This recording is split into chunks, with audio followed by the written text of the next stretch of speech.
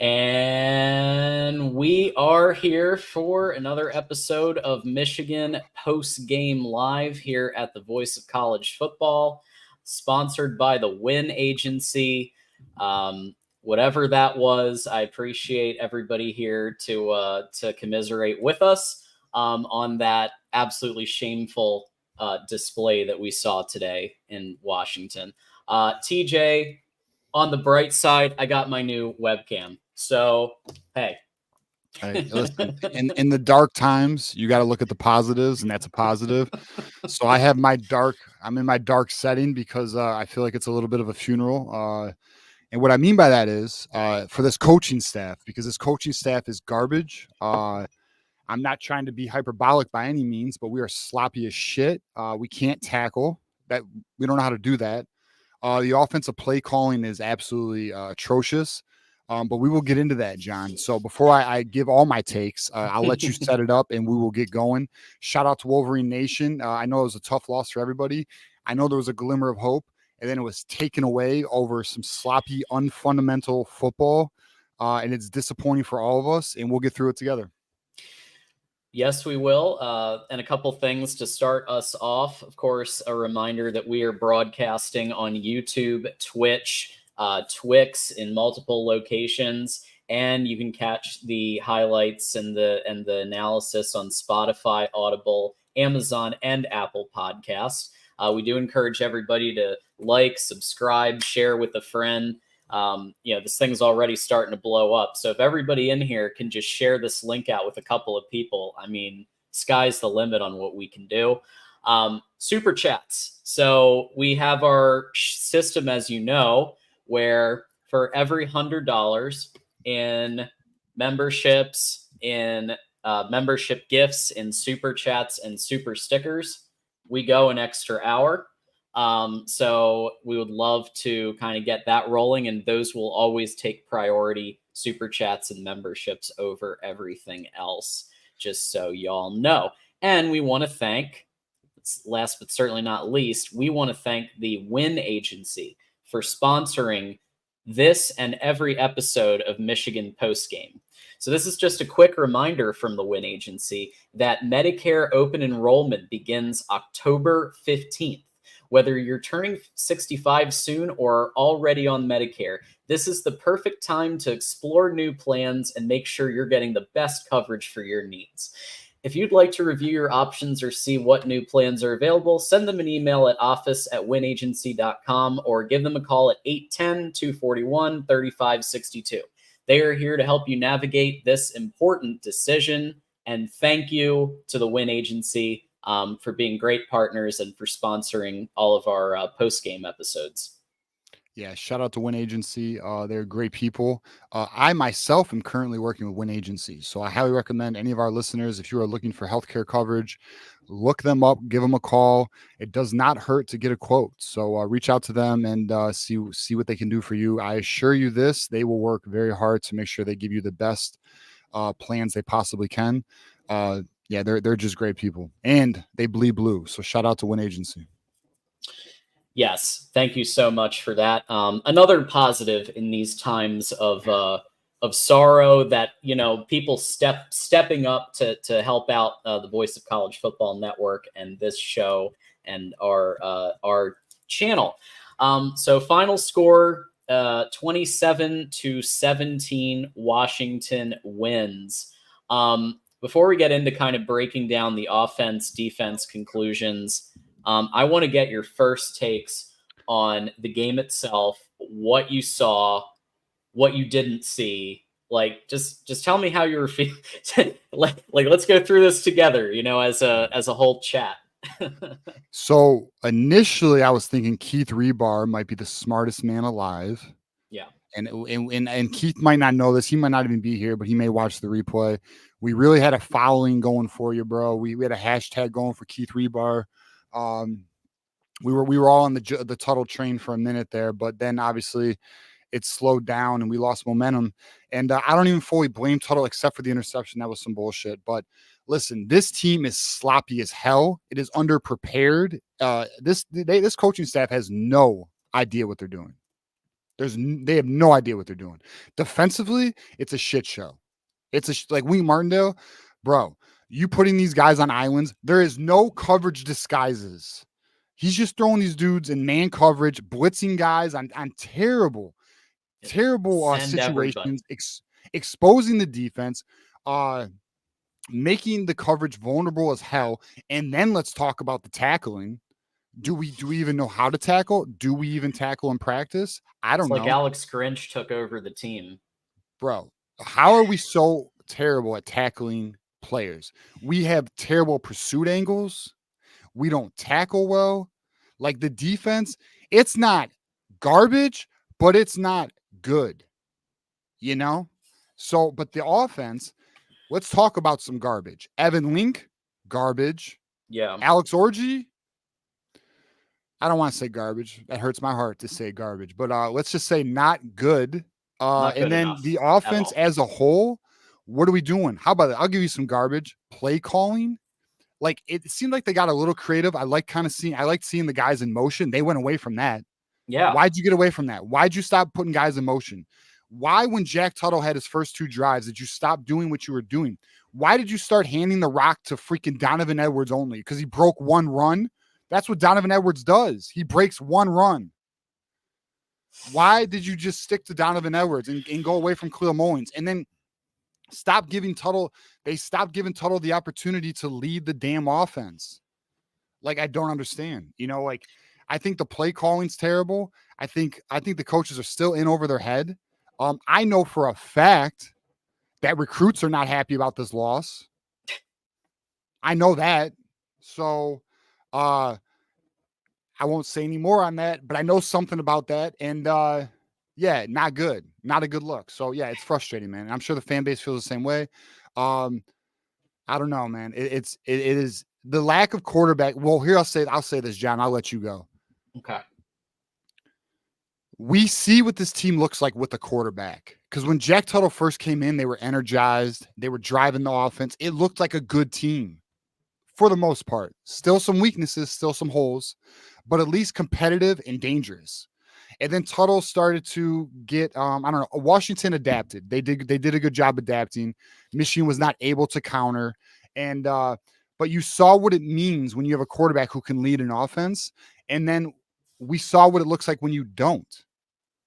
That's the issue, John. And blame nobody but the coaching staff for this quarterback problem. There's no one else to blame but them. They made their bed. They got to lay in that. Okay. Lot to unpack. Yeah. Sorry. So let's start at the top with the coaching staff. I am thoroughly disappointed in this coaching staff in every way. From quarterback mismanagement. Look, I understand Tuttle went down. I understand that according to some of the insiders like Ballas, they were saying Tuttle was supposed to start. He got injured. Okay. But the way that was handled all season, like Davis Warren, they thought that he was the shit. And then he was just throwing picks every game. Then you put in Alex Orji, which, by the way, I'm going to admit I was wrong on that. Okay? I defended him. I can't defend him anymore. He did what he could. He did what was asked of him for the most part. But it just wasn't good enough against a team like this, who was firing on a lot of their cylinders. They weren't perfect today, Washington. But at the very least, like, they were moving the ball. I know that our guy that came on Tuesday was talking about he wasn't, as much of a fan of the play calling, but I think that they did a very good job of mixing it up, and we didn't. And so a couple of super chats that I do want to take, and we'll dive more in and look at the stats and the numbers here. But Steve with the 5. I know we had the 2 turnovers that cost us, but Wink flat out sucks. He has to go. It really saddens me to agree with you, but this is an unacceptable loss. Like, this loss now officially basically is the end of the season, because if you think about it, I don't want to say that. You would have to beat in order to get into the play. Yeah. You would have to beat Oregon and Ohio State and everybody else. You can't have another 9-3 isn't going to cut it. Maybe. Georgia, Alabama just lost to Vanderbilt, man. That is true. That maybe, it could be worse. Maybe 9-3, but you cannot lose to both Oregon and Ohio State. And let's face it, Indiana's a problem. Yeah, and they're I mean, I don't even want to say what I'm gonna, but they might kick our ass, bro. Indiana's got it going, bro. Offensively, they got it going. Rourke is playing very well. Cody with a great question. Thank you for the 3 months of membership, Cody. Really appreciate that. I feel so numb and let down by our coaching staff. Join the club there. Will Rogers was in the freaking portal twice. Why didn't we try to get him? Right. What is Am that? I the only one who feels like we lost twice? Yeah, I know the excuse of it was late when JJ decided to declare for the draft, right? And Harbaugh decided to take the Chargers job. So the pickings weren't exactly everybody. But that's true. It was twice that he was in the portal. So there could have been not just that opportunity, but another opportunity to go after him. So like whether it's Will Rogers, whether it's somebody who could, Michigan had a tendency of getting at least one transfer quarterback every year before, right? Jack Tuttle is a transfer from Indiana. Alan Bowman was a transfer, right? They had transfer quarterbacks. They didn't this time at all. So, look, yeah. Here's the reality, John. April portal, you could have made a move. You could have convinced the quarterback to enter the portal if you were aggressive enough to do it. That is how the game is played. That's on the Michigan coaching staff for not being proactive, not being aggressive. That's on the collective. That's on the entire administration for getting their shit together late. There's no one to blame but Michigan, man.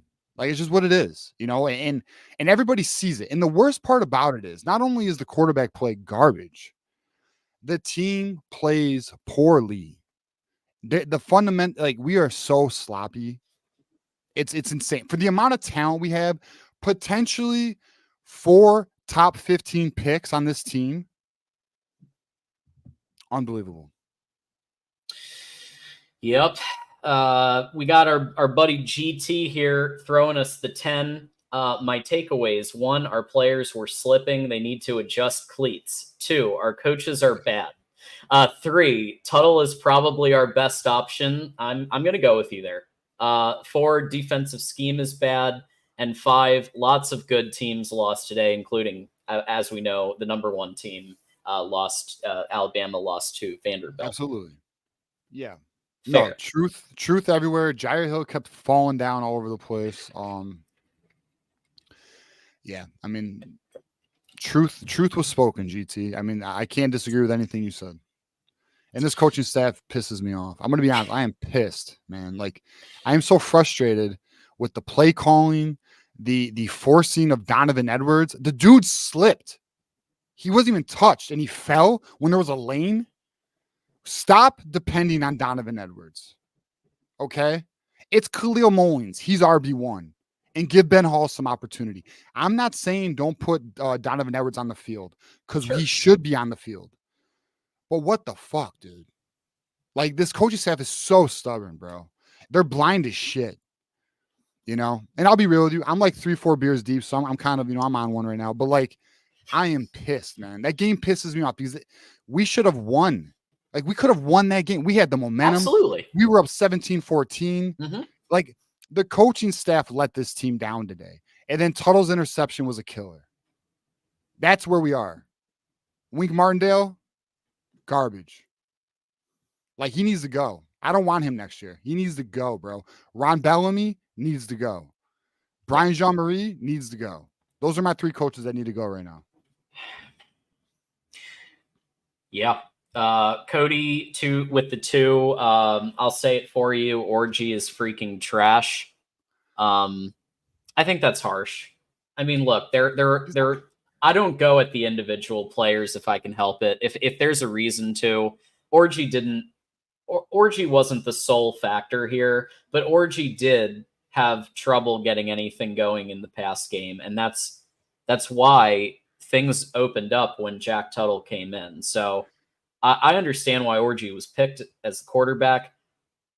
Take care of the football, but you saw that everybody played harder and momentum started when Jack Tuttle came in the game, right? So was it maintained the whole game? No, but it did look like there was a spark. It did look like the players were playing harder, and you started seeing the pieces like Samaj Morgan was starting to break off runs, and like things were happening that we hadn't really seen this season, just because the defense actually had to, factor in a pass. But it did seem like they made the adjustments, TJ, in the second half to factor Tuttle in more, and they did a pretty good job of kind of holding Michigan's offense in the later part of the game.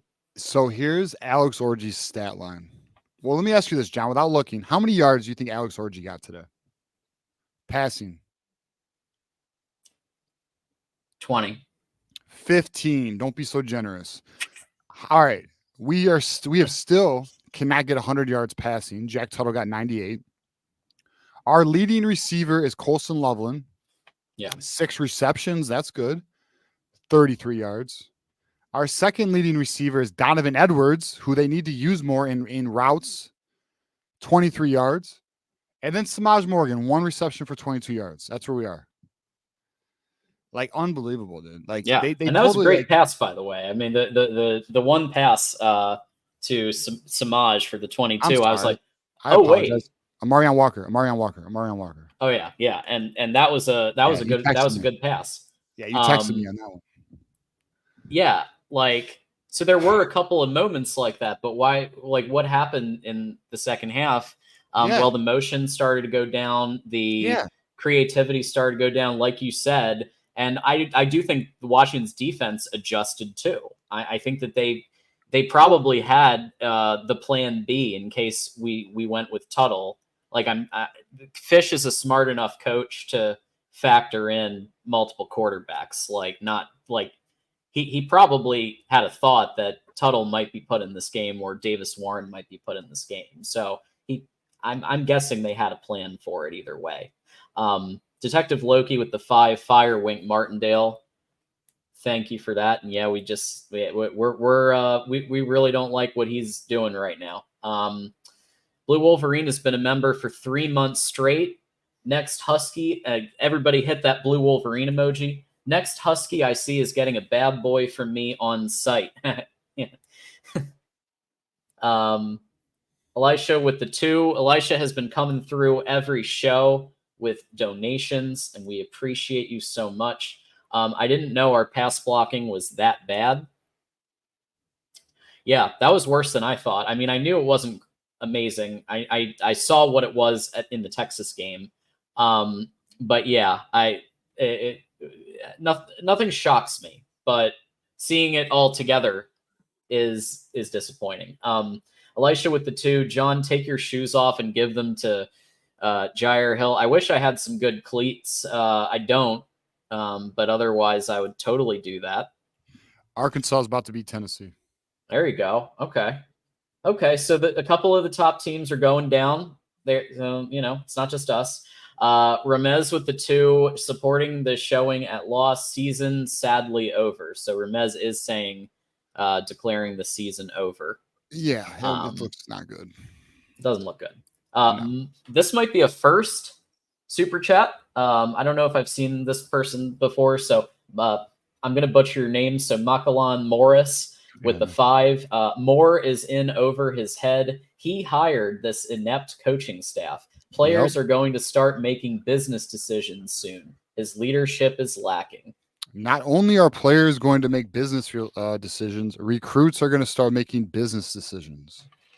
I'm already aware of one. I won't name names because we'll let it play out, but I'm just letting you know. That was not a good loss for us tonight. Nope. Elisha throwing a 5. Can we now agree our wide receivers are terrible? We always agreed with that. I mean, I don't in the offseason, I thought Tyler Morris was going to break off more than he has. I thought Fred Moore was going to break off more than he has. And even all 3 of them I thought were I wouldn't have said terrible. I would have said there's potential, and I'm sure I did in the.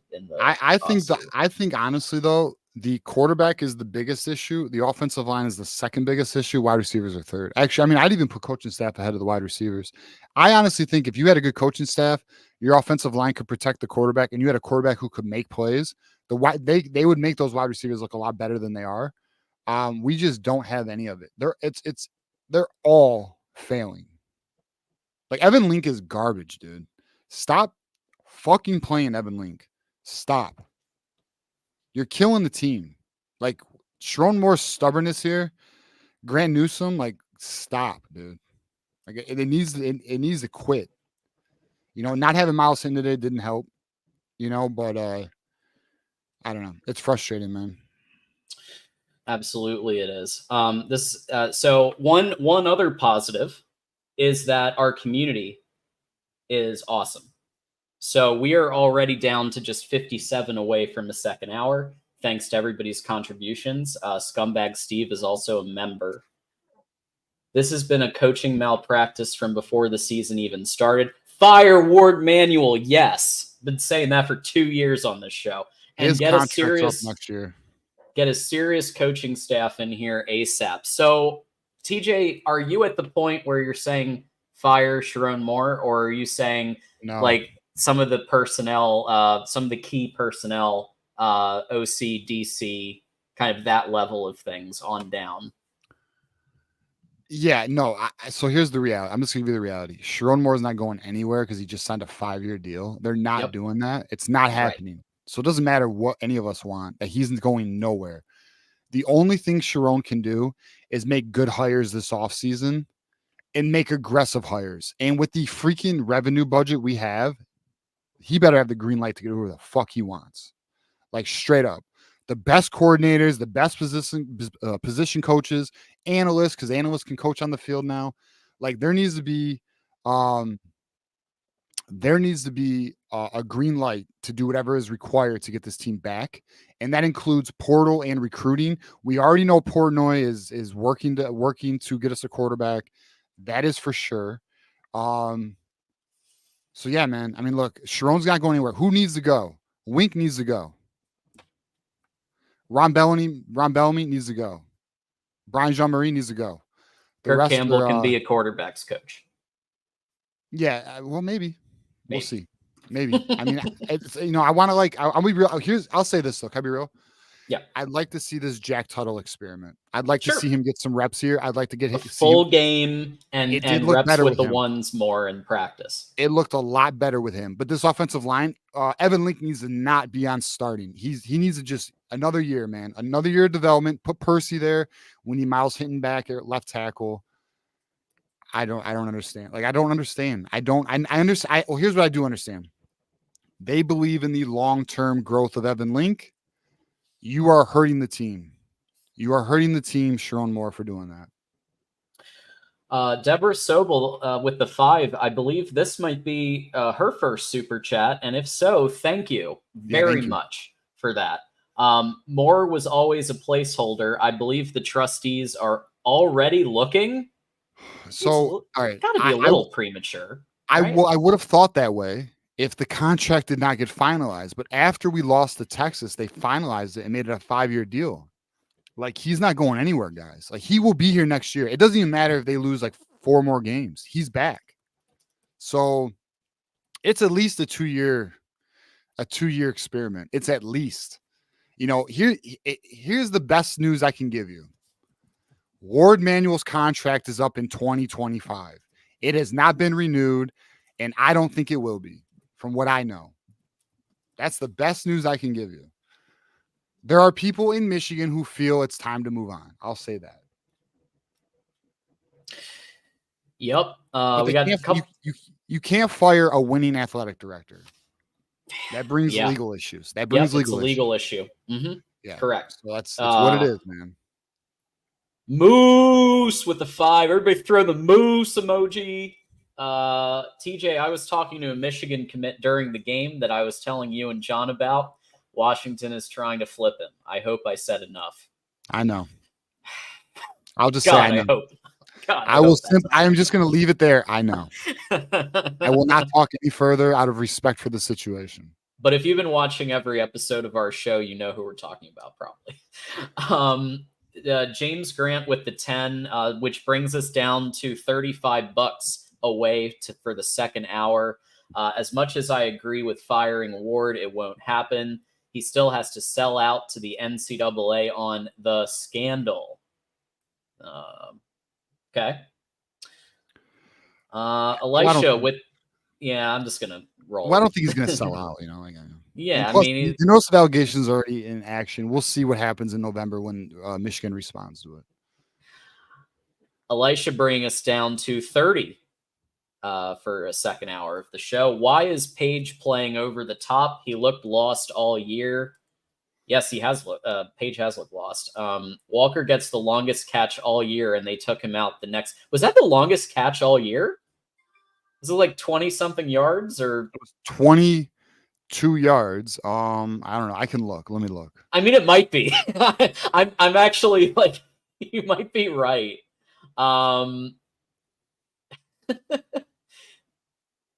So we've got no. Marlon Klein has the longest catch of the year at 33 yards. Hey, there you look. Hey, you gotta give the tight ends their love, and they have had the most. They have had a lot of receptions for us. Tennessee has lost. Okay, so Tennessee goes down, Alabama goes down, Michigan goes down. Yeah, I mean, 113 receiving yards doesn't look like a lot, but that's more than we've had since the Davis Warren was throwing picks. He did throw some good throws too. So I believe we had more on some of those early games, but we also had a lot more picks. But you compare that to what Washington did, 315 passing yards.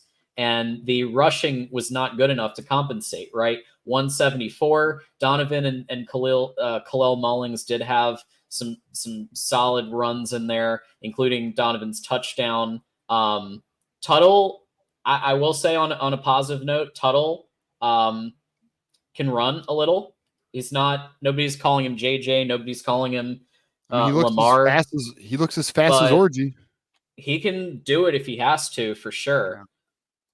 Yeah. Hey, we got some more. Elisha, buy a wide receiver. Longest. Oh, buy a wide receiver. So not counting the tight ends. Thank you for that. Hold on. Let me look now. Elijah, fair point. Let me look. That's a fair point. Yeah, very good. Very fair. Okay, let's look. So Samaj Morgan had a 31-yarder earlier in the year. So there you go. Yeah. So dream big. Yeah, dream big. Jesus. Blue Wolverine with the 10 didn't even see. I love this because Blue didn't even say, like, he just wanted to throw his $10 right there. I appreciate you. Blue Wolverine has his own emoji, and this is why. Just does stuff like this. Really appreciate that. Blue Wolverine moves. Many others too. There's many others who don't have emojis. We appreciate Elijah. You're a boss. Appreciate all of you. Yeah, we're all going through it together. We appreciate all of you. Jay Buck with the 2. Alfred, you got him. We lived with that. Have fun. Yeah, we were very excited about Alf. But I will actually argue. I don't think he is by far the weakest coach on this team. No, we got bigger issues. We got far bigger issues. I mean, to be honest, Mullins has looked good. Yeah. Edwards has had his moments, but I do not like the way that and I need to talk to some of my Buckeyes. And I think Buford's in the chat. Yeah. Buford, let us know. King's probably lurking. Yeah, call in. Yeah. We always take the Buckeyes. DM me, whatever. I got my Buckeyes who talk to me, but like Sean's probably lurking. Was part of the issue with Alfred that his distribution, because that's a problem. But I don't know if that's a Sharon thing or if that's an Alfred thing. I don't know what's going on. They pointed out his distribution and his recruiting. Well, then fuck. Recruiting, we'll see. Jasper Parker looks really good. I don't know if anyone's looked at Jasper Parker. I think we got a good one. We obviously have Jordan Marshall, who's been injured, but that's not Tony Alford. I'm just saying, like, the recruiting position looks sound. Donovan Johnson, Jasper Parker looks good this year. I think we're okay. But this rotation's terrible. I was all on GT through a 5, and we have unlocked the second hour, so we're knocking these super chats out. But thank you all for getting us to our second hour of the show. So we are definitely going till 1 a.m. no matter what. So GT with the 5. I was all on board the Alex Orji train since he could have been a dual threat option. With him never running, he is a 0 threat option. Right. I mean, his run was the reason. Well, part of the reason that I advocated for him in the beginning. I said if they can be creative with the quarterback run, quarterback power, put him out on the perimeter, like do different things with it. They just weren't very creative with him, and in situations where he could have called his own number, he didn't. A lot of the time, he would hand it off, which was surprising to me. But, listen, can I just be real though? Yeah. When he does run, it's not impressive. Right. Straight up. He's not Jalen Milroe. Right. We talked about this Tuesday. They are not even in the same realm.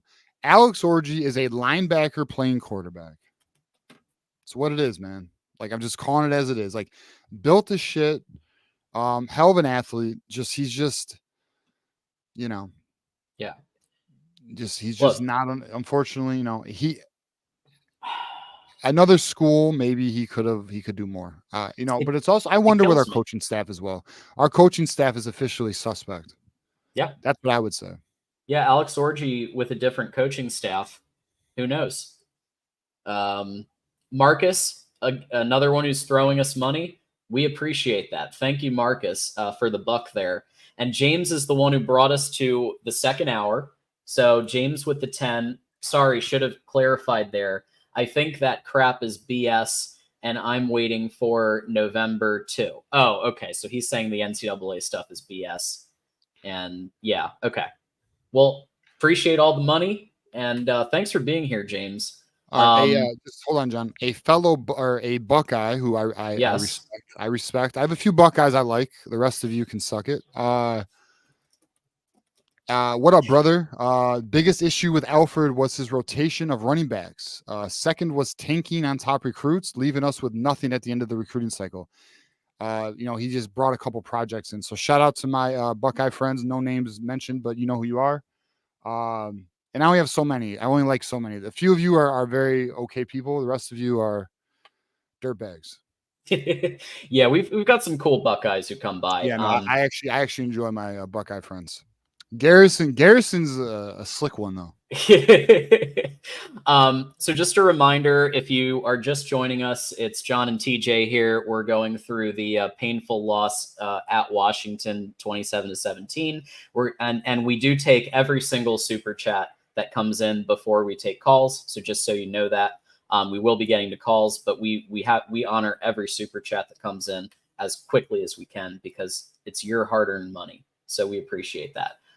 Elisha with the 5 is the only elite part of our defense, the front 4. Every other area looks lost. Is Tyler Morris? This is a big question here. Asking about the defense. Is Tyler Morris alive? Samaj is a gadget player, and Bell is a quarterback. A lot to cover on that one. Wow. Okay. Well, all right. So our front 4 is solid. It's actually a little leaky, which is amazing to me. I don't think the front 4 actually does a great job of containing. But no question, they're our strongest unit. And then in terms of, I thought Houseman looks good. He's actually all over the field, but man, a few missed tackles, which I don't understand. I mean, it comes down to coaching, to be honest with you, because Houseman last year did not miss tackles. I don't know what the hell is going on this year. Like, we are missing tackles everywhere. Our pursuit angles are shit. I don't understand any of that. Tyler Morris, he ain't it. Samaj Morgan is 100% a gadget player. And Bell, here's what's interesting. Did you see Bell started the game? Mm-hmm. Over Samaj Morgan, and so was Bell and Morris, who started the game. And Charleston was in there. I saw Charleston in there. They are very high on Bell. Yeah. They are very high on him. I'm not saying he can't be good, but with our quarterback situation, who knows? Right. Here's the reality. Here's the reality, everybody. We have to grind and get through this season, and the coaching staff and the entire athletic department needs to get behind this football team. And by the way, listen again. There is a lot of positivity with that. Like, I don't want to be all. It's not all negative. I've heard some very good things on revenue sharing that I'm very encouraged about. We know about the Portnoy situation. They know. They know. Now we'll see how they respond. It's up to Michigan to do what they need to do to get better. So we're down to just $58 away from a third hour of the show. So the super chats keep flowing in, and we really do appreciate everybody doing that. And we will honor every single one before we take calls. So yeah, we got a bunch here. So Beats and Treats is back with the 5. Thank you, Beats and Treats. Like I said before, our secondary is trash. No more excuses. Fire BJM. Will Johnson is not trash, but he did have problems today. Dude, oh my, that pass interference at the end of the fourth quarter. Yeah. I don't know if it was pass interference or whatever they called. I think they called PI. What the fuck, dude? Third down. Holy shit, Will. You're better than that, man. Like, that cost us, you know? Yeah, I mean, it's amazing the errors we are making on this team right now. Everywhere. Everybody. You know? I've also is that flinch they got on the on Preby. I think it was Preby that they called it a false start. That was some bullshit. I mean, he barely moved. Typically, that's not called. James Grant just dropped a bomb, by the way. But yeah, man. I mean,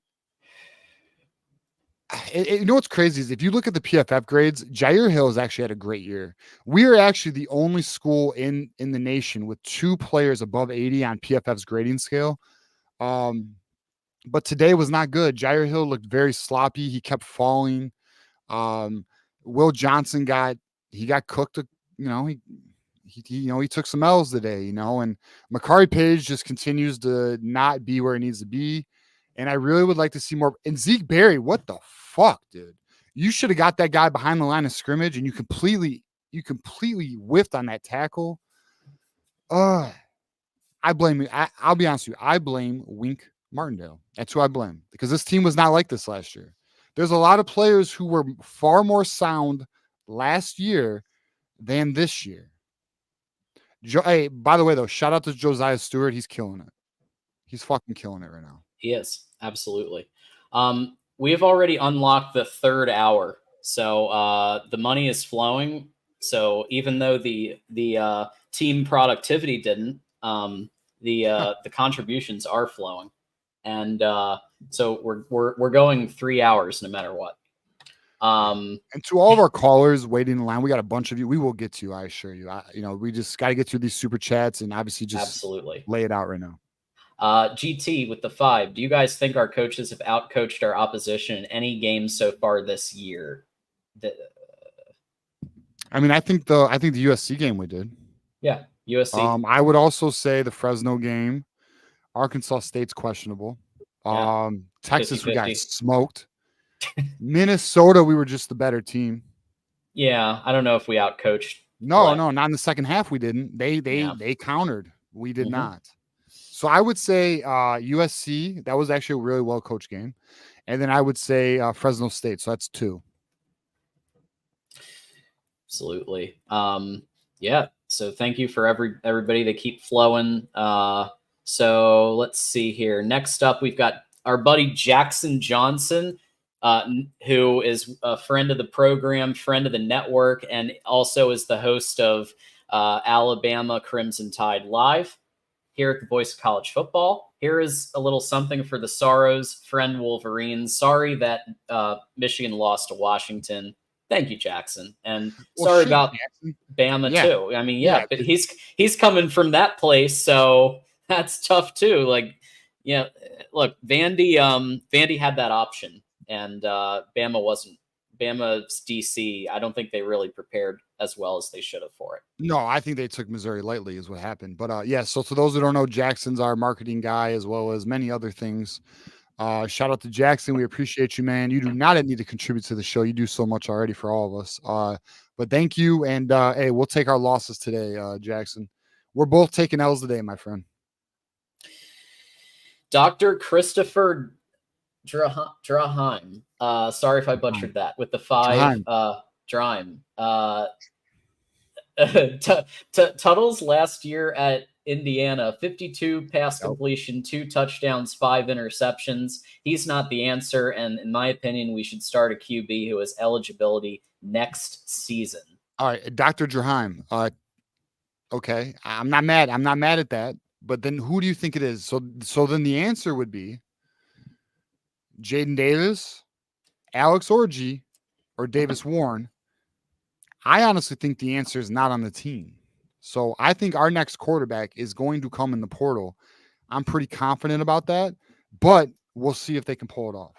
I don't think we know this. The answer is not on the team. That's the unfortunate reality. So they're going to go with whoever gives them the best opportunity to win.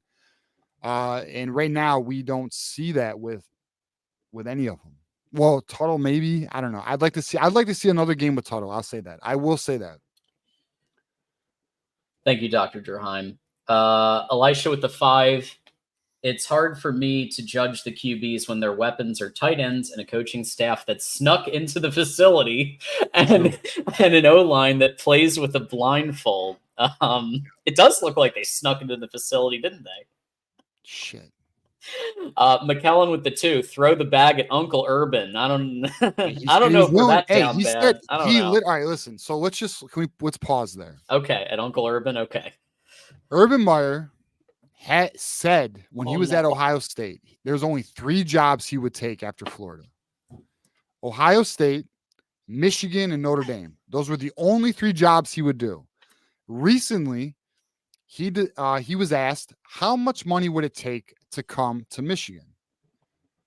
What was what did he say, like 25 million, because he said he makes like 10 at game at yeah, but like I'll be honest with you, I guarantee you could get him for less than that, because if you look at the interaction between him and I forgot who it was. I don't know if it was Mark Ingram or who it was, maybe Brady. I can't remember who Brady it was. Quinn, maybe. I don't know. Regardless, I assure you, you offer Urban Meyer 18-17 million, make him the highest paid coach in college football.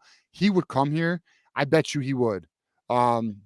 He's actually, even though he's a Buckeye, he's actually always respected Michigan. And there's interviews with him previously where he's talked about that. There's only 3 schools he ever wanted to coach for, and we are one of them. Yep. All right. Where even are we? I'm not saying it's realistic, though. Just so you know, I'm not saying that's realistic, only because Schrone's going to be here next year. He will be. Yeah, I can't get behind hiring Urban Meyer. Really? I can't get behind it. Why not? Wait a minute. Okay. Let's say they move on from Sherrone Moore. You would be not for Urban Meyer? I think that there's a culture issue with him that goes even beyond what Michigan's culture issue is. Oh, I don't disagree with that. Kicking players, not okay. Going off to extracurricular activities instead of being with your team, not okay. The actual activity itself, you're an adult, whatever. Yeah. But the thing I had a problem with was you abandoning your team to go off and do that.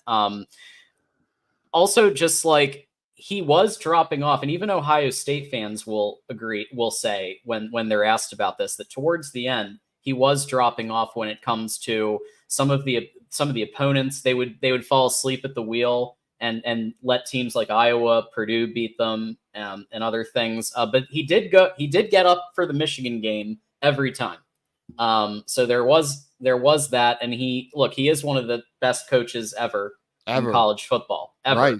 I would, but I don't know. I think what we saw at Jacksonville and that's so different. All right, but college. Do you think he would be good in the NIL era too? Like, I don't know. He was doing NIL before NIL he was throwing. He was saying how much NIL, would it take.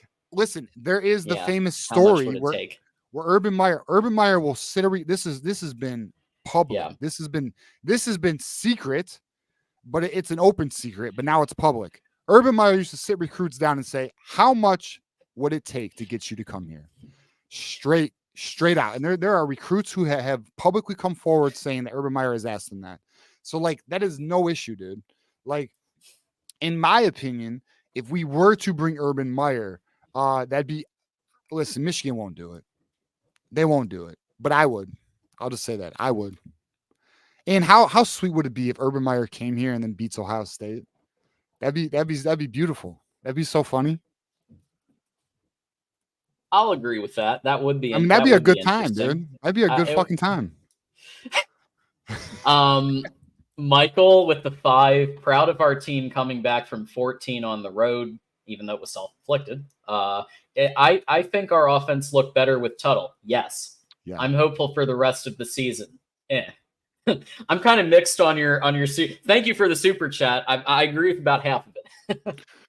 Well, no. I mean, I'll say this. I agree with it. I mean, listen, you're right too, John. Self-inflicted, but they came back. They rallied with Tuttle. I mean, it looked good. I think our offense did look better. That's true, and I'm hopeful. Well, we'll see. That last part, we'll see. I mean, I'll say this. I think the offense can be better with Tuttle. It looks like it can be. But shit, this coaching staff, I don't know. This coaching staff worries the shit out of me, man. I do not trust it. I have zero trust in this coaching staff. They don't even like the things they say. You can't even take what they say. The attitude on the sidelines, like the facial expressions sometimes that you're seeing. I didn't like what I saw in that respect at times. Just not enough fire, not enough like I want the Sharon Moore after the Penn State game. That's what I want. I want the fire. I want what I saw at the end of that. And he was throwing the F-bombs around. That's what I want. That's what I want to see when you're down against an unranked team. Yeah. Well, I don't think they feel very good about what they have. Yeah. I think there's a lack of confidence on this team right now. And I also think we have the most viewers we've ever had on this show because we have over 800 people watching us on multiple platforms right now. I think that's the most I've ever seen, John. So shout out to everybody watching. We appreciate all of you and all the different platforms. Absolutely. James Grant just dropped a 50 burger.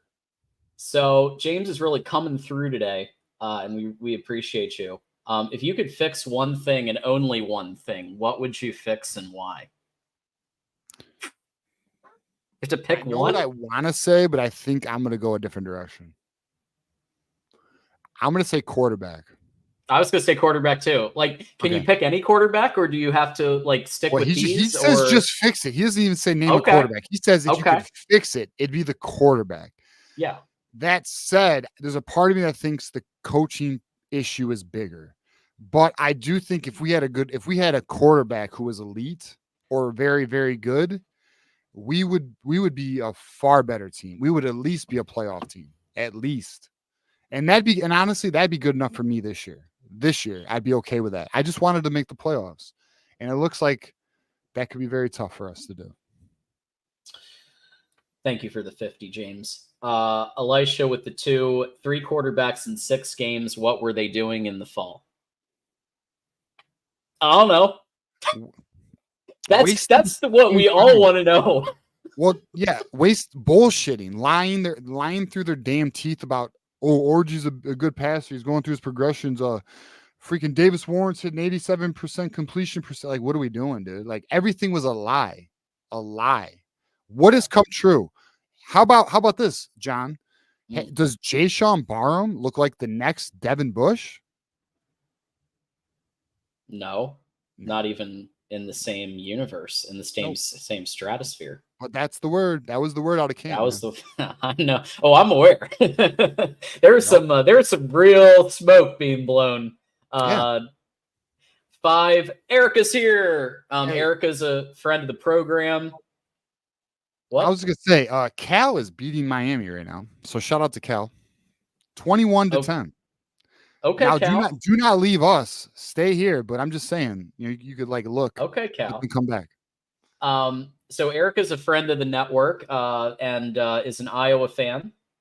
Oh, And yep, and so she's on the Corey Bradish show a lot, and oh, really? over at the Iowa. That's cool. Um, and with the 5, just saying a quick hello. We lost to OSU today, as expected, but we only competed for one half. I know. Could I be was talking a lot worse. We could have lost to Minnesota. Yeah, so I was talking a lot of shit, and then you guys made me look bad. And then I had Bugsy, he might even be in the comments right now. He called me out. Yeah. So I blame you for that, Erica. I blame you. I don't even blame Kate. I blame you. I'm just kidding. Yeah, I mean, look, they held for a half, and then at some point the defense can't prop up the entire team against somebody like Ohio State. That's just the reality. Ramez with the 2, number 1, 4, 9, 10, and 11 lost today. Is it over or question mark? It's not over. No. It's not over, but damn, it sucks. It's not over. We'll see. Listen, we got a bye week. Tuttle's the court. Guess who QB1 is? Tuttle. Tuttle. It's Mm-hmm. Tuttle season. Mm-hmm. So Keith Rebar should be calling in next Thursday, I would think. I'm surprised he's not calling in tonight. So yeah, we'll see. We'll see what they can cook up. I mean, who's our next game is We have a bye, and yeah, we got a then bye, and then we got Illinois. So oh, there's fun. an opportunity. There's an Yeah, opportunity to beat a ranked team. there you go. Yeah. Well, hey, Michigan did beat USC. It's not impossible. And with Tuttle the whole game and getting, you never know. I mean, you never know. But I'm not holding out hope. Illinois wants to beat us really bad after 22. This team is undisciplined. That is coaching from McKellen Morris with the 2. Yeah, I mean, we said at the very beginning of this, it's the coaching. It is absolutely the coaching, and the coaching drives everything. And all the decision making, off season, personnel, staff, recruiting, all of it kind of builds up their portal decisions or lack thereof. All of it culminates in what we're seeing. Yeah. Wasn't one thing that took us from a national championship to this. It's a bunch of stuff. The mismanagement of the roster and the mismanagement of the team on the field is very evident right now. And the what Right. so it's just we look like a very unprepared team at times, and we're not used to it because Jim Harbaugh did a great job of that. But the lack of fundamentals is something,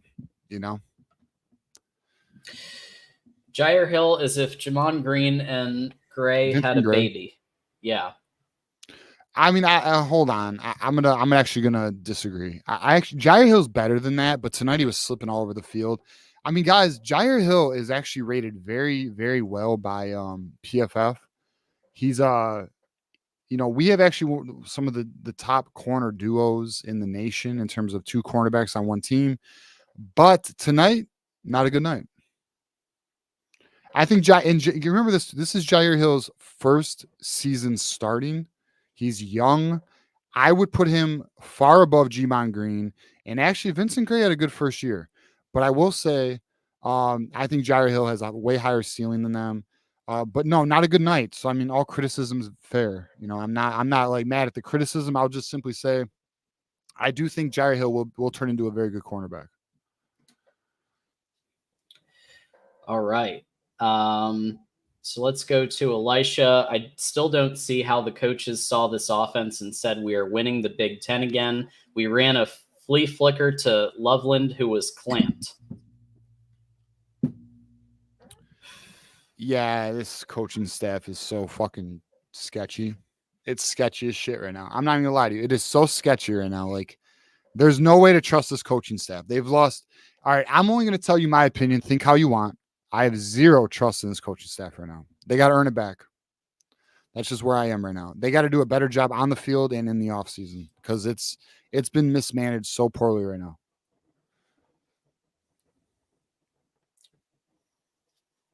Absolutely. Yeah, so Elisha, yep, so we got that one. Killer Panda, pay Kurt Signetti, I'm guessing, whatever he wants. That's funny. I've thought about it. He's a good coach, man. That's a coach who doesn't. That's a coach who doesn't give a fuck. Like, he's literally like, listen, I'm going to coach my boys up. We're going to get on the field and we're going to kick your ass. And he even said that at Big Ten Media Days, and he's living up to it right now. Like, hey, shout out to Indiana. I'm not mad. I respect it. I wish we had the same fire with our coaching staff. But Kurt Signetti is the example of a experienced coach, where we have Sharon Moore, who's a first-time coach. Michigan made their bed, man. GT with the 5. Urban would not be as dominant of a coach now that all teams can pay their players. I don't know. I think he's a good coach. He's a good coach, man. He's a good coach. He's a good. Well, I'll tell you this, GT.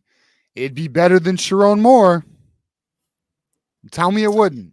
Tell me it wouldn't. I will agree with you there. Elisha with the 2. I understand Link is a redshirt freshman, but man, I think redshirt sophomore now, isn't he? But still, no, horrible. Redshirt freshman. Horrible. He's a sophomore. His true class is sophomore, but he redshirted last year, so he's a redshirt freshman.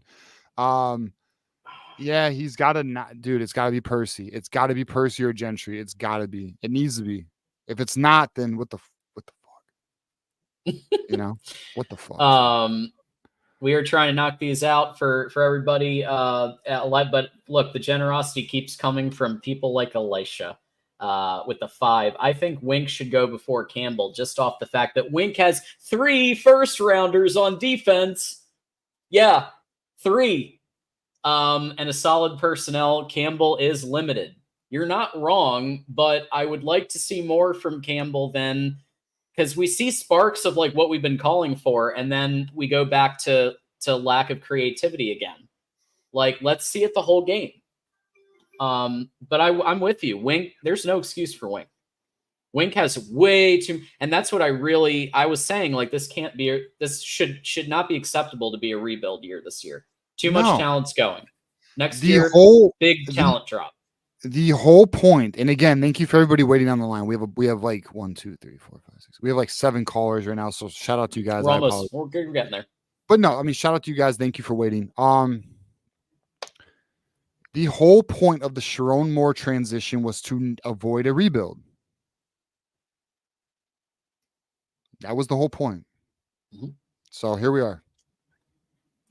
It's going to be hard to go 6-6. Wow, that's. No, I don't. I'm on the 7-5, 8-4 train, somewhere in that realm. Listen, right, I think we beat Michigan State. I think we beat Northwestern. So there's your 6. Yep. Elijah thinks we're going to lose to Illinois, Oregon, Indiana, and Ohio State. I think we get one of Indiana or Illinois. Yeah. I think 7 or 8 wins is still alive. Which I'm not going to talk about Ohio State. There's plenty of Buckeyes enjoying this one. I'm not mad at you guys, by the way. I would too if I was you. So. And then Elisha, bring us. We are down to 81 to go, and then you get a 4th hour. So Elisha with the 2. I hope Ward Manuel watches these games front row. Yeah. You know, I do. I'll say this though. I wonder what he's thinking right now. But I'll be honest. I'll be honest though. Young coach, you got to develop. You know what I wonder what he's thinking about in the back of his mind though. Like, his contract is up. I think he knows he's gone. He's gone. He's not getting re-signed, guys.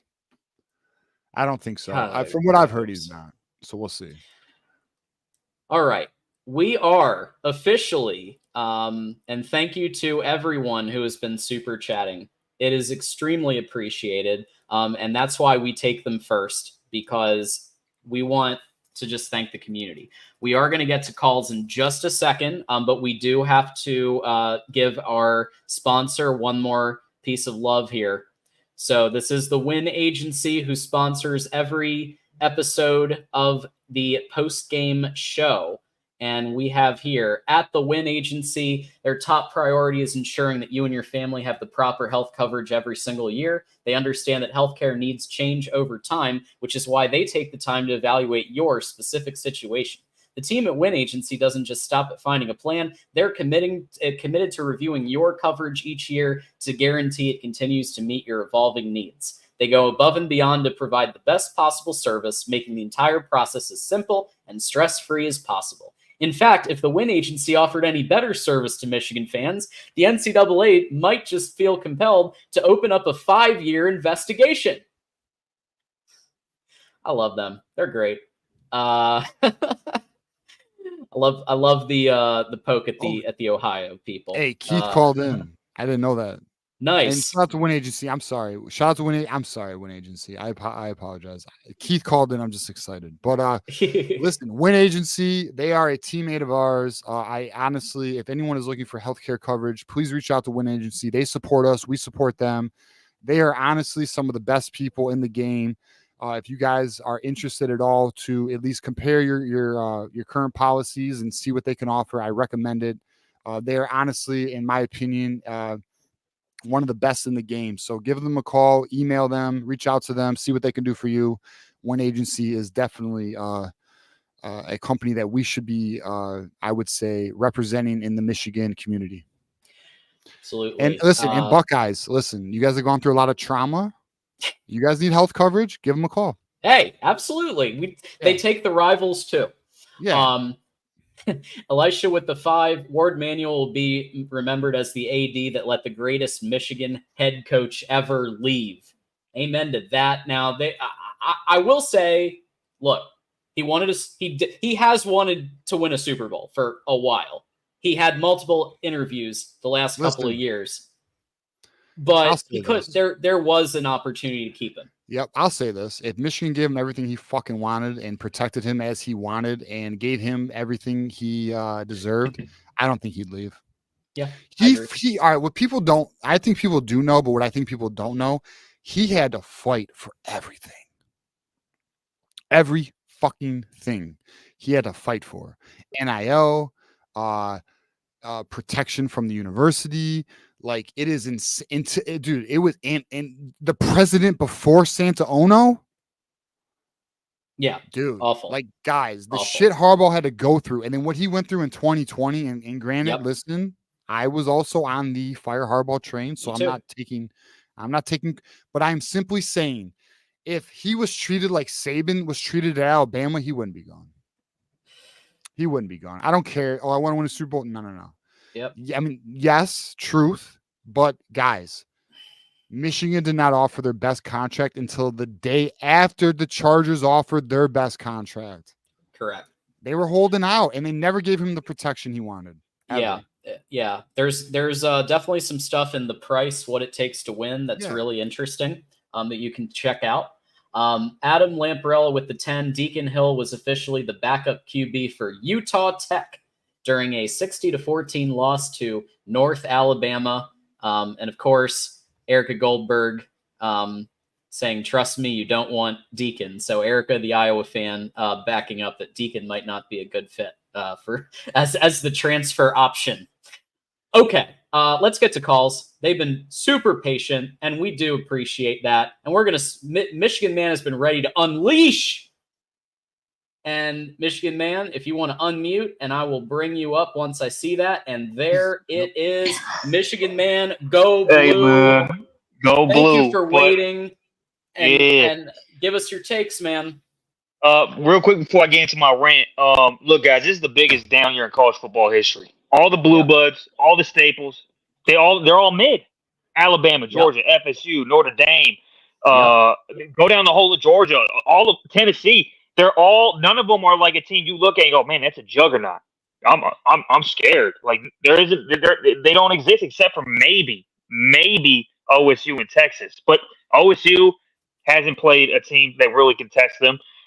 Texas, they played Michigan, but I mean, we see the mess that is right now. So it's the biggest down year in college football history. That's the first point. Now let's get to this absolute disaster of a program we got going right now. Starting with Wink. I need you to book your plane ticket out of here tomorrow. What was that third and 8 call, man? What was that? You do a zero blitz? A zero blitz? What are you doing, man? You do this like 10 times a game. You're the worst. You're Don Brown all over again. Yep. All over again. Yeah. Was There's a Sharon lot Moore of here? bring everybody. Absolutely. Yeah. Was Sharon Moore here when Don Brown was here? Yes. Yeah, there's some So overlap. let me get this straight. This dude experienced that and said, let's do it again. Yeah. Yeah, it's a shit show, man. It's yeah, Wink needs to really bye week. We have a bye week.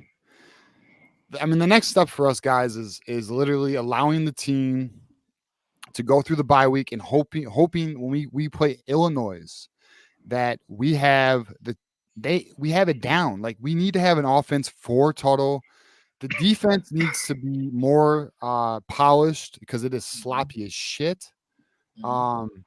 Bro. Okay, Yeah. first of all, I think it was their last touchdown. Why is there no one in the box? It was literally 4 down linemen and no one in the box. There was That's one screaming, linebacker. hey, run. There was a linebacker. You talking when the guy jumped Okay, over the pile? No, before that. I think it was on the first where they thought it was a touchdown, but then it wasn't. I think second down. It's 4 down linemen, right? There might have been one linebacker there. I don't even think so, though. There might have been one. But the point is, what is that? What are you doing? You're screaming, hey, please run on me. Please, I'm begging you. Just run it right up the middle because there's no resistance here. And there's no one in the box at all. But these are things Mentor wasn't doing. He always had his alignments on point. Mm-hmm. He always had them on point. Wink has these guys out of position all over the place. All over the place, they're out of position. Yep, and they're confused. They're definitely playing. I think they're thinking, not reacting. The pursuit and the pursuit angles are amazing to me. The linebackers are playing so poorly. We had a lot of injuries. Amir Hall was out today. Jimmy Rolder was out today. Obviously Miles Hinton was out today, but that's offense. But even so, McBurrows was out today. So we were down 3 DBs. There were pieces out for sure, but there were also pieces coming back. Yeah, there's no excuse though. Like, this is Will Johnson.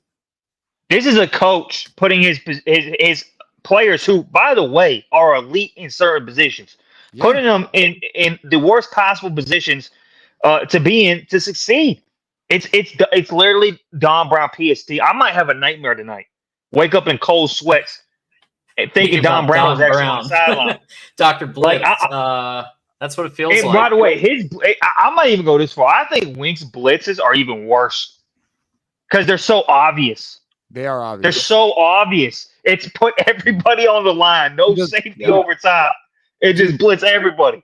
And the worst part about it is there's no coverage disguises like that Jesse Minter and Mike McDonald used to do. He just does a lot of man. And when he does do his blitzes, like, I was under the impression that he would have a bunch of blitz disguises and blitz packages. Dude, they're just straight and obvious. Like, there's nothing disguised about it. You know when it's coming when he does his blitz. He doesn't even do good zone blitzes. Like, hey, there's a reason he got ran out of the NFL. He literally does man zone. He literally does man blitzes, and he completely makes the back end vulnerable, and the quarterbacks just pick them apart. And by the way, that's hard to do in college with young kids. Doing the zero blitzes in college is so hard because you need everyone that's manned up in a zero blitz has to be elite to cover. They have to be on point. Well, I mean, we have arguably the best corner in the league, so he probably feels like he can do that. And Jair Hill is actually a pretty good corner, but like, what about the linebackers? What about Yeah, but there's a reason why no one does this shit. No one does Alabama, not Georgia, not nobody. There's a reason why nobody does this, dude. No one does it because in college, unless you're 2016 Bama, maybe 2023 Michigan and 2021 Georgia could have done it, but even they didn't do it, and they had elite personnel. 2016 Bama, I don't even think they do. They probably could, and the reason you don't do it is because you don't have NFL personnel. In the NFL, you could do that way more because those players can cover. You can count on them to cover, not just the corners. I'm talking the linebackers, the safeties, one-on-one. You can't count on it in college as maybe one time a game, but he does it like 10 times a game. I mean, not 10, but yeah, I hear you. It's enough. It's an exaggeration, but it feels like I hear you. It feels like it. Okay, now to the offense, man. It's a good 3 to 5 times. Yeah, now to the offense, man. Look, I'm of a different opinion. Let's keep it a little brief because we got like 8 people waiting. So this will be your kind of I'll make it quick. Final point. Yeah, big final point, and then I'll make it quick, man. Look, there ain't a quarterback that can fix this mess. I know you guys think, oh, we could. No. The offensive line is trash. Can't protect. The receivers don't get open. They got bad hands. We don't know how to use our running backs. We went to TUTTLE, and then we just abandoned Edwards in the pass game for the most part. There was a couple plays, but we just abandoned all the motion plays we were using with Edwards. You can still do that with TUTTLE. And then we somehow give even carries to Edwards and Mullings. Where was Mullings? What are we doing?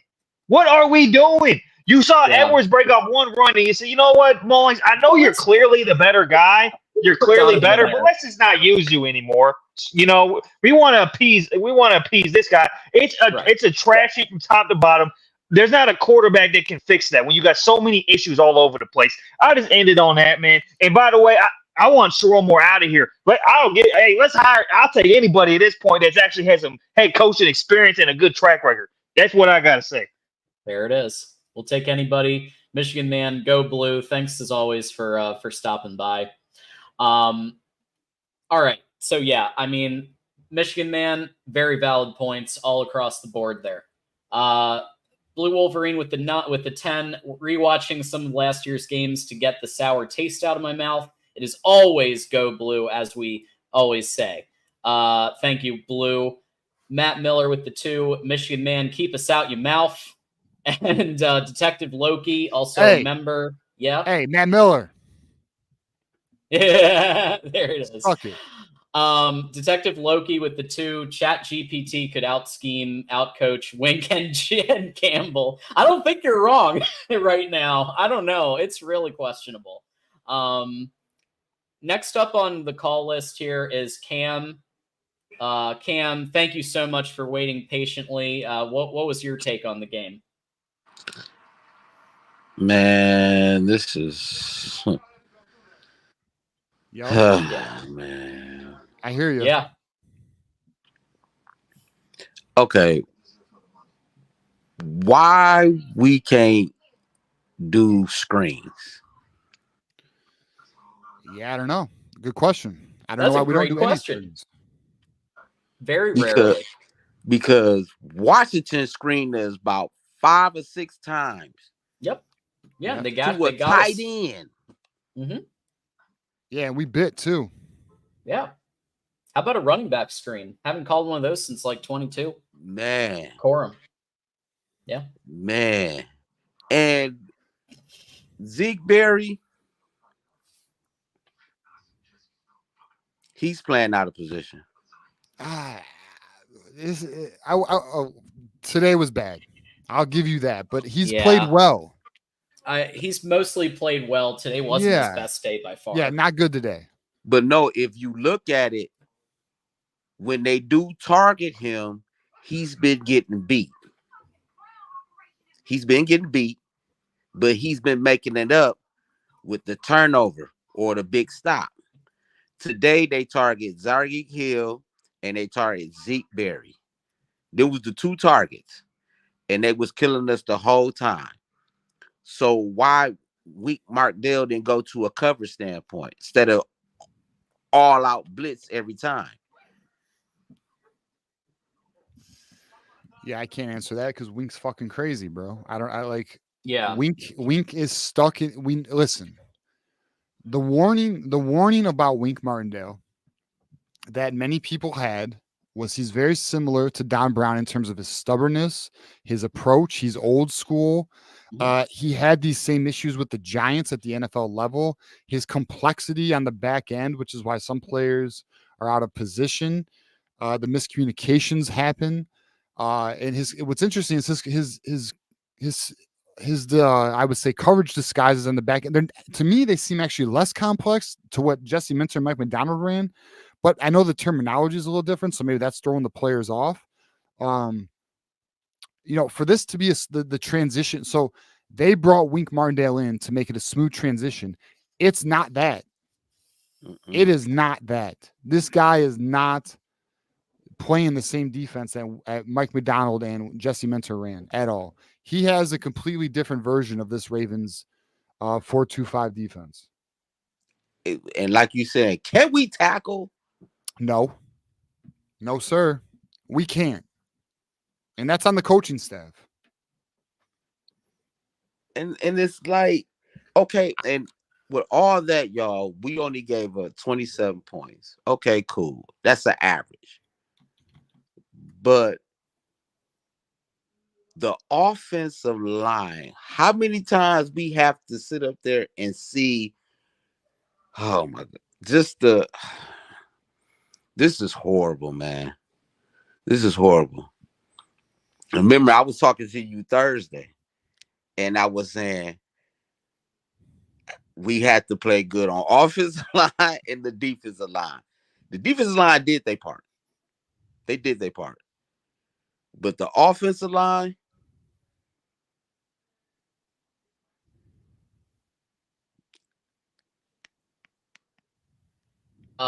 Evan Link needs to get benched immediately. So Yeah. I was tweeting. I don't know if you guys saw. I know TJ did.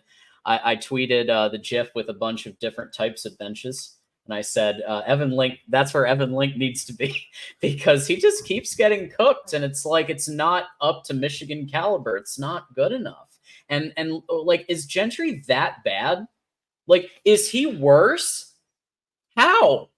How's that possible? Pro Football Focus has both Percy and Gentry graded way better than Evan Link. It's not even close, actually. For whatever reason. It's not even close. So, listen, we saw there was quotes this week by the coaching staff on why they are giving Evan Link the opportunity. It's because they believe in the upside. They believe in the future. They are hurting the freaking team, man. Yeah. Like, it's time to allow the kid to observe and put the older players, like, I forgot who it was, but somebody called in about 2-3 weeks ago and said, it's not a meritocracy at Michigan, because that's what it used to be. The best players played regardless of class. We're not seeing that. They are putting players ahead of others simply because of, I guess, future outlook, but not current level of skill. And that is hurting the fucking team. Like, I'll be honest with you, man. I'm not mad that the fan base, I'm not mad that there's a frustration building and hopefully a seat getting warm by all the coaches, because the reality is this is not acceptable, man. Like, this is not the standard of play that this program should be at. We are all watching this team play at a level that it shouldn't be because of the level of talent that's here, and the mismanagement of the roster has magnified it. Like, if we had a quarterback, this wouldn't be as bad, guys, but because the quarterback situation is so bad, everything is being exposed, right? Because everyone else has to do more.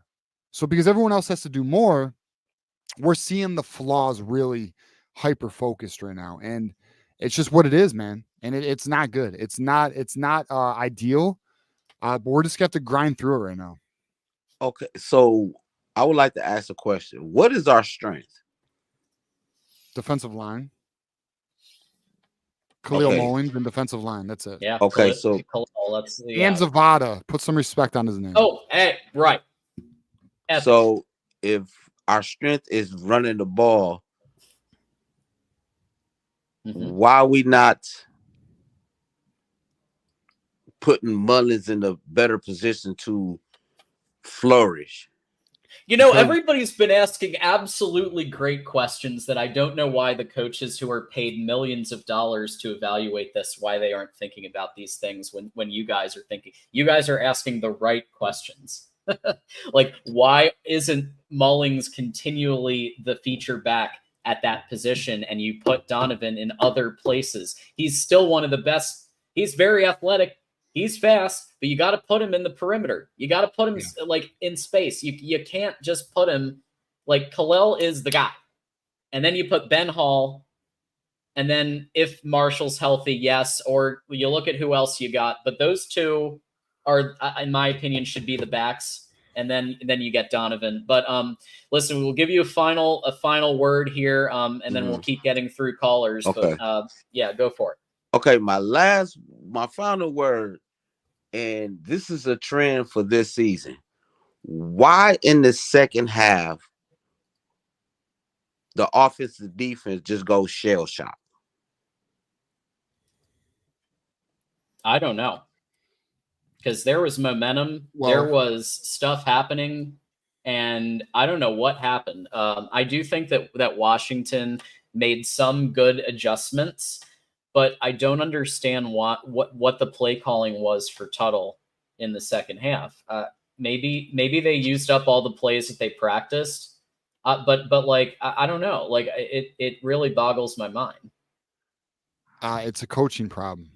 Yeah. Well, the only reason you keep faltering in the second half is because the other coach is out countering you. The other coach is adapting to the game, and our coaches are inexperienced coaches. Kirk Campbell, Sharon Moore, and then Wink Martindale, not been in the college game for like 20 years. That's what's happening. We have a coaching staff that is in over its head. That is the reality of the situation. Mm-hmm. Yeah, basically, that's what it is, man. I appreciate y'all. All right, Cam. Go blue, and go blue. It's gonna be horrible, y'all. Well, hey, I don't know about horrible. All right, easy now. I don't know if it's gonna be horrible, but it's gonna be frustrating at times. I mean, we're gonna get some wins. You know, we'll be okay at times, but there's gonna be some tough games. I'll just say that. Oregon and Ohio State. Yeah, we'll see how that goes. Yeah, I think those are L's. Elisha with the 5. Michigan is the only blue blood program that will hire a non-experienced head coach. Michigan's offense is so bad that a linebacker converted running back is our clutchest player. Notre Dame hired Marcus Freeman. Others, but there are coaches. Oklahoma hired Lincoln Riley before he was this happens from time to time. Sometimes it works out. Sometimes it works out, and then sometimes it turns into this shit. Hey, Notre Dame's taking L's too. They just lost to Northern Illinois. Very true.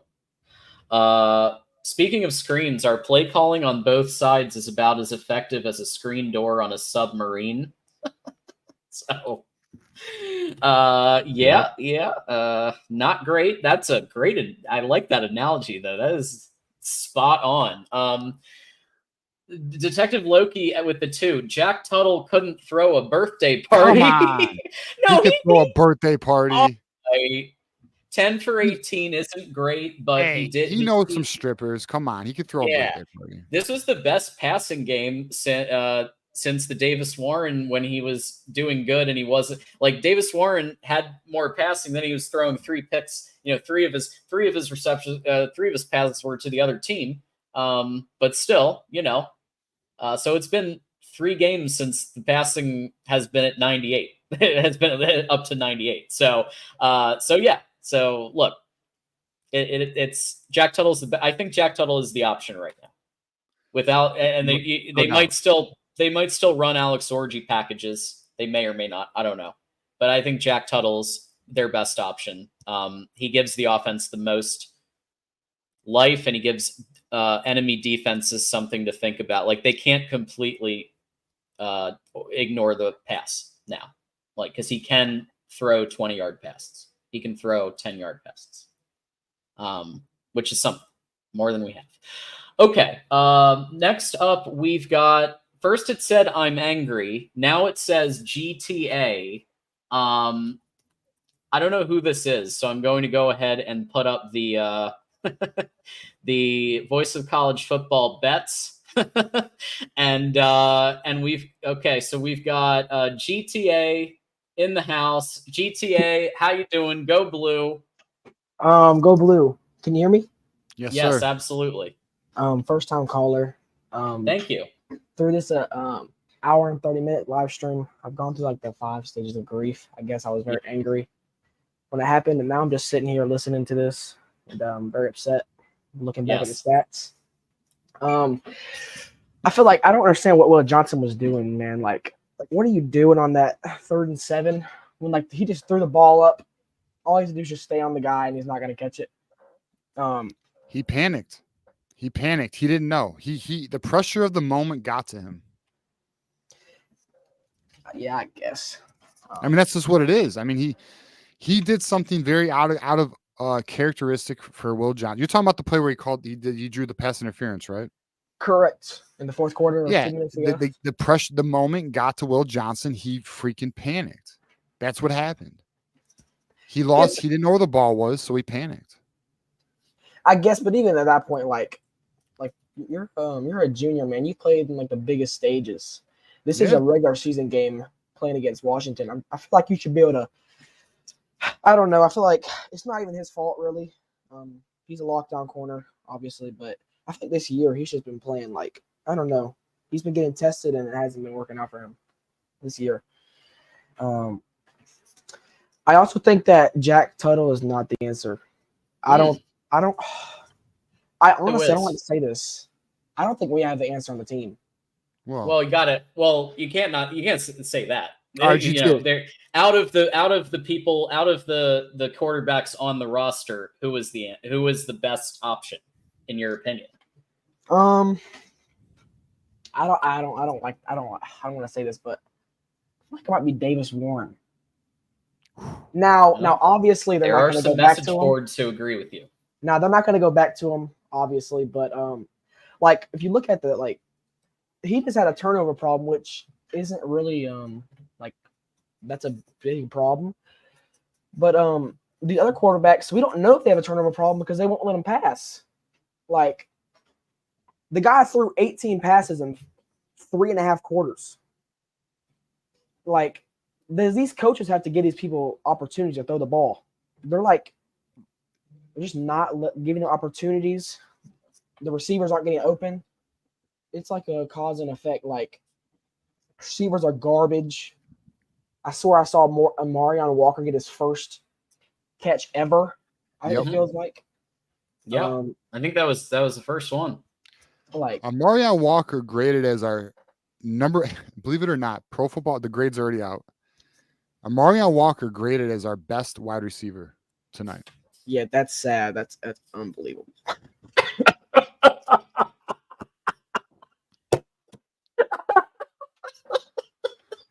Oh man, this is pathetic. It really is. Like the guy only had one catch and he was our best receiver. Tyron Bellamy, tarmac him in fucking Seattle. Get him out. Listen to this. Our number 2 graded receiver was Khalil Mullins. Our number 3 was Colston Loveland. Our number 4 was Donovan Edwards. Not a single freaking receiver, bro. Besides Marion Walker. Like it's just sad. And then Mullins, like, is just not getting the ball, which I don't understand. Like, I know you probably promised Edwards the year to get it off the shot, but like at that point, if you're going to take out Orgy after 2 series, and you can take out Edwards after 4 games, and yeah, he had a good game, but like he's like that slip really pissed me off. Like it's a wide open lane, you can just run through it, and he could have just broke 1 tackle, would have been bro completely different game. Dude, that slip is unfucking believable, dude. Like that just goes to show you he's not it. Yeah. He is not it. If you fall when there is a lane there, and not only that, it's a critical moment in the game, right? And then you completely fall on your ass when no one touches you. Come on, bro. Stop it. Sharon, do better, Sharon. I am asking you to do better, bro. It's not even like he had to even make that huge jump cut. Like he could have just ran forward and he would have been fine. Like when you think back to the running back Blake Corum, when he made that huge jump cut against Alabama, like that guy, like you're telling me Donovan Edwards could just run forward. He had to make a little. Anyway, I don't even want to focus on that. I feel like there's not one thing you can just point to in this game. I feel like the team played trash in general. Wink Martindale needs to get it together. OG my ass. Like this guy is like, Yeah. how are you not putting your players in the position to succeed? We have so much talent on this team to have this bad of a defense, in my opinion. Holy shit. Amarion Walker was our highest graded offensive player tonight. I can't even believe that. I have yeah, so we have approximately the 100th offense in the country. Points per game is Really? 92nd out of 134 teams. What's Iowa rank? Probably about the same, but If maybe Iowa ranks better. ahead of us, then this is even more depressing. Yeah, I'm on ahead to of that. Iowa, I feel slightly better. Like when, like you know, it's bad when you watch. They're other teams 54th. play. They're 54th in points per game Wow. in the country, Iowa. So Michigan is worse than Iowa by a factor of 40 some rankings. Like, you also know it's bad too when you're like watching other teams play. Like when you watch it's other teams unacceptable. play, you watch other teams play, and you're just like, wow. Like the Diego Pavia dude for Vanderbilt, like he's better than any of the quarterbacks we have in our team right now. I know. Like it's crazy to me how Michigan couldn't just go in the portal and get somebody. They could. They chose not to. It's not that they couldn't. They could. The coaching staff chose not to. So put all the blame on them. They deserve it. Completely. Kurt Campbell. Final thought for you. Oh, absolutely. Win Agency is a perfect sponsor for y'all. I wish they had mental health insurance because my mental health is really like taking a hit this season. I mean, I'm sure their coverage plans do have mental health. I sure hope so. So I would think that is under the coverage. Actually, I know it's under the coverage option. So give Win Agency a call. Our good friends of the program. Absolutely. Shout out to Win Agency. Shout out to them. All right, y'all. The fan base needs it. Is that what you're saying, GTA? The fan base needs some mental health insurance. I need it personally. Fair enough. All right, y'all have a great one. You too. Thanks, man. GTA. Cheers. That was great. Win Agency has confirmed that some mental health issues are covered. Our friends at the Win Agency. Got a couple more. About to get a lot of business because this fan base is about to go through it right now. Oh yeah. We got a couple more super chats here. This is a question that a lot of us want to know the answer to. What is up with Makari Page? I don't know, He's man. being exposed because Wink Martindale. Rod Moore's out. Yeah.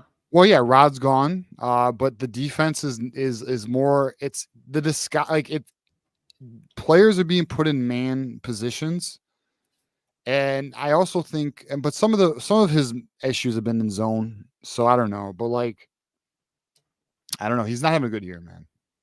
He'll be back. Elisha with the 10. Elisha is coming through for another episode, so we really do appreciate him and his contributions. The fact that Walker was graded as the highest wide receiver, who was somebody that was a cornerback 9 months ago, and that Mullings is the second highest, shows that our wide receivers are the worst issue on offense besides coaching. Yeah, get this. Amarion Walker played 9 snaps. Highest graded player on offense. It's just it's a fucking shit show, bro. Like what the fuck, dude? Not to swear, and listen, it's midnight. I'm sure the kids are in bed, so if anyone's kids are up, I apologize, but there's just a lot of frustration right now. We are better than this. This is Michigan, for God's sakes. What are we doing? I see Cal with a better quarterback than us. Yep. The hell are we doing, dude? Elisha with the 2. I don't think we realize how bad our wide receivers are. I think we're starting to. If we hadn't already, we're definitely seeing that it's trash. I mean, they're worse because the quarterback sucks. They're worse because the coaching staff sucks, and they're even more worse because the offensive line doesn't give the quarterback any time. Like it's just wide receivers are so dependent on everybody else. But don't get me wrong, they're not elite. But I guarantee you, if this offensive line was good and we had a quarterback, they'd look better. They'd at least do more than 30 yards. Maybe 65. Look, Moose is helping us out here. Moose is putting up the the office at Win Agency Thank you, email and the phone number and the sites. Moose coming through, standing in the paint with us. Appreciate that. Throw the Moose emoji in the chat, everybody. Moose is definitely one to be in the trenches. I'll tell you that. Moose is he's down for the cause, man. It's true. Lisho with the 5. Since week 1, I've been saying wide receivers are the #1 issue because good wide receivers make a mid quarterback look good. Case in point, Will Howard. Yeah. But O-line is a close second. Well, Will Howard, I will say this about the Ohio State game. Their right tackle, Fryer, is doing a lot better this year. He was getting cooked last year, especially in the Michigan game. I saw the film breakdowns. He's doing better. The play calling that Chip is doing is more varied. He's focusing more on the run. The O-line's getting the gap separation, which opens up the pass more. So I think Brian Day made the right call by bringing in Chip and becoming more of a CEO. I'll say, all right, so Elijah Bowman's super chat here. Ohio State does not have good wide receivers. They have elite wide receivers. Right. That's really the difference there. But I agree with you. Will Howard, not impressed. Not impressed. Next up for calls. Hey. Yeah. Guess who the #1? You're gonna love this one. Guess who graded the highest in coverage for Michigan by PFF?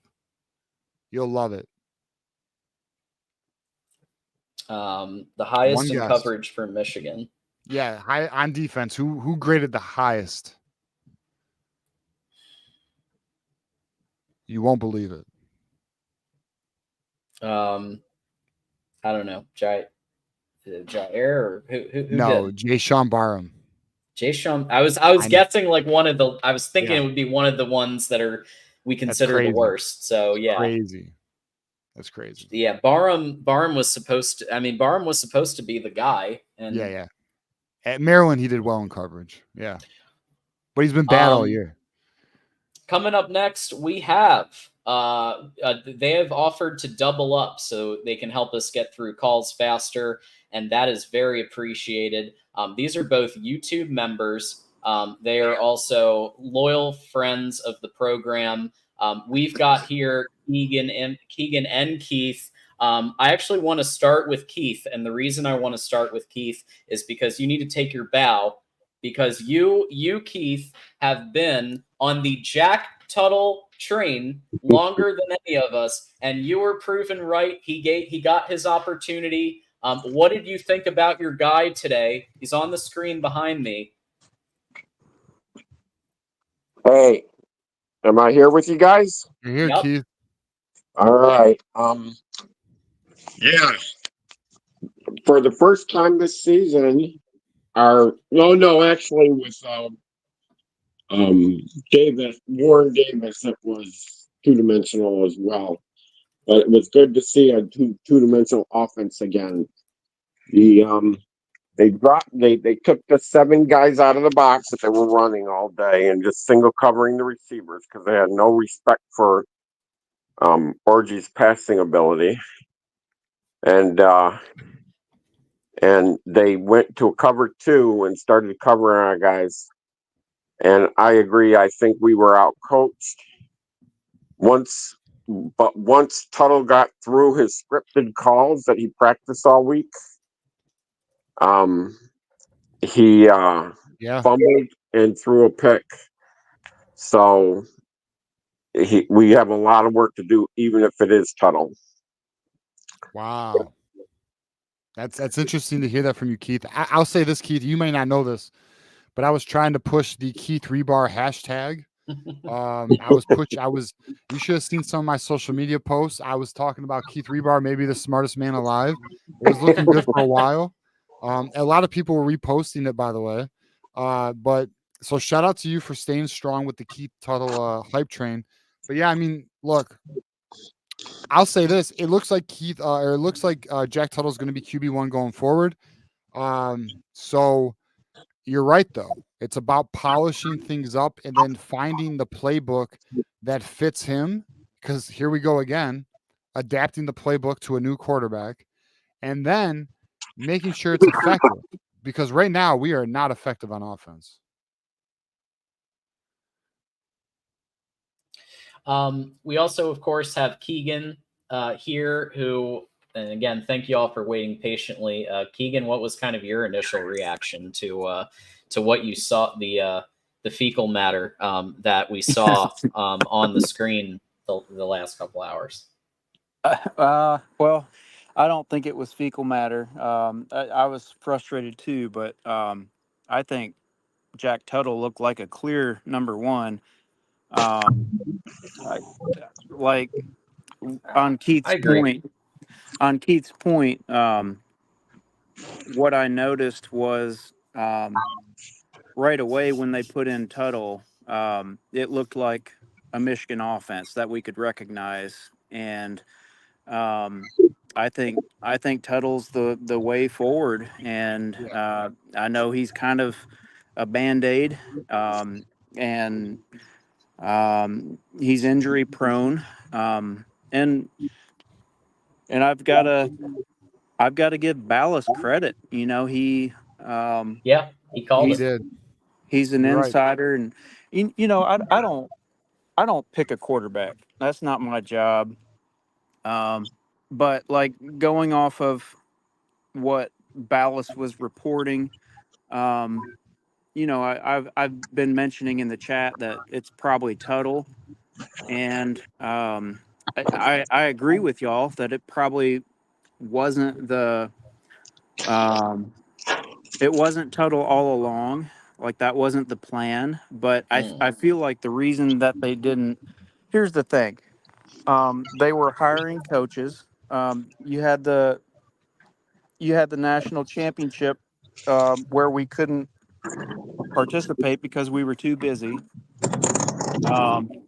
You're after Harbaugh and JJ leave late. You have a mess, and you have to name a next head coach, and then after that process, that coach is getting cherry picked by the NFL, and then you name a coach, and like a lot of these options are gone. We missed on Dante Moore again.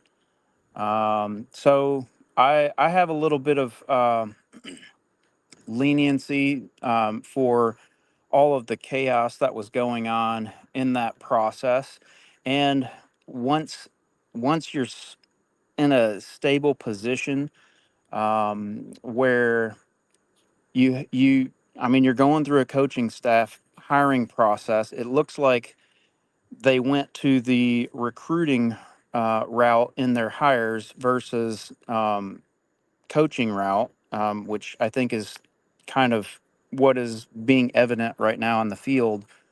So yeah, it's Coach Moore's first gig. He's a young coach, and I'm not ready to, like what y'all have said. I'm not ready to say Coach Moore isn't it. Yeah. What do you think, Keith?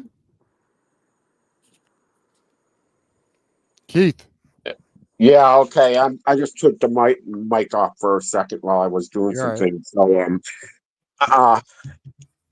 I saw the number one problem we had today was the same problem that Ohio State had with us for the past three game years, is that our star players did not show up consistently tonight. And I would pose this question to you three. Name me one guy that looked like a first round draft pick tonight. Mason Graham. Let me double check though. Yeah, Graham goal. did. Ernest Hausman looked. I liked Ernest Hausman, and he had a pretty sick interception there. Yeah, Mason Actually- Graham had the field goal block. Kenneth Yeah. Grant had some nice run tackles. Mason Graham graded very well, as so did Josiah Stewart. But Josiah Stewart is not a first round draft pick. He's a day 2, possibly day 3 pick. But Mason Graham actually had a very good graded day. So did Kenneth Grant, by the way. But I hear you, Keith. I mean, Will Johnson didn't. Colson Loveland was just okay. Here's the reality though. We are limiting Colson Loveland. It's not a Colson Loveland problem. It's a Michigan problem. but I think Mason Graham I think he does look like a first round draft pick. He played 46 snaps tonight, which is it's okay. Kenneth Grant actually outsnapped him, which is interesting. But yeah, I mean, I hear you though. We didn't have enough guys stepping up, at all. And Will Johnson had a very bad night. Pro Football Focus has him graded our third worst defender of the night, by the way. Jair Hill is our second worst. Zeke Berry is the worst defender of the night by Pro Football Focus. TJ, can I say something on the PFF stuff? Yeah, go for it. I know that's the tool that we have, but Yeah, it's just a barometer. Yeah. I think that you have to factor in what snaps people are in. Like, for example, Amarian Walker, we know he's not the best player on offense. He trips. He probably has stone hands. uh, and he's 1 for 1 on what, 9 snaps. So the PFF stuff is, like you said, it's just a barometer, that it's a tool that we can use to assess. Right. But like when people are on the field all game, so like people don't throw at Will Johnson much, and in the times that they do, it's because they know Wink is over aggressive and he's blitzing a lot, and Will Johnson's on an island, and yeah, it makes Will Johnson look bad, but um, he's probably top 2 on our defense. Of course, but so for example, though, just all right, you're not wrong. So I think what you're saying is those who play more have a larger sample size, and because they have a Right. larger sample size, there's more room for error. But if we look at Will Johnson's season, it's his worst game of the year. Yeah. So in terms of PFF, so here's where I agree with you. Do I agree that a player who has just 11 snaps has a greater opportunity to look good? Sure.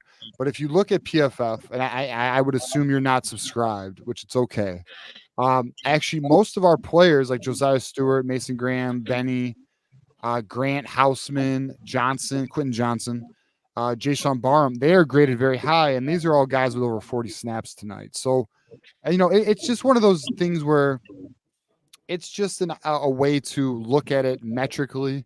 It's not gospel, but I mean, I'll say this though, Keegan, would you say that Will Johnson passed the eye test tonight? Well, for me, it's a void conversation, because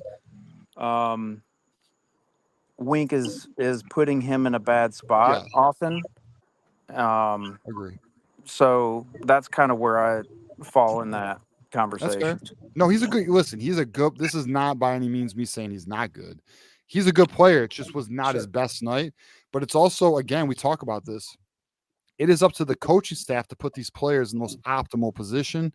And we are well aware that Wink Martindale is putting a lot of pressure and vulnerability, within this back end of this defense. And you saw it tonight. Jair Hill, Zeke Berry, Will Johnson, they got hit. Yeah. Well, like for in the Will Johnson, yeah, the Hill thing, but I'll get to that. But the Will Johnson thing, like he's put on an island sometimes, Yeah. Oh yeah. and we're blitzing, so you don't have the support. So like any great defender against a quarterback and good receivers they're not getting the pressure on is going to be vulnerable to an elite athlete. So it's an unfair place of judgment to put on Will Johnson.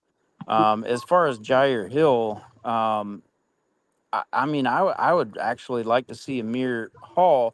Problem with that is, and I know I'm talking too much, but the problem with You're He right. was that out is, today is the issue. Yeah, he was injured. well, the problem with if you just start somebody from Albany, who's a senior, I think, and you're not going with somebody that was a 93 or 94, they're probably going to transfer, and you're not going to have that good salesmanship for recruiting. So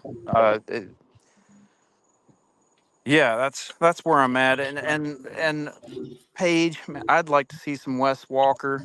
To be honest, I know he's out too, but He had 3 snaps tonight. oh, okay, 3 snaps. yeah, I'd like to see some Wes Walker. Well, I'd like to see more Brandon Hillman. I'll say that. Yeah. So he had 20 snaps tonight. I'd like to see more of him. But he didn't grade out the best tonight either. But I mean, look, here's just the reality. The defense needs to play better as a whole. They just didn't play optimal at all. But a lot of it I think we can attribute to the coaching staff. I think a lot of it's on Wink. I'm You know? not on the Fire Wink Oh no, bandwagon. No. Well, I'll tell you the benefit, and I want to let Keith. talk. Okay. But the reason I wouldn't fire Wink is because he can teach a system to the next guy up. That's a really valuable resource, because with Moore as a coach, we're not going to be able to cherry pick the NFL as much probably as we used to be able to, unless Harbaugh just gives us guys, which he's probably not anymore. But you can use Wink to teach people. And in Maybe. that thought, you're back on this is a long-term thing. And it doesn't have to be, because you've seen what Auburn has done. Here's my issue with that. I understand what you're saying. I get that there's value in passing on what you've learned, just like Yoda. I get it. Pass on what you've learned, right, from Star Wars. Here's the issue with that. This is a team with too much talent, especially on defense. Next season is a major dip, unequivocally due to the poor recruiting. Next season is a major dip. Will they be able to fix some of it in the portal? Sure.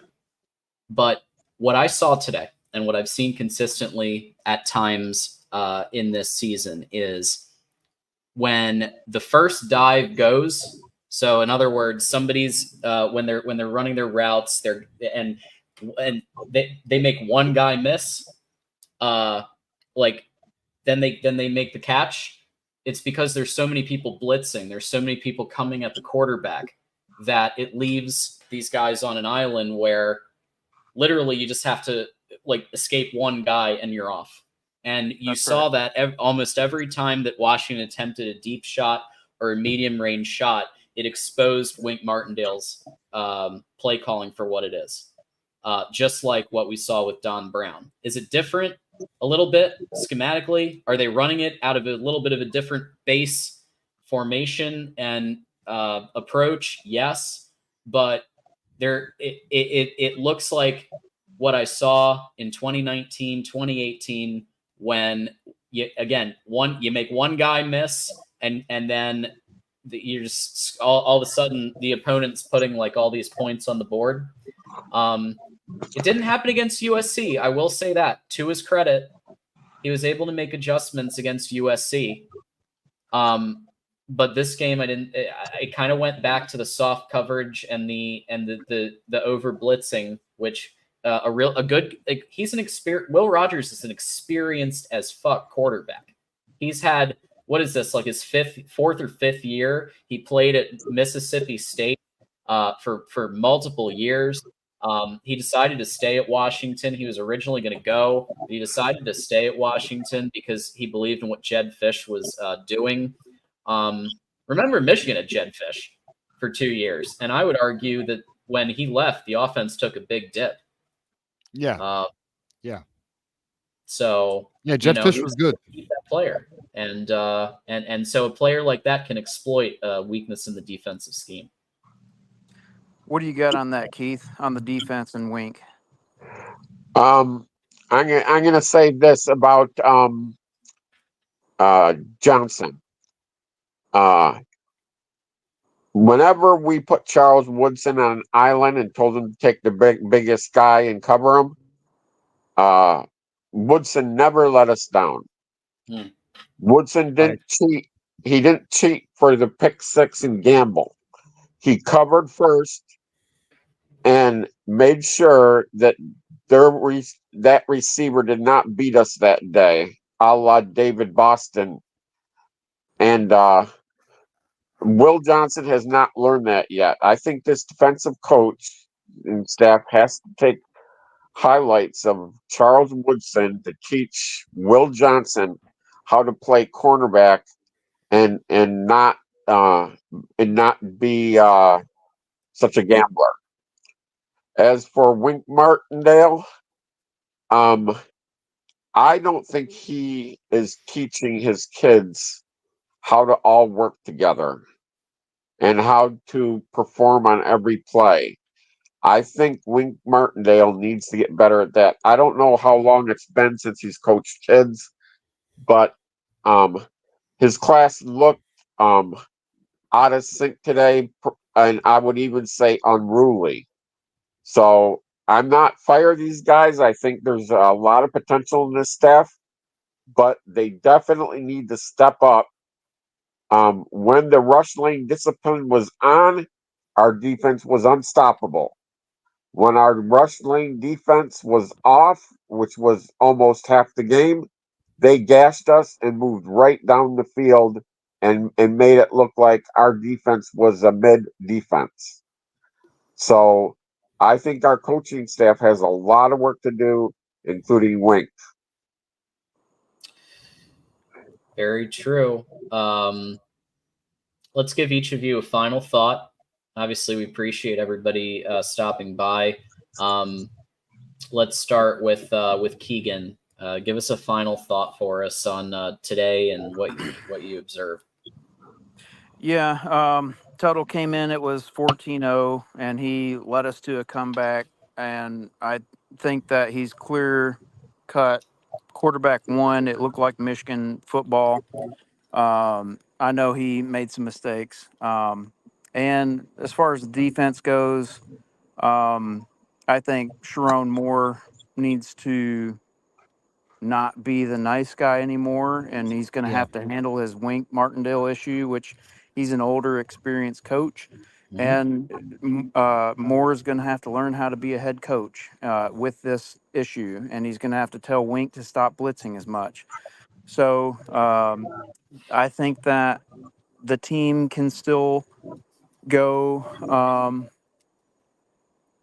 undefeated 9-3, possibly 8-4 or worse. Obviously, those are all the variables, but I do think that it's still a with Tuttle. If he plays the whole game and he doesn't get hurt the rest of the season, or some other guys pinch hit, I think they can go to the playoffs. I do.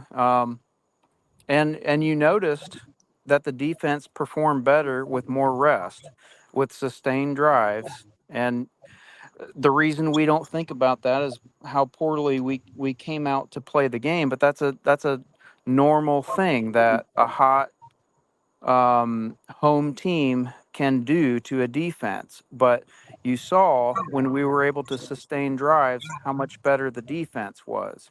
So True. I'm encouraged by today, and like I've said before on these calls, I think we might drop a couple, and then probably finish strong. And with what we saw in Tuttle today, I think we can do that. So we'll just have to see. There you go. All right, Keegan. Well, we appreciate you, and we will have to see indeed. Go Blue. Go Blue. And Keith, final thought for you on your boy Tuttle. You were proven right. The Jack Tuttle fan club in full go here. Yes, and I know Michigan man got on me last time I was on and says, "What's that guy smoking?" When he was talking about Tuttle being elite, but I never said he was elite. I said he was near elite, and we saw that today when he was in the scripted plays. He came on and really lit up the team, and even spread out the back seven of that defense so that Donovan Edwards could gash a couple. And where was Mullings today? We didn't get a good gash from him at all today. No. So our stars need to go out. Now, the last thing I'm going to say is, like if we had lost last week to Southern Cal, all of our objectives would have been before us. Beating Michigan State, beating Ohio State, winning the Big Ten, and winning the Natty. Those are all still within target. It's much more difficult because we went 0-1 this week. That's the second time we went 0-1. And guess what we have coming up? Another Illinois. tough road game. Yeah, Illinois. Against Yeah. Illinois. Beat us real bad. Yeah. Why? Because Brett Bielema was very heated about that call that went Michigan's way at the end of that game. Enabled the Michigan win. Enabled that Jake Moody game-sealing field goal. He's still pissed about it. He wants to beat Michigan real bad. So Right. it's not going to be an easy game. They're going to play above what they're traditionally thought to be capable of, I believe. Right.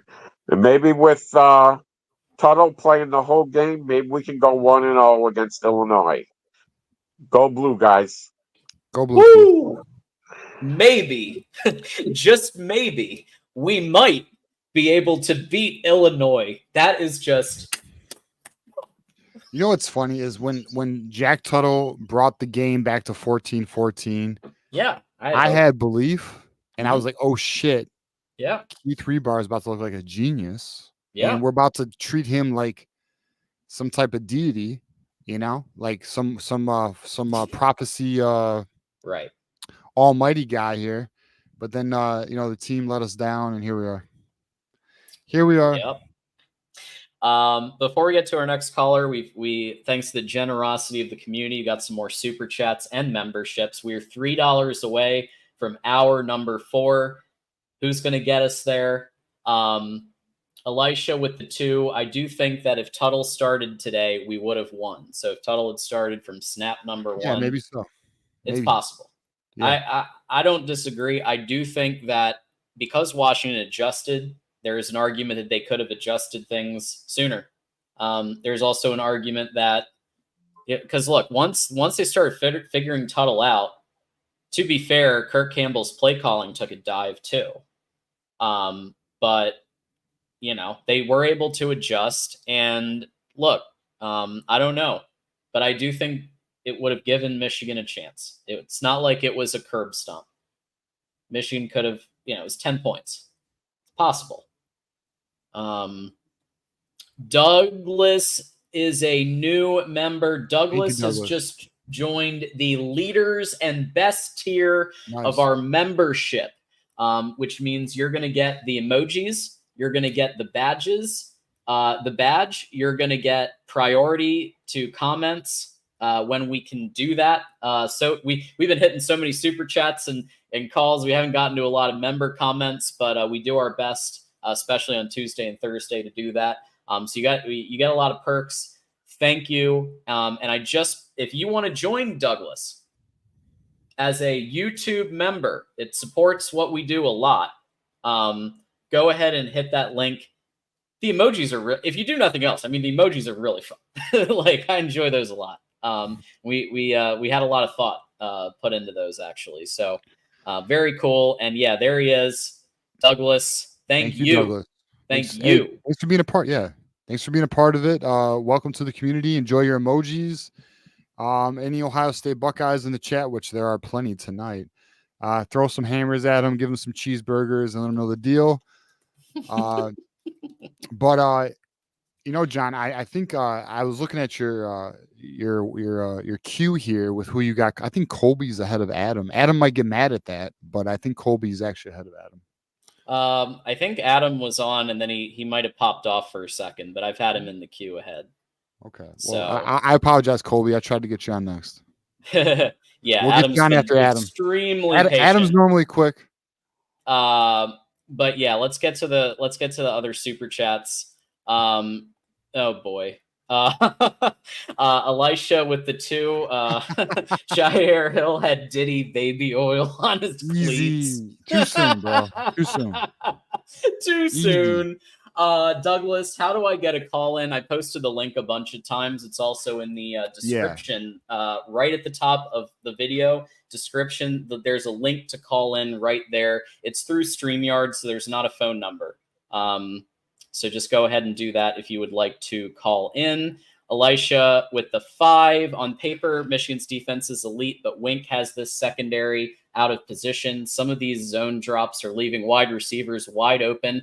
And it's crazy. And Elisha, I mentioned that a couple minutes ago, and I'm in 1,000,000% agreement with what you're saying. 1,000,000% agreement.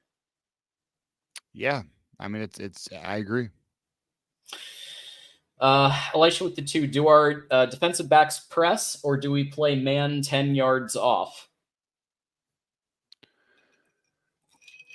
I had to take a sip for that one. I mean, they do a lot of 10 yards off. I don't know, man. I mean, the defense is just it's a work in progress, but it shouldn't be, because it should have translated very easily. I mean, it did with Mike McDonald and Jesse Minter.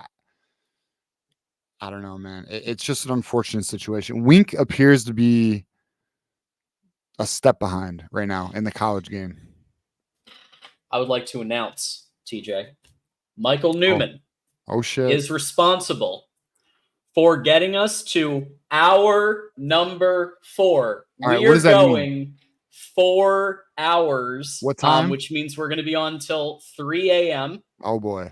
And TJ and I have discussed it, and so that's going to be the cutoff. Okay, 3 a.m. I think you can all agree that 3 a.m. is a fair time to wrap this up. But you guys are okay. If someone drops like a $500 bomb, I'll go. Somebody for it. just like. I'll go for it then. I'll say fuck it. We'll go 24 hours then. But I'll need more beer.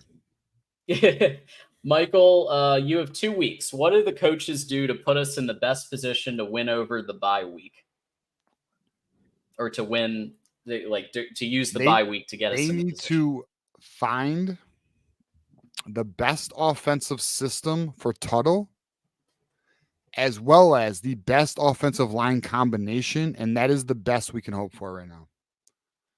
That's the best we can hope for. Yeah, give Tuttle every single rep he can get with the ones, because it was 40%. Yes. This last week. And it was confirmed that Orji was only getting 60 again. So that's only like, people were upset. Like, they weren't upset, but they're like, no way, like that's malpractice, but like, no, it's the reality. The coaching staff is splitting snaps up. And then to my guy GT, I'm actually very depressed the Lions have a bye tomorrow. I needed a pick me up. Now I'm going to be sad all the way till next weekend. So unless the Tigers win Monday, if the Tigers win Monday, I'll feel better. But if they don't win Monday, depression could get real. All right. So Adam Lamparello has been extremely patient. Adam is not only a USC fan and hangs out on the Trojan Show and the Conquest Collins Show, but he also is now a Rutgers analyst here at the Voice of College Football. Adam, thanks for joining us. Yeah, thanks so much, guys, for having me. I'll be quick. And I'm very empathetic to Michigan fans. If it's any consolation as a USC fan, we lost to Minnesota today, a team that you beat. So misery loves company. So my question for you is this. Let's go back to last week. Let's say the beginning of last week. And TJ, you get a phone call saying, TJ, you're the new head coach of Michigan. And John, you get a phone call saying, John, you're the offensive coordinator. What do you do to give Michigan a better chance of defeating Washington? Well, I don't play Evan Link. I play Jeff Percy. Right. I make Khalil Mullins RB1. Mm-hmm. I don't put my DBs on islands. I play more zone. Okay. Mm-hmm. And I probably rushed 4 most of the game because they were getting pressure with just 4. I don't know why Wink decided to. So, yeah, I would probably do a lot of just rushing 4, playing zone. I would definitely have. Now, the question is, what would I do at quarterback? I mean, if Tuttle was healthy, I mean, I probably would have went that path. I mean, I've been hinting for the last week that I'm waiting for the Tuttle experiment. And I was just waiting for him to be 100% healthy, but apparently he's been 100% healthy for about 2 weeks now. Right. So I probably would have went with Tuttle, and I probably would have started him from the beginning. But a lot of people were upset with me being, waiting for the Tuttle. All I said to people was, when he's healthy, he's going to get reps. I did not anticipate it to be now, though. I thought it'd be after the bye week. Yeah, me too. So, so Tuttle would start. Gentry would be a right tackle, and we would not be doing man blitzes. We would not be doing that. Well, and that's of course dependent on Miles Hinton coming back because obviously Percy. And you're right. And Khalil Owens would be RB1. I'll tell you that. Like that shit's blowing my mind right now. Yeah. So then there's also Gentry. So it really does depend on what the injury status would be of Miles Hinton on how the line would look. Then here's what I would do though, John. I would do Percy at left tackle and Gentry at right tackle. Right. Mm-hmm. And I would have Crippen at center. Yep. So as offensive coordinator, what I would want to first do is go back to last year and look at what the play calling was, because that worked and this doesn't. So I think that so I'll lay out a couple specific schemes and concepts that I think were very effective last year. The first thing that I think you saw more of last year was I formation in certain situations, right? Short yardage with Bredesen. They played it in the USC game this year. It was on the last play that caused the touchdown. Right. Bredesen was blocking, and of course, a lot of the USC fans were bitching about that and like, oh, he was holding and all this. Stop it! We don't call holding in the Big Ten. Okay, it's a physical conference, unless it's really egregious. But it works almost every time they called it last year with Corum. It worked, and Khalil is in that same position that Corum was in with that formation. If you're in the gun, you look at your RPOs. Jack Tuttle is a 7-year quarterback. He's experienced. He knows how to call option. He knows how to call RPO because he's done it, right? And even if he wasn't the starter at the time, he was doing it in practice with the 2s or 3s at his various programs. He knows offenses really well, so he can run an option. He can run an RPO system. I want to see more I feel like Donovan Edwards could be utilized so much better in almost every way, right? Like I'm not putting him in the backfield anymore, like as the RB1. What I'm doing is I'm putting him in motion. I'm putting him in the slot. I'm putting him on the perimeter for like a reverse or an end around or a get creative. How about a screen with Donovan Edwards? I would love to see some screens with Donovan Edwards. And then you don't know if Khalil's in there too. You don't know necessarily that the defenses won't know that they're going to him, so you're disguising it a little bit that way. So those are, I like the pin and pulls that they did last year. There's a lot that I like. Now some of it's dependent on line play too. As even Kurt Campbell mentioned, when the execution isn't there, you're limited in your play calling. You actually saw in this game in the first half, the play calling was opened up a little bit. Why? Because Jack Tuttle was in the game, and they had to actually he was competent enough at passing that you could start opening it up more. And you started to see Tyler Morris. Wait, Tyler Morris is still on the team. Oh, here comes Samaj is here. Oh, wait, these are these talented people that we recruited to be on this team are now all of a sudden showing up. So I agree with putting Tuttle at quarterback. I agree with putting Khalil Mullings as running back number 1. Ben Hall is number 2 in that position. Donovan Edwards out in space, out on the perimeter. Colston Loveland, I think there could be more creativity with him too. Colston Loveland is an X factor. and they're utilizing him some. They know he's an X factor, but I could see even more creativity with him. More like pre-snap motion that leads into a route. There's a lot you could do with Colston. And Marlon Klein's no slouch either. Ben Bredesen, or Max Bredesen. Max Bredesen is not just a fullback. Max Bredesen actually can catch the ball. We saw it in the spring game. I think we saw it 1 or 2 occasions this season. He can catch the ball if it's a 3-5 yard throw. So how about you get him? Because they're not expecting that. They're expecting him to block. He's been utilized almost entirely as a blocker. So if he all of a sudden is disguised and runs a route, defenses aren't really necessarily factoring that in to the same degree. So those are just a few things that I would want to see just more of, or like there's no reason to not play more I formation. Like that's in the playbook. We know it's there. We know it was there last year, and it works almost every single time. So like, anyway, those are some of the concepts I want to see more of.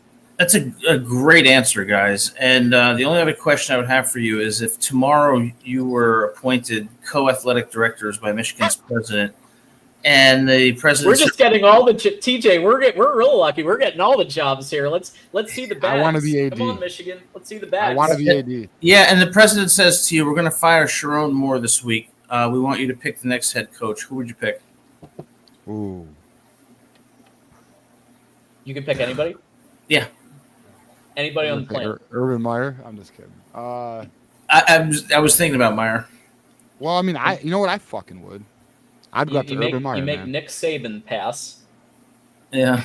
You said anybody. No, I don't want Nick. Nick Saban doesn't want anything to do with the era. He doesn't want anything to do with it. He's tired of it. Plus, I'll be honest with you, him on College Game Day, if anyone watched Pat McAfee and Nick Saban today at Cal, that show is good.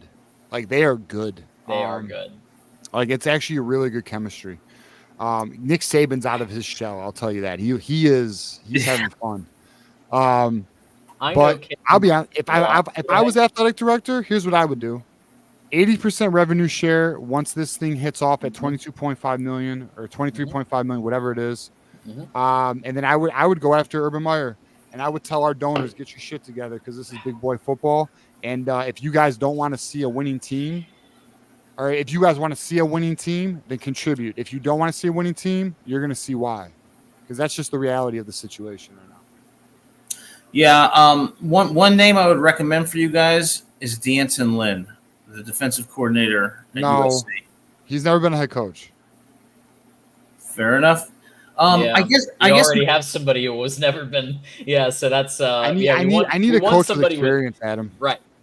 Fair coach enough. with experience, a coach that can basically has a Rolodex of his staff ready to go, so you don't have to like do all this like horse trading and all these things that like Sharon Moore. I'll give you another name, Curt Cignetti. Let me poach Curt Cignetti. Yeah, correct. Because that dude, that's my pick. That dude's record is like 135-30. Yeah. Okay, his entire coaching career. I would pick. I know Kalen DeBoer lost today, but I think that was more on the D than it was on the O. But that's still on him, obviously, as head coach. But I think him with a different defensive coordinator might be a good combo. It's hard to go the year after the greatest head coach of all time, and I think he's done a fair job beating Georgia, beating Kirby Smart. Well, wait. Can I say any coach? Can I say dream scenario? Yeah. Oh, I'm Dan Lanning. Oh, I thought you were going to say Jim Harbaugh. No, Dan Lanning is my dream scenario. I think Dan Lanning has it. Figured out. I do. Well, it's funny because one thing I would say is, look, you guys won the national championship last year with an amazing team. You had a lot of veterans who left. So there might be some rebuilding aspect to this year, but if I was Michigan fans, I wouldn't panic. You have a winning program. You will win again. Oh, and I think we'll get it together. I think you'll get it together. I can't say the same for USC, but I would say hang in there, Michigan. Hey, you know who we could go after that I know we could get? How's everyone feel about Lane Kiffin? I think that would be a great hire. I think Lane Kiffin would fucking come to Michigan. I know he would. He would leave Ole Miss to come here. Yeah. We're a bigger program. We have more resources. Like, in my opinion, Lane Kiffin is Dusty May. Like, Dusty May is pro NIL. He's very aggressive with donors. I think Lane. Actually, you know what? I think I just made up my mind. I want Lane Kiffin. I wanted Lane Kiffin to come back to USC, so I totally agree with you. But I don't want to take time away from your next caller. So, guys, thanks for answering the questions and having me on, and best of luck to you. No, thank you for waiting, Adam. Thanks for being patient. And welcome to the voice of college football, my friend. Thanks. Happy to be here. Take care, guys. All right, buddy. Bye, Adam. Wow, TJ, we got very, very lucky there, getting coaching jobs and then athletic director. Job. I'll get us Lane Kiffin is what I would do. I'd be like, listen, Lane Kiffin, come to Michigan. Let's build a powerhouse. Ole Miss doesn't have what we have. We got the ultimate alumni base in the nation. We got a far bigger revenue, in terms of athletic revenue per year.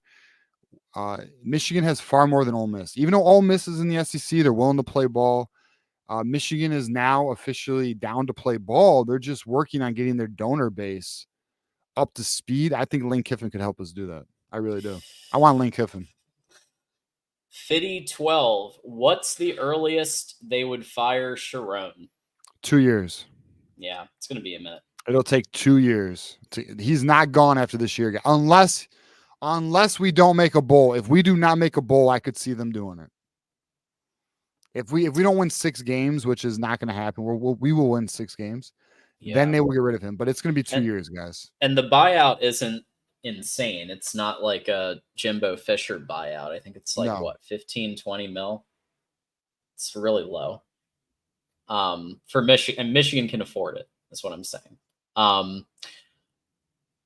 Just a quick reminder to hit the like button. If you haven't hit the like button yet, it just takes a second and it's free. So I know you see all the super chats, and obviously we appreciate everybody who's super chat. But some people can't. And look, I get it. Sometimes you're in those situations, but what's free? Hitting the like button and hitting the subscribe button. We are in a battle against Ohio State and the Ohio State channel at the Voice of College Football. So go ahead and hit that sub button to help us out. That's also free. Coming up next, we've got Colby, who's been very patient on the line here. What's up, Colby? You've been patient as hell, man. So I want to apologize for your wait. And I tried getting you ahead of Adam. Blame John. Oh, don't worry about that. No, first off, Adam was great to me. He said, "I'll be quick. I'll be 5 minutes." Yeah, Adam is good. Dude, I'm like, dude, take as much time as you want. I mean, where have I got to be at 1:20 on a Saturday, right? Yeah, there you go. With the boys, bro. You're with us, man. Of course. No, I've met some of these guys on the staff, and some of them, like, I actually thought I went to a coach's clinic about 2 years ago. I thought Kirk Campbell was actually pretty smart when he talked. I liked Ron Bellamy, but I did not think he was that smart of a guy. And I feel bad because I know his nephew. My brother taught Jim Harbaugh's kids actually at St. Francis, and Andy taught Jesse Minter's kid, believe it or not. And he was also co-workers with a guy who does film practices for Michigan, and he said the team looks like trash coming into the year, but I'm hopeful they'll be better. So, like, a lot of that stuff kind of came to fruition. Yeah. So, all right. So you have some, I guess, insight on the coaching staff. What is your thoughts on the coaching staff? Where do you think Michigan? What direction should Michigan go with this coaching? I don't think you need to hire Sharon. Do I think he's in over his head? Absolutely. I also think he's made some awful hires. Like, I mean, it's not just Wink. I mean, you've seen two guys he's either hired or retained. They got fired in the offseason for getting DUIs. Like, what are you doing? Like, I mean, you look at Denard. Remember how fit he used to be, and now he's got like a double or triple chin. I think he might be a borderline alcoholic. Easy now. All right, I hear you. Okay. Yeah, Well, that no, well, was listen, a little listen, tough. here's what I'll say about Denard. We know he's going through some things, so Sure. we wish Denard the best. I hear you though, man. Absolutely. He didn't make the best decision in March, and neither did Coach Harden, Greg Harden. I think it's Harden or Hardy, whatever. It's called Uber. It's called Lyft, and I No, wish I know. people. I wish people. I mean, listen, I'll use be that. honest. Like, sometimes and it's not right, but like when you're in that position where they got, the position they're in, they're at an elite status. Oh yeah, I know. They think they can do no wrong, bro. Of course, I've been on coaching staffs, and a lot of them, they have big personalities, and they think they can do no wrong. Same Right. thing. That's what it is. This isn't high can do it school all. too, and it's like, dude, you're not above the law. You can't do whatever you want. Yeah. There is Right. Like some of these guys are making enough money to get it like a driver too. I'm not saying Exactly. Denard's maybe not but like He's probably making close to $500,000 a year or more, bro. Like honestly, Right. like he should have been getting an Uber. yeah. But like, it is what it is, man. It is. And But regardless, all right, let me ask you this though: what coaches do you think should be on the hot seat? definitely Bellamy. I have Yeah. no clue who our linebackers coach or our Brian John Murray. Yeah, Gene Marie. I've heard that he's not. I miss Chris Partridge. I do. I know he was trying. I don't know Blaine what. Ward. That's a Ward firing. See, I think Ward is lazy. Jesus He's Christ. lazy. He's garbage. You Ward look is at him. garbage. You look at him. He looks like a guy that doesn't move 2 steps from his couch. Oh geez. So 2 years ago, almost 2 years ago, we had a show on Michigan Wolverines Live. It was called The Last Dance. Mm-hmm. And it was about the fact that I thought 2023 would be the last year for Jim Harbaugh. I thought it would be the last year for J.J. McCarthy. I thought it would be the last year for a lot of the players. And I said, I said, one of the things that may avoid that is if you fire Ward Manuel, because Ward Manuel is the source of many of the issues that the entire Michigan athletic department has had. Mm-hmm. And even his good decisions were because he wanted to do as little as possible. So 2020. I remember you saying that last week. Yeah, 2020. Everybody now praises him for keeping Jim Harbaugh, but he didn't want to do a national search during COVID. No, and so that decision, he had cover for it because of how great Jim Harbaugh was in the 80s. A quarterback. He had cover for it because he did turn the team around in 2015 after the Hoke years. But let's face it, he didn't want to go through a search. of course he didn't. Who does? He didn't want to go through a search with Sharon Moore. And plus, a lot of people were calling for Sharon Moore. So it's like, all right, fine, whatever. We'll give him a prove-it deal and small buyout. And we'll see how it goes. Why not? Because then he didn't have to deal with talking to Kalen DeBoer's people, Jed Fish's people, and whoever else they might have considered. I think he's got an ego too, where it's like I'm the guy, not the football coach. You know what I mean? That was kind of the same thing with Dave. It seems Brandon. like he has an ego. That was the same thing with Dave Brandon, where it's like, this is my school, not yours. I should be the most powerful guy on the campus. Yeah, I think the reality is, so Michigan's had 13 Big Ten championships in back-to-back years. He thinks he's doing everything he should be doing because the reality is the next closest school is at 5 Big Ten championships. I believe it's Penn State. In terms of all athletics. So he feels like he's doing a great job, but the issue I have with Michigan is they do not put the revenue sports above the others. They almost act as though they are equals, and they are not. They are not at all equal. Like, if you want to be a good athletic director, you gotta not put aside all the other sports, but football and basketball, same thing in high school. Those are what make your money, especially football. I mean, yeah.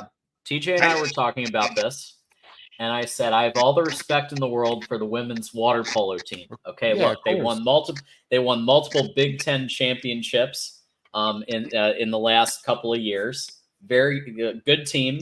But who is commanding the millions of dollars? Yeah. It's the Football team. football You see quarterbacks. 100,000 people wanting to watch water polo. No, right? So, but these quarterbacks, you need 1 to 3 million to be in that conversation for a quarterback, and at least now you got Dave Portnoy stepping up in that degree. But like, Yeah, and let me just say this. James Yoder's on some bullshit, by the way. Oh yeah, he's like, I'll donate $1 million. What else is new? He's like, I'll donate $1 million if they do 15 segments of Yoder talks. Where do you have your $1 million, Yoder? Yeah, like, dude, listen, donate your $1 million and stop. Like, listen, what Portnoy's offering is a bit different than what you're trying to offer. Like, you want it all because Portnoy said he wants to do a segment with the player. Now all of a sudden you want to do that? Like, I don't know. I guess I really shouldn't say what I'm saying, because at the end of the day, I can't offer $1 million. I wish I could. I would. I wish I could. I'd fucking, dude, if I had like some Stephen Ross money or some Dan Gilbert money, I'd be funding this football team like a mother. But wait, Dan Gilbert went to Michigan? I thought he went to State. He went to Michigan State. I'm just saying, if I had that kind of money, I would definitely be a funder. I would tell you that. I would definitely put our boy GT here is thinking that maybe James Yoder could put up $3,500 a year for a long snapper. Now, hey, I think that's very doable. Long snappers look, I would too. Look, you need him. I just don't like James Yoder qualifying after he initially publicly said, I will join $1 million, or I will throw in $1 million. Then after he does that, like a day or two later, he goes, well, if he does this, and this, then I would. It's like, come on, bro. Like, let's either be about it or don't. I'm trying to think who else is a rich donor for Michigan. I don't know too. Well, Stephen Ross is, but he doesn't want to pay players. He's given a lot though. The Bernsteins have plenty of money, but they won't do it. No, I wish the Illiches would do it. She won't do it. No, she won't. I've heard some things about the Regions. Yeah, they do not care about our football team. Well, they used to be very anti-NIL, but apparently that's changed. Acker, or never mind. No names. Never mind. Rob is throwing out Tom Brady as a potential donor who could step up. So he's doing Tom something. Brady he's done NIL deals for the players. He had Cade McNamara and JJ. Yep. I think Michigan can do a better. We know this. Michigan can do a better job. That's just what we have the largest alumni base in America, right? We do, and it's not only in the world, and not only is it the largest, we have one of the most financially wealthy alumni bases in the world. They are just not capitalizing on the situation. But when you have a season like this, I mean, academics, that's fine. They care more about that, but it's like, let Northwestern be the Ivy League of the Big Ten. Like, we don't need that.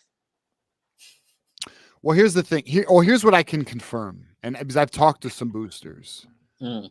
There are boosters who want the academic standards to be laxed for athletes. Yeah, I do too. Yeah, there are some wealthy boosters. I have spoken with them personally, and but Michigan won't do it. That's a hurdle when it comes to transfers. So there are boosters who would like to see change, but that comes from the regents and then those who are above the regents. Like, some people think that the regents make all the decisions. There's actually a financial circle that makes very strong decisions for the university. Yeah. That they have to, it's political.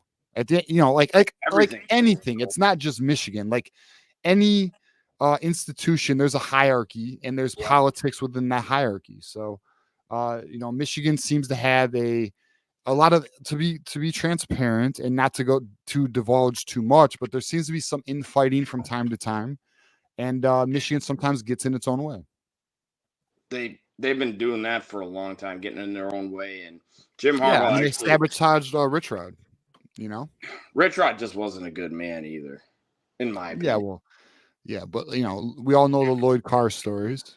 Yeah, I've heard those too. No, but Jim Harbaugh personally told my brother that before I was there, and I'm not sure he would say this publicly, but he said, yeah, they seem to be satisfied with mediocrity. Like, I don't remember what the conversation was about. I think Dominic, shoot, I didn't mean to say his name, but that's my brother who was the AD for that school that his kids went to. And Jim was a very nice man. And he invited my brother to his house for his daughter's grad party. And my brother was like, yeah, I can remember having like these 6-win, 7-win, 8-win seasons. And he's like, yeah, they seem to be satisfied with mediocrity here for a long time. Yeah, I mean, I think that's true. You know, I think for example, so the previous president, who was that? I forgot his name. Mark Schlissel. Yeah, Schlissel. and he was sleeping with another person that wasn't his wife. Yes, he was having extracurriculars with his executive assistant. Yes. Yeah, and I've been to a lot of Michigan games. I was at the USC game. I go to a lot of games. Never did I ever see this guy around the athletic facility. He didn't like athletics. He was not an athletics person. He never once visited the football team. No. I don't even think Mary Sue Coleman really cared that much either. Mary Sue could get down. Mary Sue has had some moments. Okay, I was there when she was hot and cold. I'll give her that. Well, we all know who the best the athletic director was. John, who was that again? Bill Martin. Oh no. Wait. You mean Mr. Dave Brandon with the two tick? Yeah, with definitely not Dave Brandon. No. Oh, I thought you were being sarcastic. Not yeah. No, the man who hired Jim Harbaugh. What was his name again? Oh, Jim Hackett. Yeah, I know this guy from my hometown. Yeah, we need him back. Yeah. What is he? That was our first pick. Like we talked about who would be the replacement. I wonder who our next AD is going to be because it's not Ward. He's gone. He's gone after 2025. I'm calling my shot. Gosh, I hope so. Yeah, he's on. They're not renewing his contract. I've heard some things behind the scenes. I'll just say there's a reason why they're not renewing it. Who would you pick if you had to? Oh, I don't know. I don't have those type of. But there's someone out there. I mean, that's the type of thing where the regents need to have a list in the drawer. Can I ask this? Would it be a former athlete? I mean, so what? You know what I would do? I'd go after a progressive AD. I'd try and poach Tennessee's AD. I'd try and poach like an AD at a very, you know how Ohio State poached Texas A&M's AD. I would make a move like that. Yeah, that was brilliant. And money would be no option. Like guys, the amount of money the athletic department's making right now with these new TV contracts, it's stupid. They are so ahead of so many schools. And then not only that, Michigan makes so much money because there's a 105,000 seat stadium. They sell alcohol. They get tons of revenue. So like Michigan can make it happen. It's up to them to do it. There has to be a motivation. I wish I knew the answer. Yeah, I don't know who I would go after. I just know in terms of coaching, I want Lane Kiffin. I made up my mind. That would be an amazing hire. Lane Kiffin, Kalen DeBoer. Or offer Jesse Minter the bag, but that's not going to happen. Dude, I would love to have Jesse Minter's defense back. He still loves Michigan. I mean, his daughter was in my nephew's class, and I mean, she was the cutest little thing in the world. But I digress. And he said Michigan was just a great place. And my dad, when he met him, was like, my dad's a former alum. He was choked up when he met him and was like so happy they won it.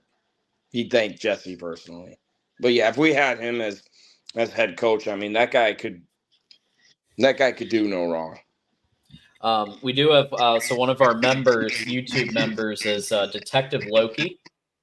He is saying prime time. He's advocating for prime time. Coach Prime. I'm guessing that's a joke. I'm pretty sure that's a joke. No, I cannot give my. I would rather have Marty Morningweg. Chill out. No, I'm just messing with you on that. I know. Yeah, no. I mean, the reality is we got thrown for another year after this one. So my brother was exaggerating when he said John Harbaugh, but. He's not leaving. He's happy as hell with Chargers, man. Or well, John, Baltimore. Yeah, he's not leaving either. Yeah. All right, man. Well, give us your final thought on what we saw tonight, and see it. I just don't know why he brings all these zero blitzes. They never get home. And They don't. Name one time it's happened. None. None. And you see every other team, like I remember when I was coaching high school, if it was like 3rd and 10, our defense would call shark, which was basically like a cover 2 or a cover 3 on a 3rd and long.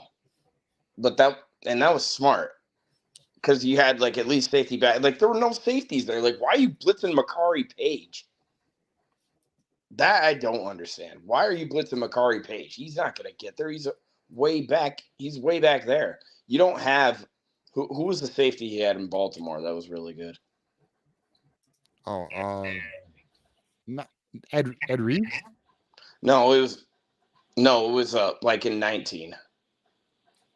Not Kyle Hamilton. He wasn't there yet. No, he wasn't there. I don't know.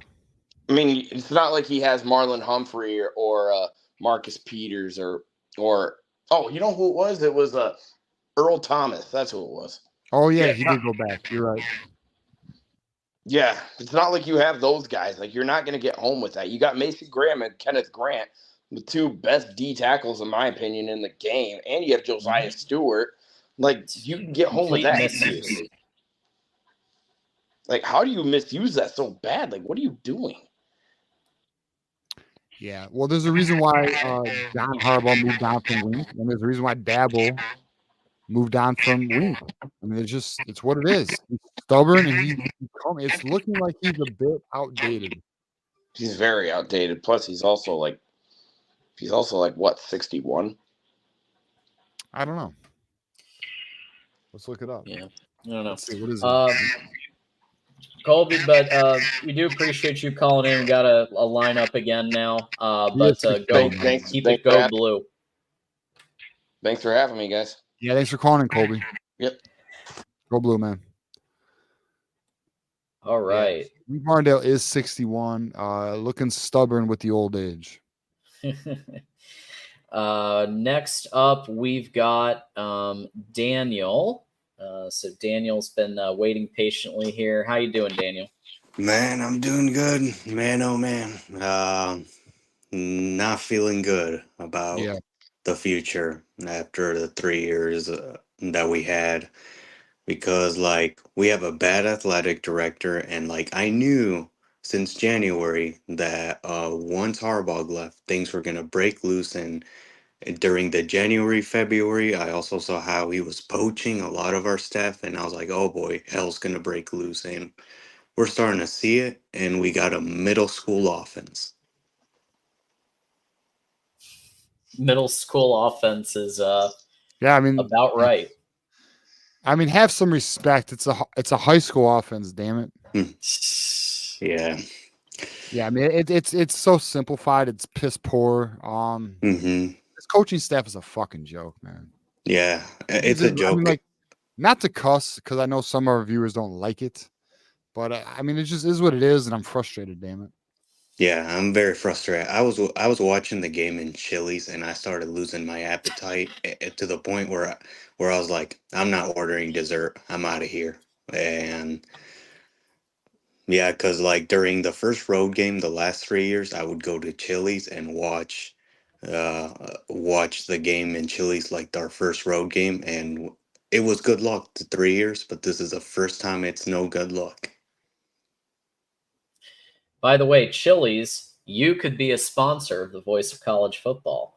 So let us know if there's somebody from Chili's in chat right now, which very might be, because we have 712 who have been viewing on between YouTube and Twix. So all right, very possible. Yeah. And and you know, with this staff, like Jerome put a pretty bad staff together, and I had that feeling like late in the off season. I even saw and even told some people in the group chats that I'm in that we're probably just going to get leftover options with guys that are just looking for employment, and Wink Martindale was one of them. And Wink, this is the same Wink Martindale that would give up 40 to 50 plus points last year in the NFL with the New York Giants. Yeah. Yep. And to be fair, the Mhm. Giants' offense is ass. Yeah. I mean, Daniel Jones is ass. Yeah. Mhm. He's probably one of the biggest con jobs in the history of the NFL. He's got a good contract. Mhm. Contract. Right, No, you're right, exactly. Coach John. Yeah. And with all the future with Ward and Manuel, I think if the longer we keep them, I think we're going to be in a dark place Well, he's because, got 1 like, year. He's done after 2020. Like his contract is literally done 2025, Yeah. summer of 2025. I'm like 75% sure he's not getting renewed. So mhm, I can't guarantee it, but I have heard I'll just share what I know. So they cannot fire him mhm, because then Right. that would cause legal issues because he's Right. had success, 13 Big Ten championships, big football. He has succeeded at his role. Mhm. mhm, So they cannot legally fire him without cause. Mhm. So because of that, they have to fulfill the contract, and his contract mhm, ends in 2025. There is a reason why he's in the final year of his contract with about 8 months left in the deal, and why it's mhm. not renewed. So they're gonna let Oh, it ride out. So he will be replaced. There is a contingency at Michigan and Regents behind that would like to get a more proactive, progressive athletic director. all right. So we'll see that, but we'll see. Mhm, So I'm 75% sure. mhm. We'll see. No promises. Oh, yeah, hopefully. And Yeah. yeah, like, with how bad our NIL's been, I think that's starting to kick in. I could even, like 2 years ago, back in the summer of 2022, like I could even feel like 2024 possibly was going to be a down year, because we were going to lose all of the guys that we had during the 3-year run. Right. But at that time, I wasn't even thinking too much about it because I was just having so much fun living the moment. And now it's like, man, it sucks because I've been so used to winning. And it's kind of like, man, like, when you've been winning each week you look forward to. And we're on the edge of this season possibly being a wash. You say we're on the edge of the season being a wash? A Yeah, wash. because if we lose one more, we can't even sniff the playoffs. Well, I Right. think I think I think it's not happening. Yeah. Yeah. Playoffs. It's very unlikely. Yeah, I mean, there's no way we're gonna beat Oregon and Ohio State. So we're looking at 4 L's, and you're not getting in with that. Right. Yeah, and had we won today, I likely would have gotten ready to buy tickets to the Oregon game, but I'm at a point like, nah, I won't No. even bother spending money. You vote with your dollars. I'll just say that. Do what you want with Yeah. your money, but you vote with your dollars. That's just the reality of the situation. Oh, yeah. And like, like one thing I'll say is like there's definitely a contingency of the fan base or even Mm-hmm. a bucket of people who say, well, fans have no power.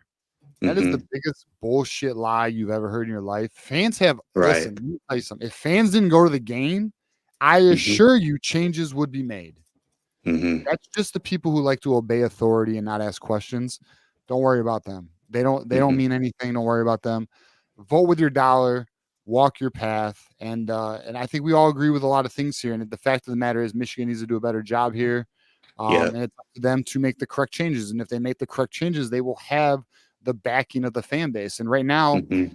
I would argue the fan base should be very mindful with their spending in terms of the football, the university. Right.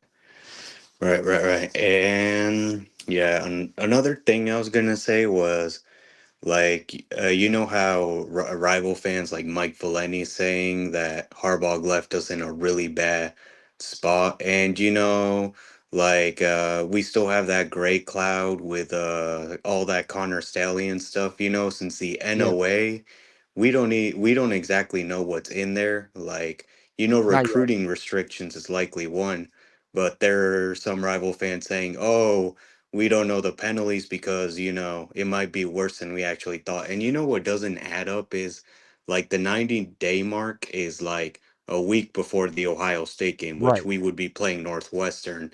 And then it smells some suspicion because like some people think that could be the backbreaker of the program. So here's what I can say. If the all right, those at the university are not concerned about the notice of allegations and they've already seen it, they've already read it. They have 90 days to respond, which, as you said, is the week of the Ohio State game. I'll tell you this: if it was as terrible as the rivals wish it was, there would be far more concern from the university, and there is not. What is likely to happen, I can't guarantee anything, but from what I am aware of, is a very large fine, a suspension for Coach Moore, and a 1 to 2 game range. And there's one more thing. Shit. There could be some recruiting restrictions as well as what's the other? There's one more. Probation. So the school could be put on probation for like 2 to 3 years. But that's it. And there's gonna be no vacated wins. There's gonna be because there's no ineligible players. There's gonna be no title strips. These are fantasies, Santa Claus, fairy tale bullshit that the rivals are hoping and wishing will happen. But the reality is their soft ass teams couldn't beat us, so they have to hope the NCAA handles their business for them. But unfortunately for the rivals, and I know there's a bunch watching right now, not going to happen. It's not going to happen. And I'm quite confident in that. So if you want to, I don't know, bookmark it, save it, whatever, do what you want with it. But it's not happening. Yeah. And everybody's throwing the hammers in chat right now. The Fisher Price hammers. Everybody, all the YouTube members coming through for us. Oh yeah, because it's funny. You know, Buckeye Scoop, like they're a joke. And have you heard of Mike Valeni also? Have y'all watched Mike Valeni? Listen, Mike Valeni and Rico, they fucking hope that Michigan, they want, and they've even been called out. So there was a Michigan caller, I remember, when they were talking about the whole allegation thing. And this Michigan caller called them out. And Mike Valeni sits in a corner whenever he's challenged correctly.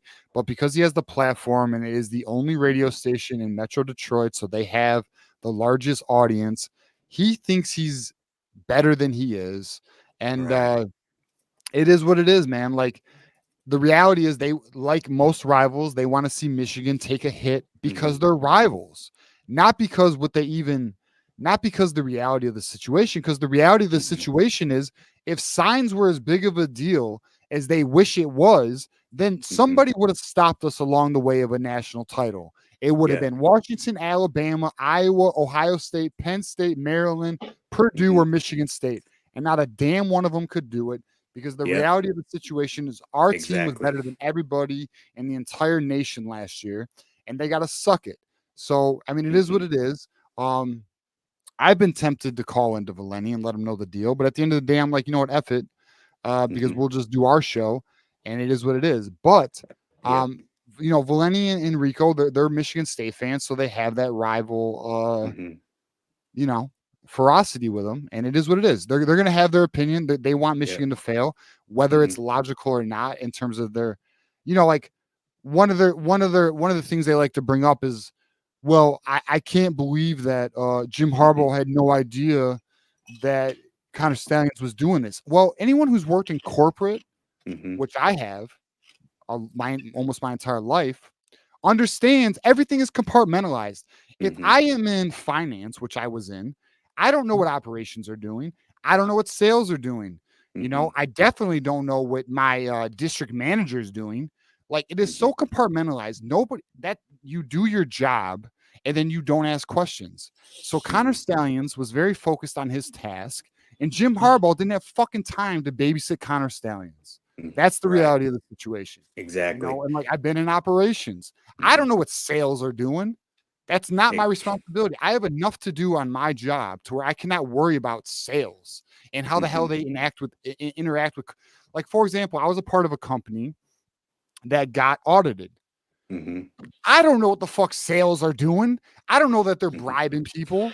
Like these are things like this is not in my control, bro. I do my job. Mhm. I don't handle that shit. The same thing goes for Michigan. So the fact that they think that Jim Harbaugh should be aware of every single Mhm. thing that absolutely happened, it's not possible. Yeah. So it is what it is. F the rivals. Yeah. And you know what? When this notice of allegation comes out in November, I can't Mhm. wait because I got a thumbnail waiting for him. Oh yeah, I can't wait. And I bet Yeah. I bet Rico's gonna be salty and and Mike Rico's Valenti, they're garbage, by probably the gonna way. be salty in their Rico's show. fucking garbage. I'll say it. And if he hears it, so be it. He's garbage, Yeah. bro. Yeah. Like he And just and, and I he just follows Mike Valenti's fucking coattail, dude. yeah. And David ain't shit either, bro. Yeah. And He's nothing more than a parrot. And yeah, like I when I watch some of their show episodes like December, like deep down when in their tone, you can tell they're jealous, salty, and butthurt inside, and just trying to like use their own narrative just to make themselves feel better.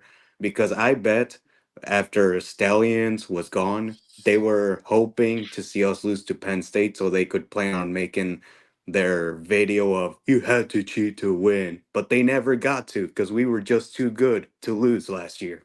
Yeah. They weren't beating us. Nobody was beating us. That's why Michigan was able to achieve that national championship. That's why we were able to beat Alabama. It is what it is. I mean, look, the reality is this: enjoy 2023. It was a great year. We had an amazing team. Yep. I mean, look at the coaches from that team or from that run in the NFL right now. Mike McDonald's playing well. Jesse Minter and Jim Harbaugh are playing well. Or in terms of coaching well in the NFL, like the players from that team, Aiden Hutchinson, it leads the NFL in sacks. Was that Connor Stallions? No, that was not. It was fucking talent, son. So like, it is what it is. The reality is it's all they got. Yeah, You that's all I understand? got. Like rivals are going to use what they can so they can feel better because the truth hurts. Yep, That's the just the truth. reality of it. Like, but see, I'm not one to run from the truth. I'll lay some truth. Ohio State is the better team this year so far. Yeah. Michigan Eh, is in trouble. I'll say it, and I don't care because I'll call it like I see it. But like at the end of the day, Michigan's been better than Ohio State the last 3 years, and that's something they need to own and accept. This year, it's Ohio State's year. Hopefully, Michigan get their shit together, and next year is our year. Yep. And honestly, I hope someone else wins a natty this year, like Texas or Alabama, Yeah, Georgia, because Texas. I'm hoping it Texas. would feel horrible if Ohio State, our rival, wins it a year after we did. Wait, say again. Oh yeah, like this year, I hope like Texas, Georgia, or Bama wins. Hopefully, Texas wins it because they look loaded, Yeah, they do. and along those ways, I would hate to see my rival win the national championship a year after we did. Yeah. Hmm. Yeah, I'm hoping Texas is gonna get it. If it's not Texas, I'm hoping it's like I hope it's not Georgia or Ohio. Definitely not Ohio State. I don't want to deal with that shit. But yeah, we'll see. I mean, maybe it's like Ole Miss or something. That'd be fun. But yeah, Yeah. we'll see. And yeah, so honestly, like our games ahead, like even Michigan State is losable because like you got to realize, yes, we killed them last year, but this is a completely different Michigan team from last year. True. We don't have Harbaugh, we don't have JJ anymore, and we don't have the majority of our staff. We don't have Ben Herbert, which is an extremely important point. Yeah. I think so. I think we are seeing the lack of Ben Hur. I think, John, we don't talk about it enough. Look how gassed and look at the mentality of the team right now. Yeah, the Ben vibe Herbert looks instilled dead. that shit, man. Yeah, like honestly, I don't think this team even has leadership.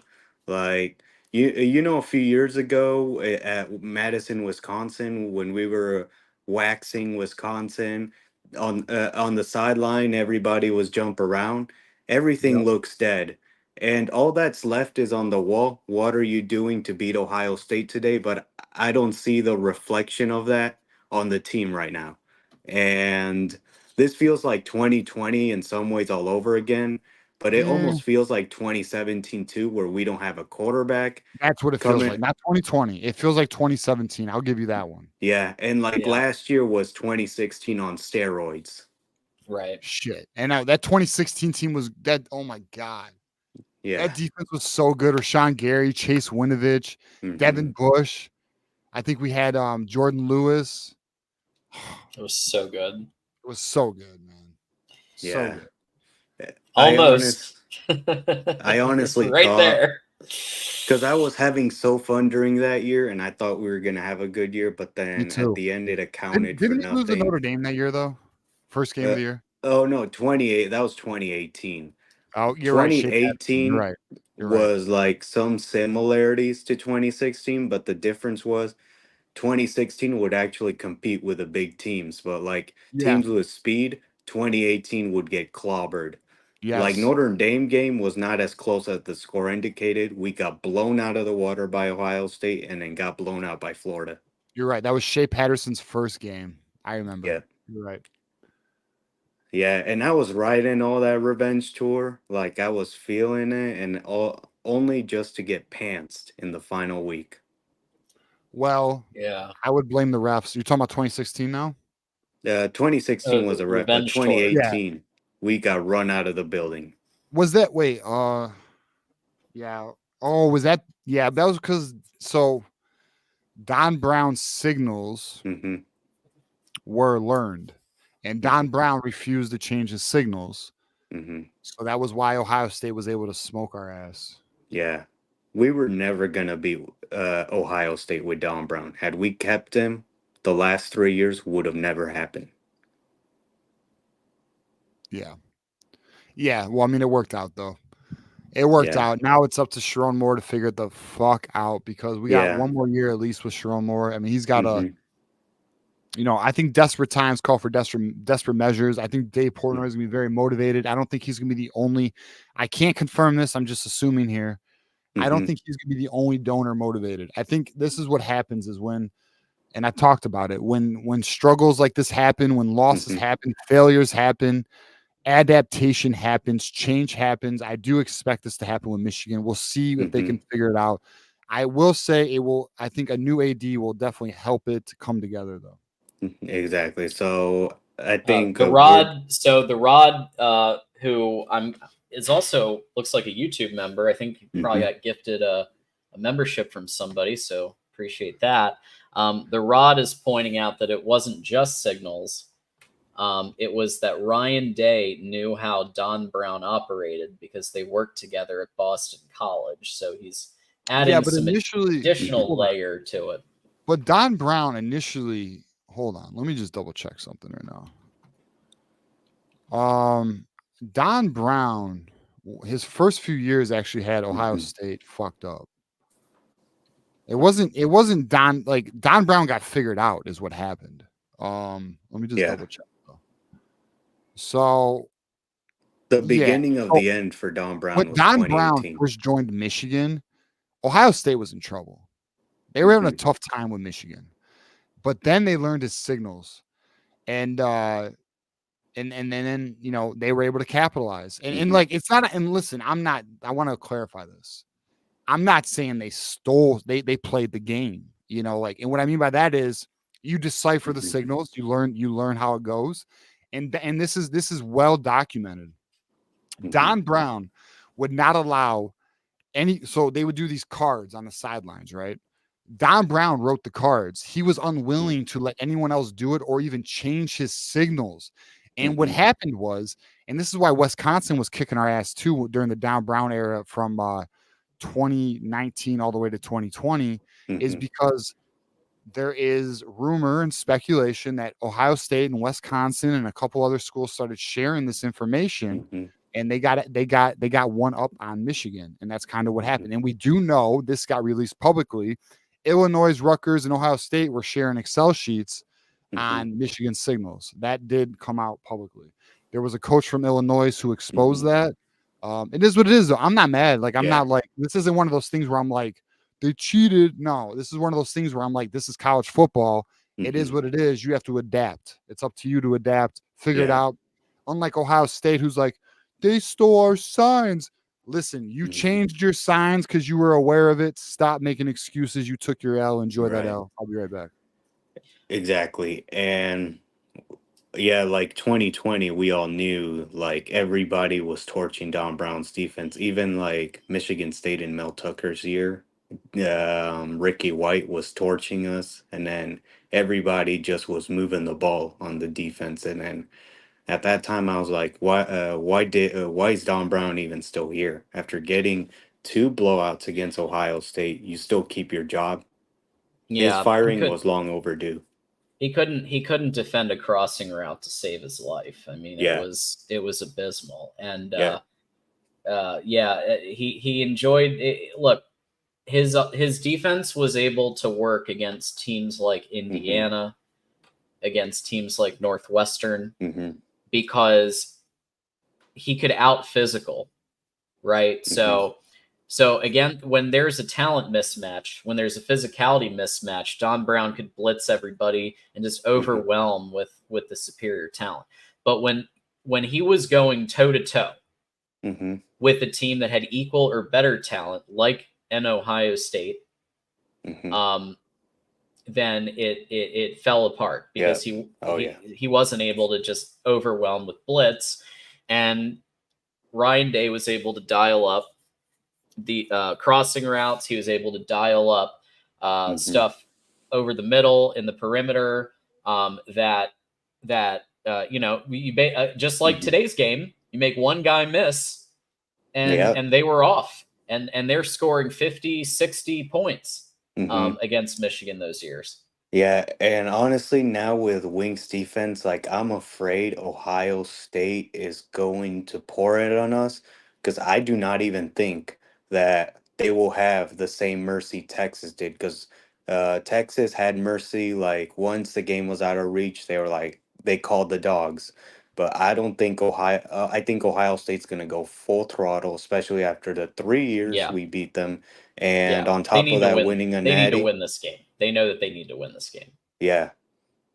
But it would be hilarious if we somehow win this game against Ohio State after this whole rough uh, weeks that we've been having, because I think that would forgive a lot of what we are seeing this season if we somehow end up winning, which is unlikely. And I feel like also Ohio State players saw that we were going to have a down year, so I was like, man, this is our best time to go beat them. So that's probably one reason they gave up their draft. Absolutely. Listen, Daniel, we really appreciate you being on. Any final thought for us? Yeah, my final thoughts are, do you see Jack Tuttle being the answer where we could go on a hot run? Or do you think he's just another bad quarterback? Maybe just like Brandon Peters, where we thought, he was the answer, but he wasn't really the answer because we all thought Brandon Peters back in 2017 was the answer. Well, define the answer. Is he the answer? Is he the lesser of all the evils? Yes. Would I put him over a lot of quarterbacks in power 4 right now? Hell no. But do I think he's the answer out of everybody that we have? Yeah. Yeah, because I really thought we were going to come back. Like when we went up 17-14, I thought the offense found it. And at that point, like had we won that game, Jack Tuttle would have been a big story. We'd be all happy, smiling right now, feeling good about the coming weeks. And basically, like the way we went stagnant after that 17-14, that basically overshadows the whole drives where we scored when Tuttle was on the field.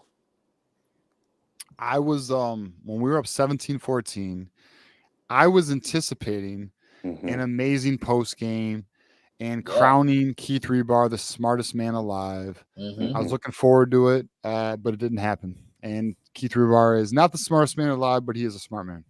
I'll just say that. Yeah. Elon Musk is a smart guy. I won't say he's the smartest alive, but not an idiot. Although some people are probably like, "Fuck Elon," but he's not an idiot. I'll just say that he's a smart guy. Daniel, we And appreciate you being here, man. Yep. All right. Go blue. Go blue. Yeah, go blue, man. Before we get to Nick, and we do appreciate Nick calling back, we do, of course, we had Voice of College Football here. So I guess he just finished his call-in show, and he said, "You guys outlasted me tonight." So a visit from the boss. And of course, we do want to encourage everybody to buy his book. So we've got definitely check out the Voice of College Football Network on X, because they've been doing a lot of work to build this thing up and revitalize, kind of do a V2 of it, the 2.0 of this. And the first thing you'll see when you go on is Disputed National Champions, his college football's historic 1990s reset by Mark Rogers, and on Amazon right now. So go ahead and click that Amazon link in the description section of any video, and go ahead and type in Disputed National Champions, and then you can buy the book. It's $9.99 if you want the paperback version. If you have a Kindle, so I have a Kindle, so probably get there's also a 99-cent version, and I have a plane ride to Vegas here coming up, so maybe do that. But yeah, so go ahead and do that, and we do appreciate Mark stopping by as always. And if it wasn't for Mark, neither of us would be on here right now and doing what we do. But it's also all of you. It's also everybody here. You guys make this show what it is, with your comments, with your likes, your super chats, and everything else. Anything from you before we go to Nick? Yeah, I just want to give an update on Sharon Moore. He gave a comment on the starting quarterback going forward. He said, quote, "I feel good about what he did. So right now, if we had to play tomorrow, I would say Tuttle would be the starting quarterback." So that is your starting quarterback going forward. It is Jack Tuttle's season going forward. Yeah. High praise. And shout out to Chris Ballas, because he fucking had that before fall camp even started, and a lot of people questioned it, us included. And it looks to be true. And that's really a detriment, but that's still a detriment on the coaching staff, because it's like, why the hell did we go to fall camp with that situation? Terrible. GT has let us know that he has pre-ordered the Mark Rogers book. Thank you, GT. And looking forward to it. We appreciate all your support, GT. And yes, we're looking forward to reading it and checking it out across the board. So yeah. Detective Loki says, "I trust nothing Sharon says." I agree with you. I trust nothing Sharon says. I really don't. I was talking to John. Yeah. I was like, John, like we were talking about some of the injuries and shit, and he's like, "Oh, Miles Hinton could have went back in." One of the injuries, for example, on Saturday last week, he said, "Well, Miles Hinton could have went back in if we wanted him to. He doesn't play today." It's like, dude, nothing you say is true. And then people will be like, "Well, it's just coach speak." Listen, there are plenty of coaches. Dan Campbell's one of them, who are very transparent. I've never listened to a coach who has been more wrong about what he says publicly versus reality than Sharon Moore. I mean, honestly, my entire years of following sports, at least locally, I don't know. I mean, I guess I'm not as tapped into freaking Texas A&M football, but like in terms of local ball, Michigan, anything Michigan related, whether it be basketball, football, whatever, I've never experienced a coach who has been more wrong publicly versus reality ever. It's wild. It's like Sharon's living in a different reality sometimes, man. Yeah, it's really kind of wondering like how much of it is misleading, how much of it is trying to like withhold information from other teams, and how much of it is just he genuinely believes some of this stuff. I'm trying to figure out which of those three buckets is right. That's fair. I mean, I will say that is a fair way to approach it, but like I feel like it's more he believes a lot of this shit. Like he really believed that his offensive line would be elite. You remember that? It's not. No, Evan Link sucks. No, And- he would say that's not true. Yeah. All right. Let's get to Nick. Nick has been very patient. Nick is not only a Michigan fan, but one of our YouTube members. Nick, go Blue. Yo, what up, fellas? What up, Nick? How you been? I mean, dude, I was looking forward to your phone call here. So what's up, my friend? What do you think about tonight? I'm sure you got a lot to say. Oh man, yeah, it's 2 a.m. So if anyone out there is, all my kids are listening, like, don't swear, they're not up, or they Let should. it go, my friend. Let it fly. Let it fly. Yeah. So, first, I just wanna. You guys were talking with the last caller about. I better not use that word, but Rico and Mike Valenti. Valenti? Yeah, whatever his nuts is. Like, dude, that guy. You didn't actually say the phrase. I will. He can suck my dick, and especially Rico, because I don't know if you guys heard them fucking talking about Mozzie Smith when he. I don't know why I specifically remember it, but it just pissed me off. That's probably why I specifically remember it. But like, Rico, I don't know if you caught this. He indicated, or that's not the right word, but I can't think of the right word right now. But basically led people on pretty blatantly that the situation looked like Mozzie. He basically compared Mozzie Smith, or was indicating that Mozzie Smith was going to go shoot up a school. Oh, God. And he was like, was a permit why issue. did you have a loaded gun driving fast to a school or in a school zone or something like that? He's like, I'm not gonna say. He said something like, I'm not gonna say it, but we've seen this happen. Hey, turn on your mic. Oh, Nick. And at the your same mic time, is fucking up. Miami's about to beat fucking Cal right now. Damn it. Can you hear me now? Oh man, yeah, you're good now. Okay, dude. Right, Hold on, Verizon, Nick, man. Nick, time out. Miami just did like a 60-yard play. They're down 38-32 with 1:15 left. And they're at the 15 right now, about to win this damn ball game after being down all game. Just a heads up to everybody watching. I would highly recommend checking out the Miami game, but staying tuned to us. Don't leave. Yeah, I'm gonna throw it on right now. This game's wild right now. They're down to a minute now. It's wild. But go on. All right, Nick, tell us about Rico's craziness. I was just saying he indicated that, or damn, dude, I'm tired. That's not the right fucking word. But like, he basically was saying Insinuated. Insinuated. Yeah. He basically insinuated that Mozzie Smith was going to shoot up a school. That's like pretty much like, if you listen to what he didn't directly say it because he's too much of a pussy to say what he really believes on the air, because he's too busy sucking off Valenti in the corner. He just sits there and parrots Valenti. Yeah. So, but those dudes, I won't spend any more time on those guys. Those guys are clowns. They have Michigan derangement syndrome. 100%. They're full of jealousy. They're shock jock people, bro. Valenti just tries to like Valenti. Oh, I bet you after what happened last year in the tunnel, you better not show up at the night game at Michigan State, otherwise you'll get hit with a car battery. Dude, shut the fuck up. Like, I just don't. Oh my gosh, yeah, you're right. Dude's such a pussy. No, bro, you know what's funny is they're like, oh, my ratings are so good. You're the only fucking station in Detroit. Detroit is a power sports city.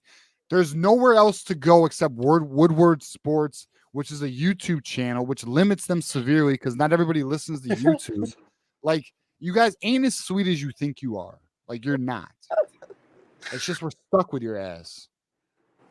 Yeah, dude. Yeah, those guys are just I don't know. I used to listen to them like very occasionally after like a big Michigan win, but after a while it was just like, nah, man. It's bitching. It's just constant bitching, and then Rico is just like I said, he's just stroking off Valenti.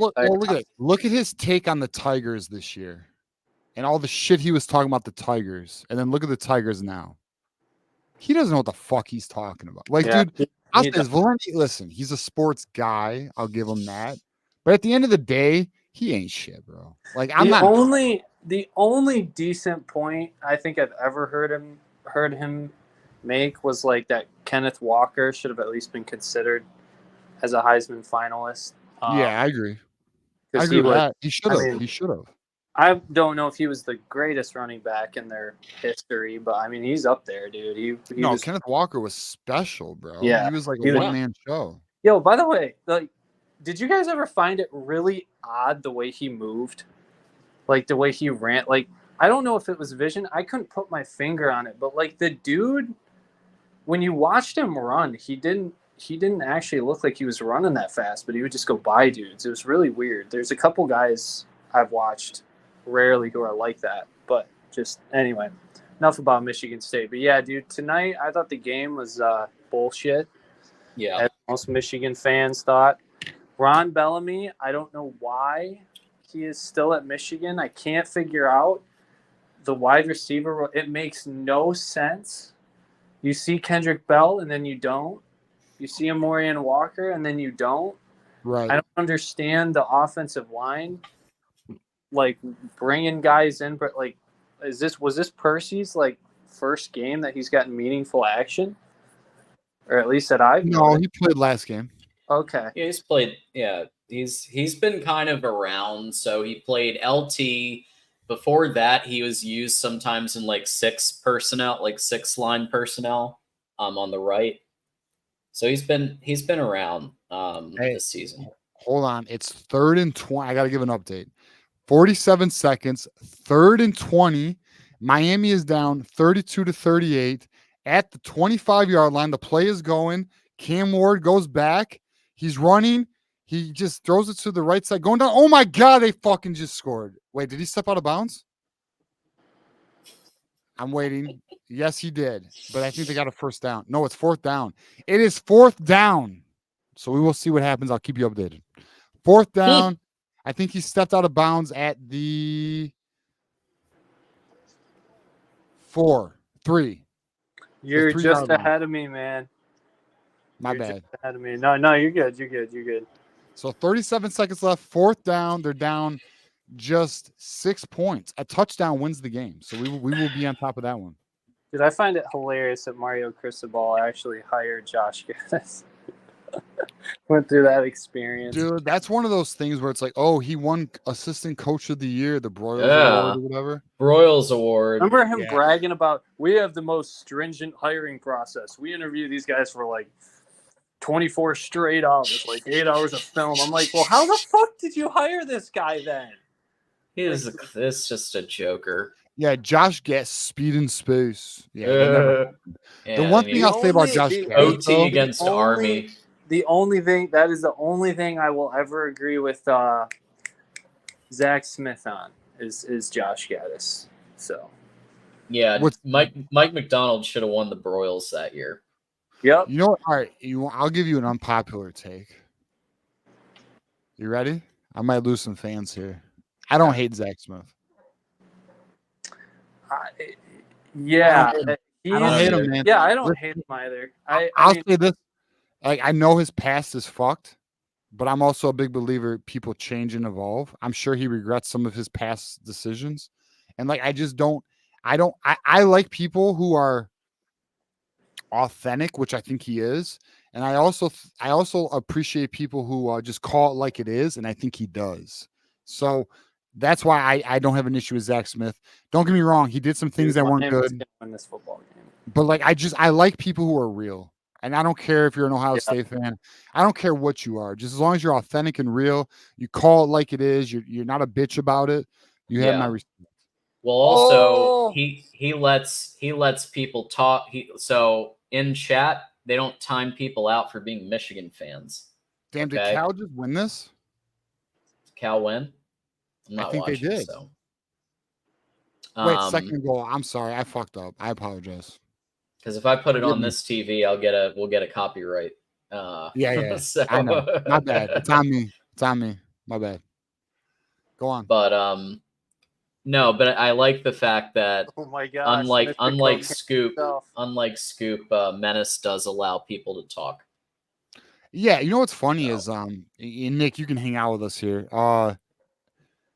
It's interesting that we hear, because like I'm relatively new to the YouTube game. I mean, I'm not even a year into this, but it's interesting to hear that people talk about if you're from a rival fan base and you simply say something simple, they'll ban you on these other channels.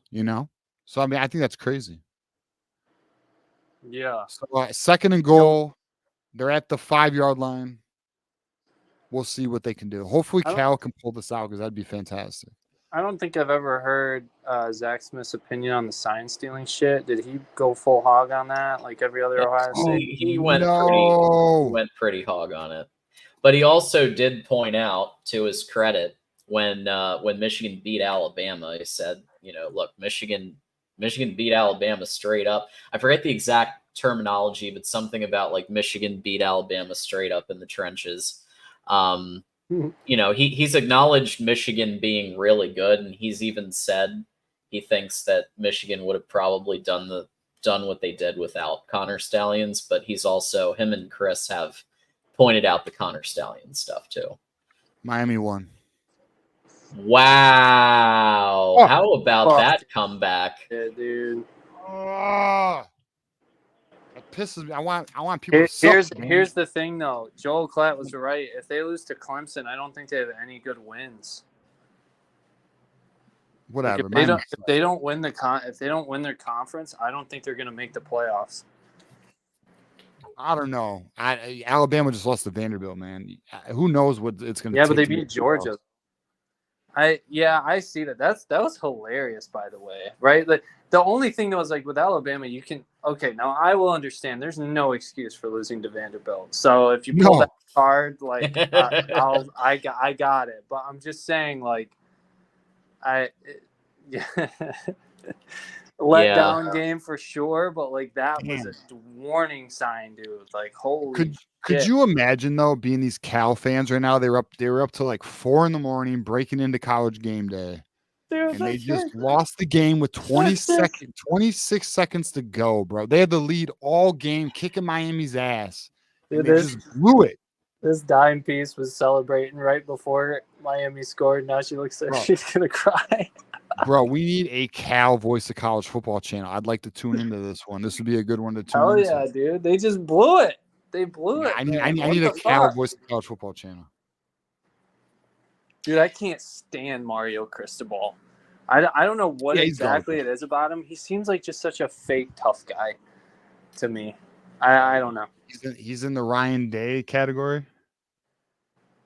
Oh, Ryan Day is much worse. I just yeah. Well, he's a fake tough guy. Yeah, he thinks he's tough. He's not. Ryan Day, I don't even think he's a fake.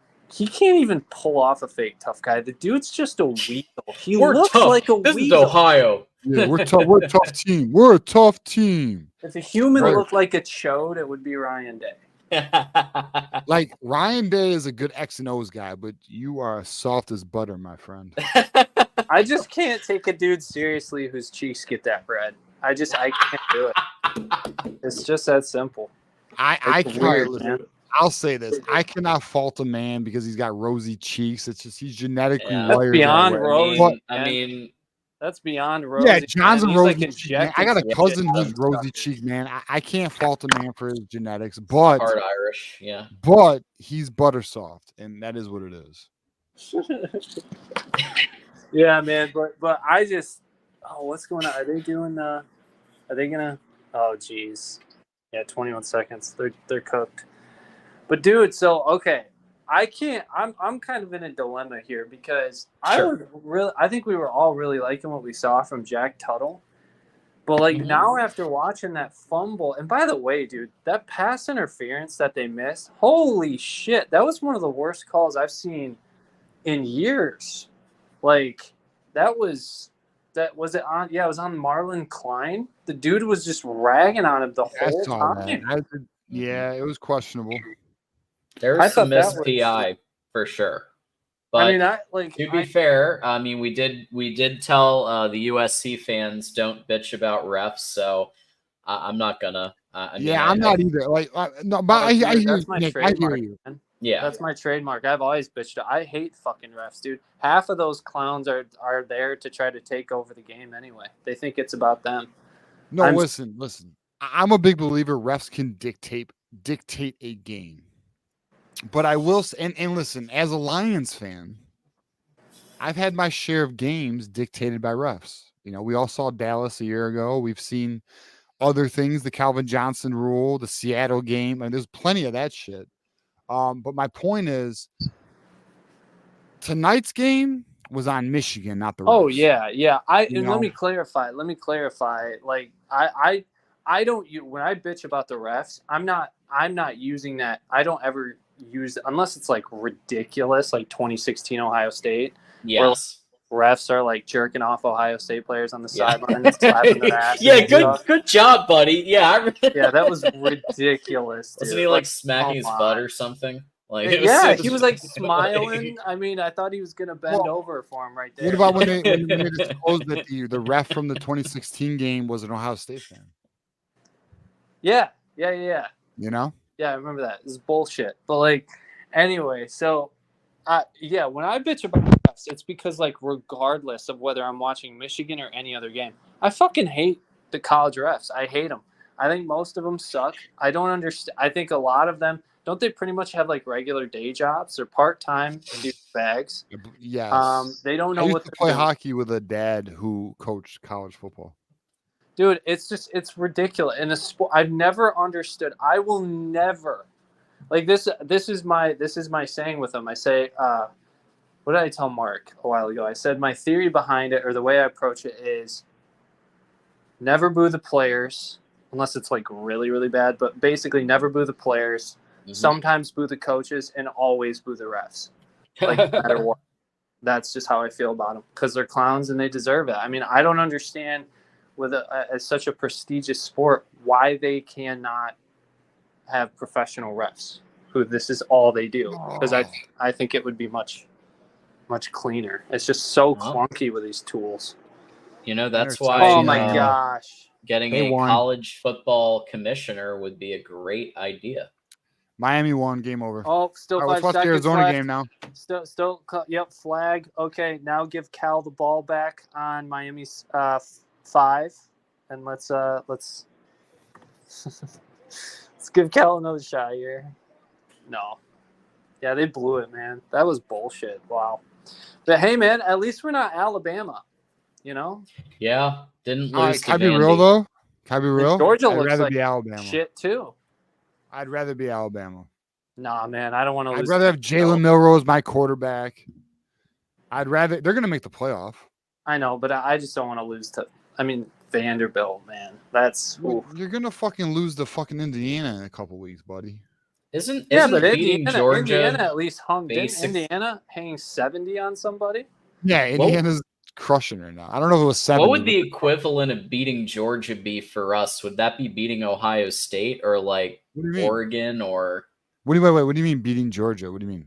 Like, so Bama just beat Georgia. Yeah. So if we're talking about, hey, we'd rather be like that's Alabama State, for sure. Yeah. Georgia, so Alabama.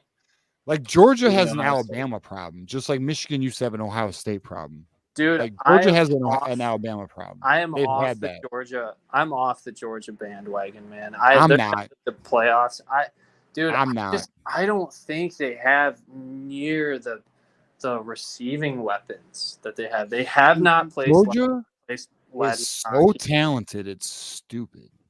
I know, man. But I'm just saying maybe they'll get better, but I don't trust them right now. So Kirby Smart's a defensive guy, and I think you see that in his teams. Mm-hmm. And the offense, even though they have Carson Beck, I just think that the offense they do get good receivers. I mean, they really do recruit good receivers, but I don't know. It just doesn't translate. It's really weird. But Alabama, I fucking wish, bro. I will say it'd be nice to have Ryan Williams about right now. Shit. Like that kid's crazy, bro. Dude, I hope we don't fuck. He's supposed to be in high school right now. You know that? Yeah, he's 17. 17 years old, should be a senior in high school. He's arguably the second best receiver in college football. Okay, and Joel Klatt coming out and saying Jeremiah Smith is the best player in college football. He needs to. Player? Yeah, player. He Oh, needs. I didn't know that. He likes to fillet Ohio State a lot. Well, he does I'll it say with this, their wide receivers every he game. might be the best wide receiver in college football, though. Oh yeah, him, he and probably. the kid, him and old boy in Alabama. Those are probably the top two. Yeah, he probably is. I mean, he's a freak, but best player, nah. No. No, I mean, I think he got like. I would say my Travis guy Hunter. from Boise. My guy from Boise is the best player in college football right now. Yeah. No, man, you got some dudes at less appreciated positions that are gonna be, dude. And by the way, man, this talk about Jalen Milroe all of a sudden being like, heard some talk before tonight about him being like the first pick overall. I don't know about that, man. That's He's all of a sudden he's the Heisman. He's might be first pick overall. I mean, look, he's good. Don't get me wrong, but I think he's in the conversation for everything. Well, let me ask you this: what quarterback are you drafting over Jalen Milroe? Jack Tuttle. No, just kidding. Jack, right? That's a good question. There's probably someone I'm not have to look at everybody. I don't know. What do you guys think of? How do you feel about Carson Beck? I think Jalen Milroe is better. Yeah. Yeah. The only thing with Jalen Milroe, he's going to need to do more. He's going to need to develop more in the intermediate. Now, hey, I will say this. I was telling my friends a year ago, I was like, people are saying Jalen Milroe can't play quarterback. I was like, if he develops even a little bit, like he's going to get drafted 3rd round, 4th round, like because Jalen Milroe, and this was like he's gonna go first round, man. What are you talking about? No, I'm saying a year ago. Like I've been. Okay. I've been thinking Jalen Milroe was a quarterback talent for a while, like way before he turned into this. Just because I've just always thought it's ridiculously unique that a guy that explosive and athletic was able to be as accurate as he was down the field. That was just really weird. I've never seen anything quite like that. But Detective Loki is targeting Jack Tuttle. He is predicting Jack Tuttle will be drafted by the Saskatchewan Roughriders as an undrafted free agent. Good fit. Bring back Shea Patterson. He'd be a massive upgrade over anything. I know you love Ron Bellamy, so let's hit this one from GT. Ron Bellamy would turn Justin Jefferson into a 3-catch, 50-yard per game receiver. Truth. So true. Dude, so true. You're giving Ron Bellamy too much credit. It'd be way worse than that. He would. Yeah. It'd be 2 catches and 33 yards. And add in like a fumble and falling down twice. Like, it's a thing, man. I just don't understand this guy. But so here's the thing with Jack Tuttle. Well, you know why they hired him, right? What? You know why they hired him, right? Because he was Donovan Edwards' coach, right? That's right. And he's a former Michigan. So, yeah, to secure Donovan Edwards, they hired him. And on top of that, he's a former Michigan player. Oh, Shador. That's the answer. Yeah, Shador. I don't think so. They're gonna take I think Jalen Milroe is over. ahead of Shador. But, I mean, don't get me wrong, though. Shador is going to get drafted high. I mean, like, it's possible I'm wrong. Like, Keegan could very well be right. I'm not saying he's wrong. I'm just simply saying I think Jalen Milroe is the best quarterback in the draft this year. I will say, though, the thing, and I'm not going to argue about that. But wait, Nick. Hey, was I right or was I right about Jaden Daniels? Remember, John, if you remember, we were talking about quarterbacks getting drafted. I said I think Jaden Daniels is the best quarterback in the NFL, and everyone was like, "Oh, not everybody, not us," but like there were people, "Oh, Caleb Williams." No, Jaden Daniels was definitely the best. And look at it right now; he's killing it for Washington. Well, JJ's injured. Yeah, I wanted JJ. I was like JJ Goat Carthy in that preseason game, man. I wish I could. What could have been. I think I really do wish I could see him play. I think JJ would have killed it this year. Yeah, with this team, hell yeah, man. Yeah. Like JJ's gonna be a guy. I feel like had he put up more preseason performances like that, there would have been a conversation at least. Dude, it was that pissed me off so much. Those throws he made in that game, yeah, they were great, but it's like all of a sudden, man, like more like there was kind of like a slow wave as the draft got closer because like dudes who were actually watching film and evaluators like were like, okay, this dude's actually a guy. But like he's been making plays and even better plays. I don't understand where or how the narrative started to change. I never understood that. He's always made like ridiculous throws. Like that throw against Ohio State, like to Roman Wilson was I don't think I've ever seen anything. That was like, dude. Right. NFL quarterbacks normally would be like, I don't even see that from NFL guys. So that was the Alabama across the body, like literally had to catch it with one hand. Yeah. That was nuts. Over to Roman Wilson. Like how many? Maybe one hand. The amount of cornerbacks that could do that. Yeah, for sure. But like so here's the thing about Jack Tuttle. Like I was saying, I think there's definitely some things to be encouraged by, like that pass to Colston Loveland and whatnot. I'm really struggling because I don't want to go down. You know, for me, 4-2 is optimistic. You remember my prediction. And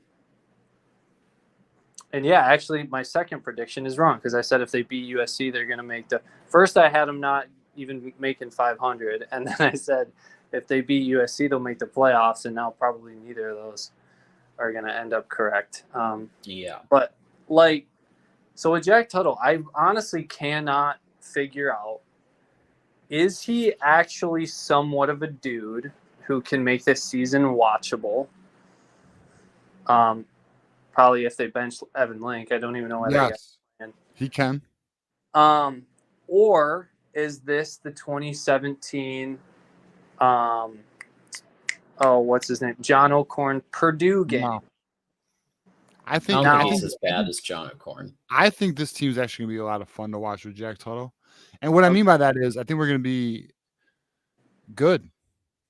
Now, do I think we're gonna make the playoffs? No. I think we could beat Oregon.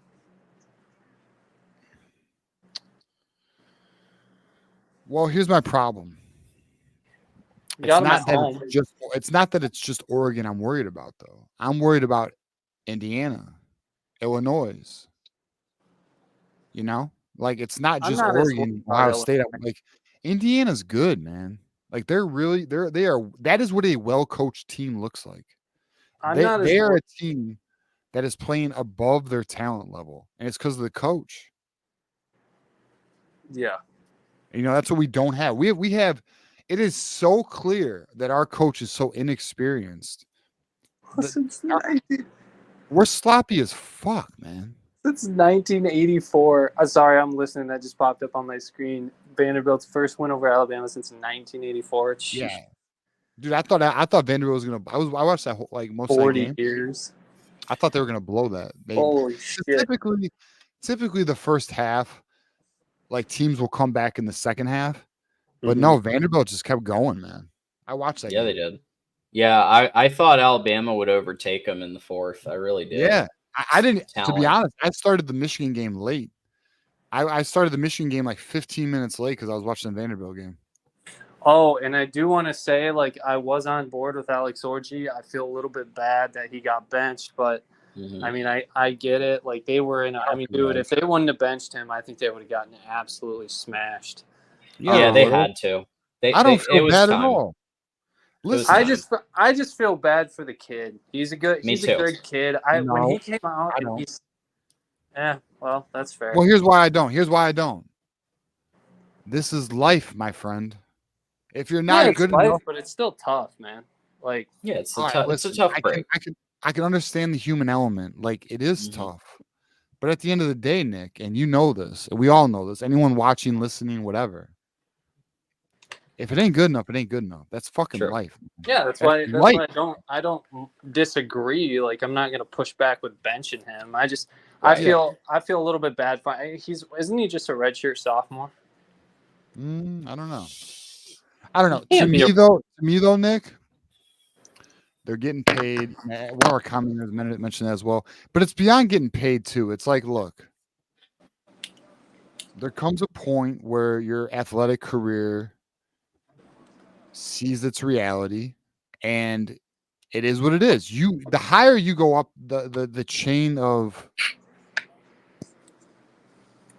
I guess, professional growth, the more tougher it gets. And the reality is, it gets more fierce. It gets harder.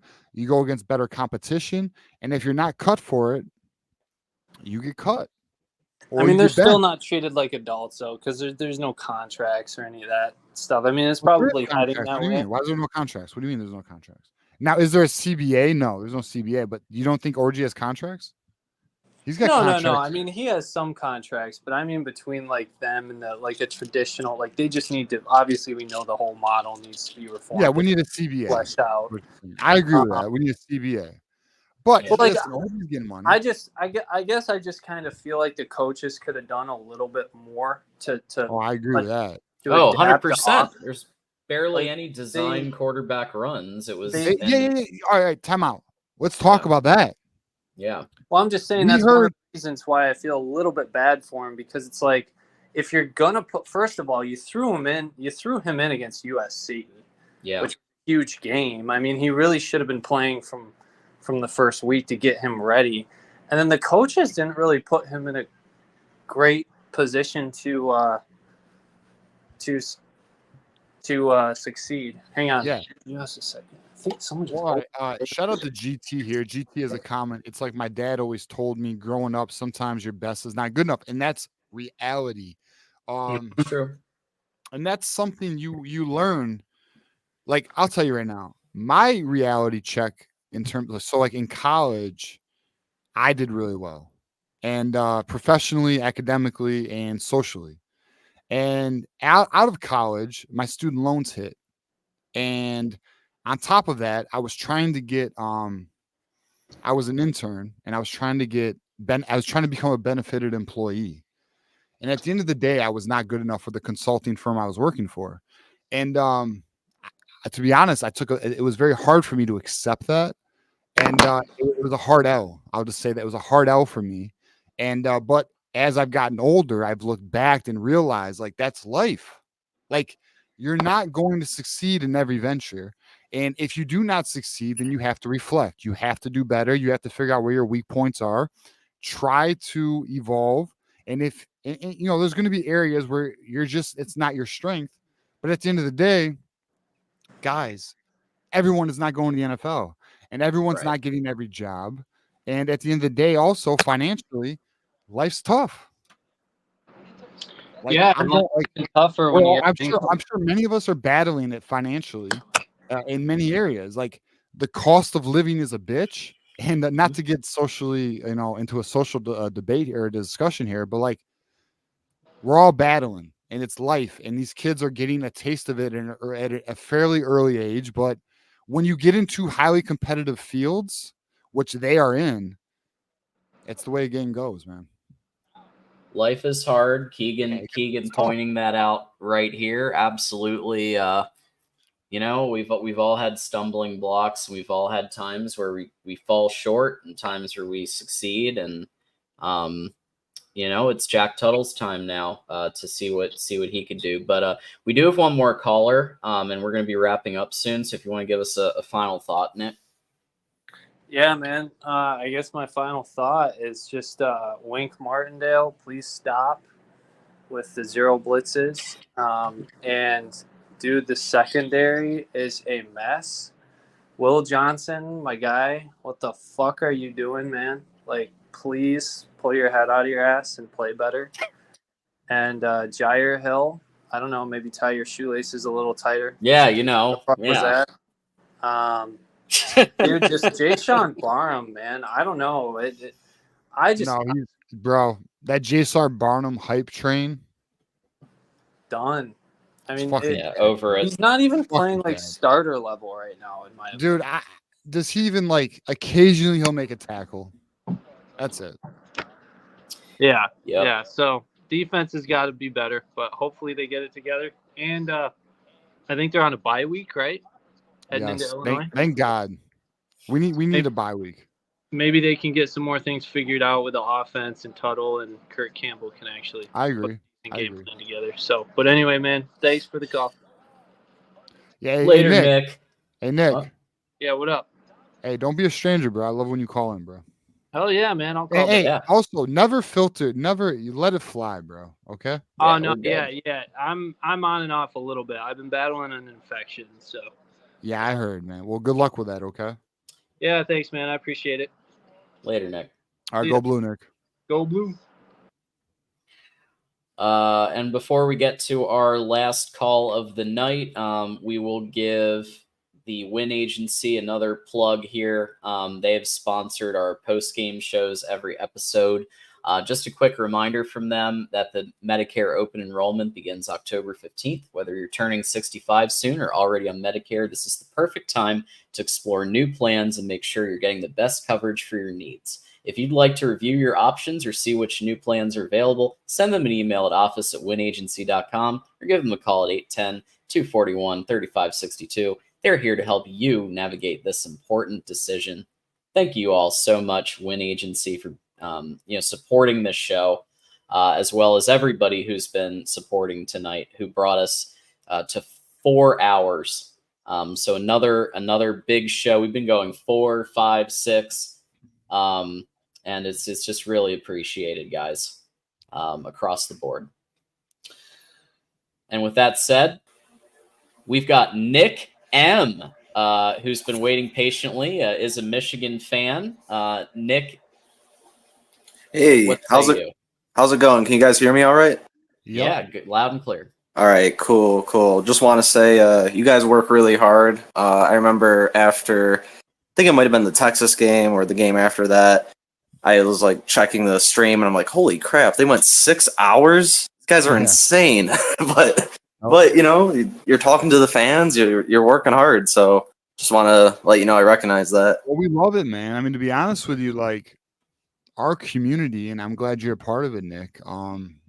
It's just we got a good ass community, bro. Like, we just appreciate we have our regulars. Nick, you are our first time caller, and we just appreciate it, dude. We love talking ball, and we're all going through it. And at the end of the day, I mean, Michigan's not at the expected level right now, but the good news is I have full confidence they will get there.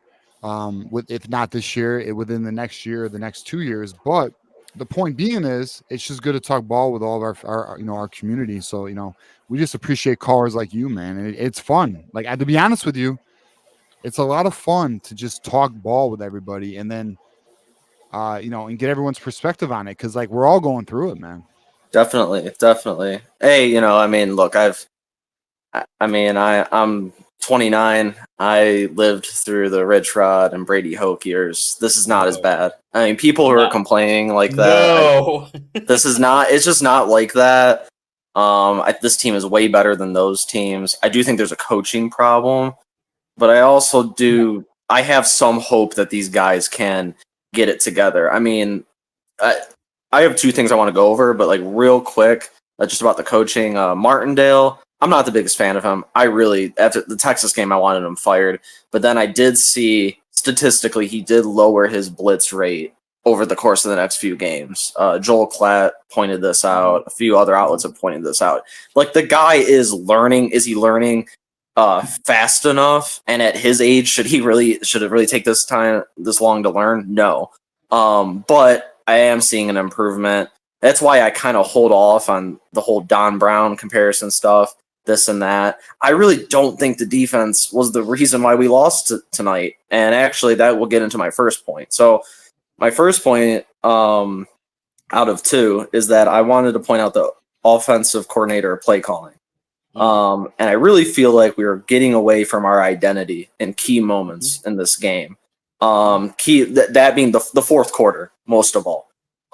We go down the field, start the second half, Tuttle, make some really nice plays, but it was mainly our running game that was getting us down there. But, Tuttle made some nice plays in there. And then, of course, the touchdown pass, and of course, I'm not on social media, but if you go on Google and you type in the Michigan game, you can see like what people are posting on X and all that. And then everyone's like, I love Tuttle. He's amazing. This guy's the answer.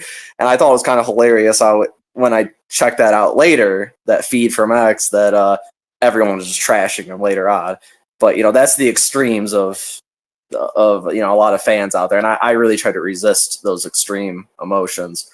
So anyways, we come out in the second half, have that great drive. Washington ties it up. It's 17-17.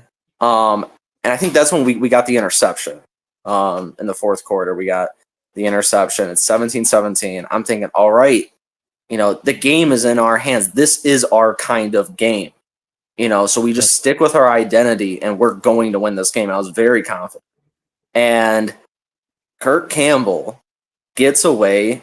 I think it's him. I don't think it's Sharon Moore. I think it's Kirk Campbell who gets away from our identity in key moments.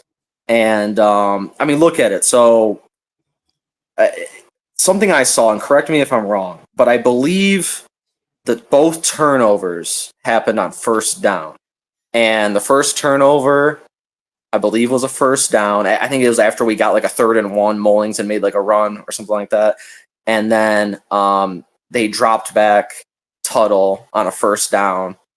And that's when the fumble happened. If I'm wrong about that, correct me. But why are we throwing it on first down? We're picking up.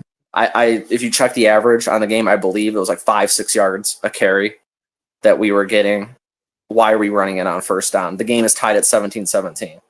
Really at that point, the pass should just be to mix things up. We have a good thing going with Edwards and Mullings. Obviously, I'm sure people pointed this out. Edwards, could have hit that big hole at some point at that one play, and then he slipped. I wasn't that upset about that. I'm not going to get hung up on that because to me, I looked at that play and I just thought that sucks, but that opportunity will happen again. It will, if you stick with it, another hole is going to open up at some point because Washington is not that great at defending the run game. Not as good as us, which is why we won the rushing battle pretty decidedly against them. So anyways, that first fumble was on a first down, I believe. And then the interception, I believe, was on a first down. I think it was after we had gotten the 4th and inches. What is Kirk Campbell doing here? And I want to get your guys' response, but I feel like he got away from our identity in key moments in this game. So with respect to why you would, in general, passing on first down isn't necessarily a bad idea because you can utilize it as a waste down. In other words, Corey Brada has been advocating for Iowa to do more of this, where you take a shot, because if you don't, then you still have 2 downs. If you miss it, you still have 2 downs. Maybe you draw a PI as well, and then you got 2 downs to get your 10 yards, right? Mm-hmm. So that's a reason why you do it. But with Kalel playing the way that he has been this whole season, why you don't have him in the backfield more, consistently. I know Donovan broke through for a run. Fantastic. Let's give him a cookie. Congratulations. But we know that Kalel can consistently make things happen in that position. So going away from that, I agree, is not advisable. And they kept doing it. And it just doesn't make any sense to me. So there's reasons to pass on first down. And I think that that's probably why he's doing it, to at least make the defense think about maybe a deeper shot or a medium shot. But yeah, with Kalel playing the way he is, I feel like just pound the rock, man. With him, you guys want to know a crazy thought? Sure. You know who lost more talent than Michigan? Washington. Yeah. Who played better tonight?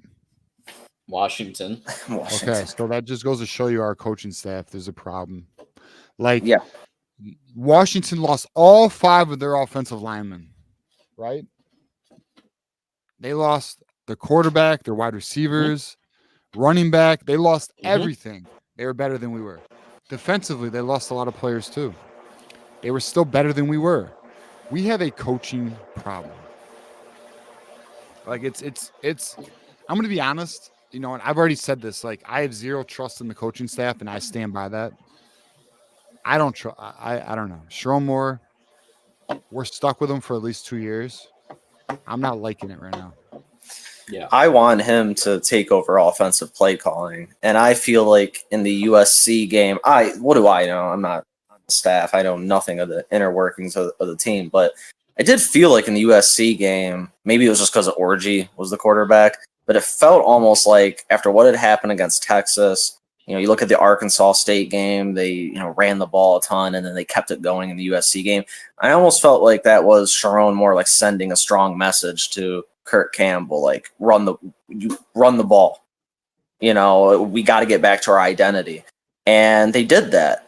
And maybe he even had, because I feel like on the sideline sometimes you see him, you know, with the play sheet or whatnot. It seems like Sharon Moore is sometimes calling plays. I might be completely wrong about that, but I felt like this game maybe he handed it back to Campbell a bit, and you know, I don't know. I mean, just because I know, like with Harbaugh, you know, if you gave him the run, he would take it and he wouldn't stop. And Sharon Moore has shown those same attributes, you know, specifically the Penn State game from last year. I think there's been a few examples from this year. And I want him to take back over the play calling. I mean, people forget we won the national title with Sharon Moore calling plays. You know, and I I didn't get. forget. Yeah, well, I know you did. I know you did. You guys are smart. You guys are smart, but like a lot of people do. And it's just I think he's mentioned in press conferences, you know, he wants to delegate, you know, being a head coach is different than being a coordinator. He said that. Yep. Obviously. I mean, look at Ryan Day. Ryan Day's basically given up play calling duties.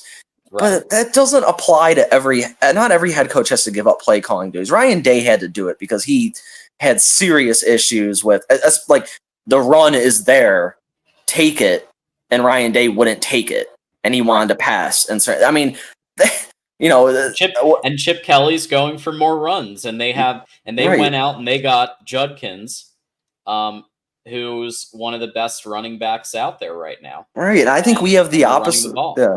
I sorry, I didn't mean to interrupt you, but I think we have the opposite problem here. I think we have a problem with we have a shit offensive coordinator. I mean, I think Kurt Campbell's a fine QB coach. He was JJ's biggest cheerleader, which is why when Kurt Campbell was offensive coordinator last year, he was, you know, I mean, for those games that he was offensive coordinator early in the year, he, you know, we were passing the ball more than we ever have, you know, because he really wanted, I think him and JJ, they were just very close.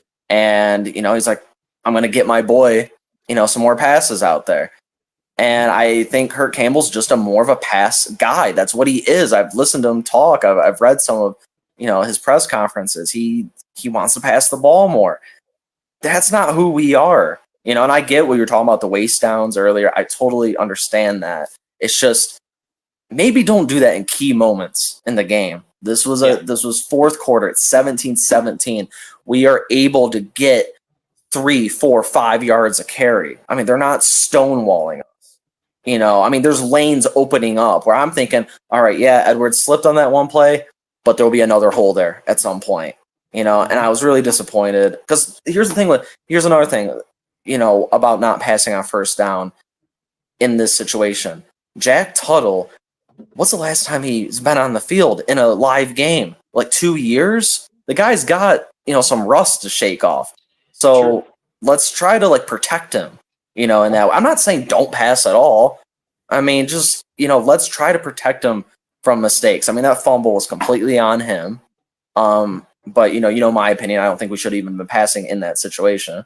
And then I mean, there was the interception, you know, and anyways, I mean, that's pretty much my point on that, you know, especially with the run game working. And I don't know.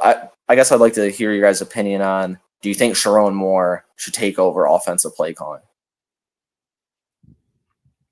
I'd be for it. Yeah, I mean, we got nothing to lose right now. I mean, it's not working. We just lost to Washington with a team that suffered a greater loss than we did, has less talent than we. They do not. Washington, if anyone, I don't know if anyone pays attention to Washington recruiting. I'm fairly familiar with it because I kind of look at. I was watching the teams coming to the Big Ten, and guys, they don't have a lot of blue chip players. Like they're not even on our freaking level. No. We got over like 40 or 50 blue chip players. They're like in the 20s. The reality is they got a quarterback in the portal. We didn't. They have a coach who is experienced. We don't. We're being outmatched, and Michigan really shit the bed. I mean, it's just what it is. Shit. Yeah, they were in the Natty too. So you want to talk about, hey, it was too late because of the national championship? They were in the Natty too, and they got a quarterback. And hold on, their coach got stolen. Their coach would not even sign with them and played games with them because their athletic director could not offer them the contract that Alabama could. Kalen DeBoer completely played Washington and kept saying, well, we're in negotiations. And the reason why I know that is because I was paying attention to that recruitment because I knew what was going on with Jim Harbaugh. And then eventually he just ran to Alabama, even though there was a lot of open secret rumors that he was interested in Michigan. But the reality is Jim Harbaugh took a while before the Chargers made their aggressive pitch. And then we lost Jim Harbaugh. And not only that, Sharon Moore was always the next up candidate. Jim Harbaugh essentially anointing him the next up candidate. So it is what it is there. But the point being is Washington was in a far worse position than we were, and we took the L tonight. That's coaching. It's not players. We have an issue.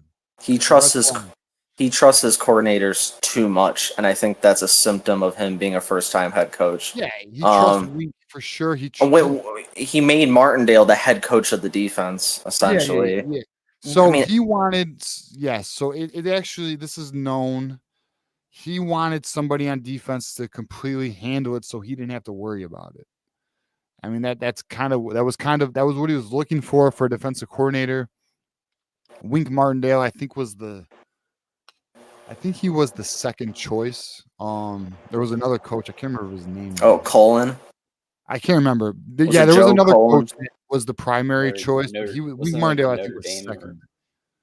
There was another coach from Seattle Seahawks that was also of consideration, but I can't remember who that was, but I can't either. He was a heavier set guy. I think he played with him at Louisville, or there's some of Louisville or some shit. But at the end of the day, we're in trouble. I mean, at the end of the day, it's not good, man. I mean, he's got to stick with Martindale at least for the season on defense. I was more angry at Martindale earlier in the season. I am now more angry at Kirk Campbell than Martindale. I think Martindale has at least shown some ability to lower the blitz rate. He's not perfect, but he's shown some ability to do that. The defense played well today. I know people are going to get all over them over a few plays, but look, they don't. I mean, the second half, Washington wasn't doing much on offense. They really weren't. They got a short field after that fumble, to go up 24-17. And then they got another short field with the interception. Their offense did not do a lot in the second half. The defense can't just be hung out there to dry all day. I didn't think the defense was a problem today. It was mainly the offense. And the thing is, Sharon Moore can actually do something about that. I wouldn't expect him to take over as defensive play calling. He's not a defensive guy, but offensive play calling, he can do that. I mean, and we've seen him insert himself at certain times. I believe the call to win the USC game, the I formation, that was Sharon Moore.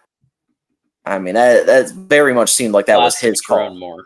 Yeah, Bo Schembechler running, Jim Harbaugh. I'm sure he got that from Jim Harbaugh, the I formation and all that. And anyways, I just want to go to my last point and just be quick. We got the serious stuff out of the way. I just want to go to my last point and then close it out. I know you guys probably want to go to bed. I have to go to bed soon too. But you guys were talking about that radio host in Metro Detroit, Mike Valenti. Yeah. You know what? This is a good night just to shit all over that guy because a few other callers have. Because really, it does need to be kind of talked about. So I grew up in Metro Detroit. I live in like the northwest part of Metro Detroit. I grew up with him on the radio, and I actually liked him growing up, even though he's a Michigan State fan. I thought he was more fair back in the day. Something changed in the past few years. I think it was around COVID. A lot of things changed. I'm not going to get political, but he got pretty crazy on the radio about some stuff. And then I just noticed that and then when Rico came on, things really started to change because Terry Foster he used to push back against him. A guy who I went to high school with actually ended up being his producer, Mike Sullivan. He was really good on the show. No shit. Yeah, he was. His brother was in my grade. Mike's a really nice guy. Part of me thinks I'm not. Part of me thinks that Mike was kind of pushed out a little bit because Mike's political beliefs were definitely different than Mike's. I mean, Mike Sullivan's political beliefs. So I'll say this. So I'm aware of. I know Valeni encouraged him to pursue his other business and to get away from radio. Yeah, and I think Mike acts like he's not a very political guy, but he is, and he has very strong beliefs, and he does not want to be associated with people who don't share his beliefs. And I think, I could kind of read between the lines what happened there. And Mike Sullivan was the great thing about someone like Mike Sullivan and Terry Foster is that they would counter Mike on the radio.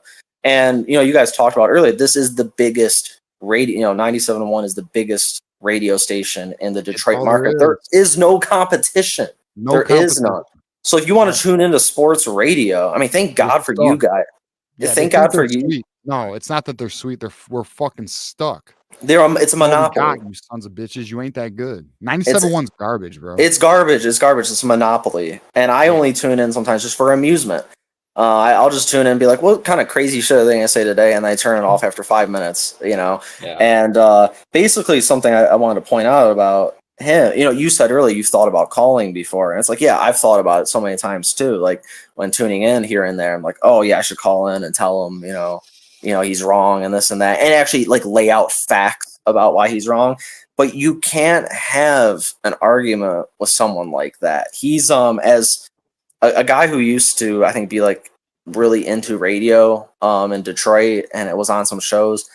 He's written something about Mike Valeni that I thought was very accurate. The guy's a studio gangster, essentially.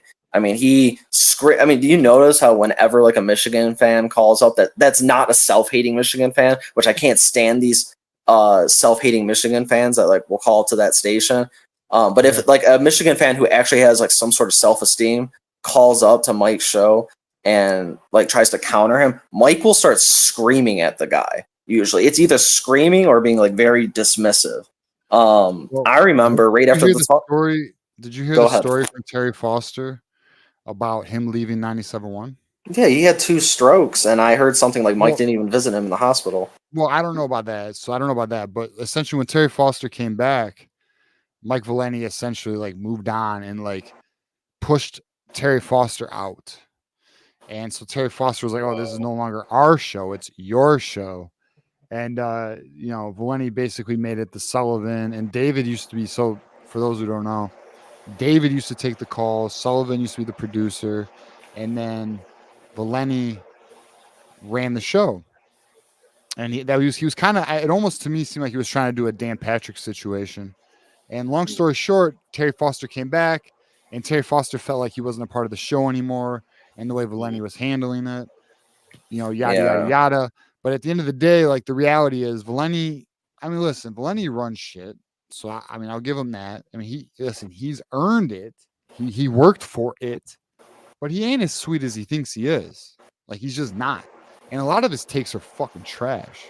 He's a hot take. He's become he's become what he despised. I mean, you see this happening. People change. Howard Stern became what he despised. Mike Valenti has become what he despised. He used to rail against that stuff. Also, what kind of like something I pick up on, like when I listen to it from time to time, is like the fear that those other guys have on the show of disagreeing with him. It's pathetic. Yeah, no, it's pathetic. Valeni calls the shots, bro. David. Mark David, Ryan's another one. Listen, I like Mark Ryan. I have no idea who that is. Mark Ryan's a new addition. He came from South Carolina, Yeah. but you can tell he's new. So like he essentially just wants to be in the crew. Yeah. But listen, anyone, and John lives in Virginia, I believe, or in that area.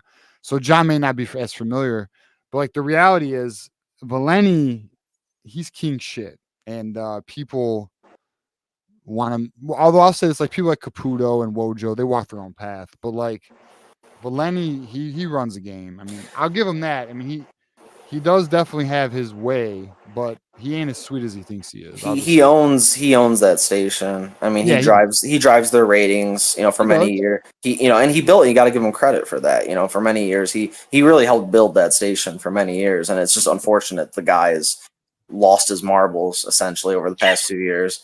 And I mean, I'm not trying to say like I know everybody on the show. It's kind of weird that I went to high school with that one guy and then he ended up being on the show. But the other guy, Kenny, who's on the show, I went to college. I went to college with Kenny. Me and Kenny we worked at a radio station together. Calls now. What? He takes calls. Kenny's a good guy. Like Kenny's a really what? He's the hockey guy. Yeah. Kenny's a good guy. I went to school with him. After college, people drift apart, but like I wish him the best. And when I found out that he got the job on the radio station, which was like a year or so after we stopped going to school together, like I texted him and said like, great, good job. And he's like, thanks, man.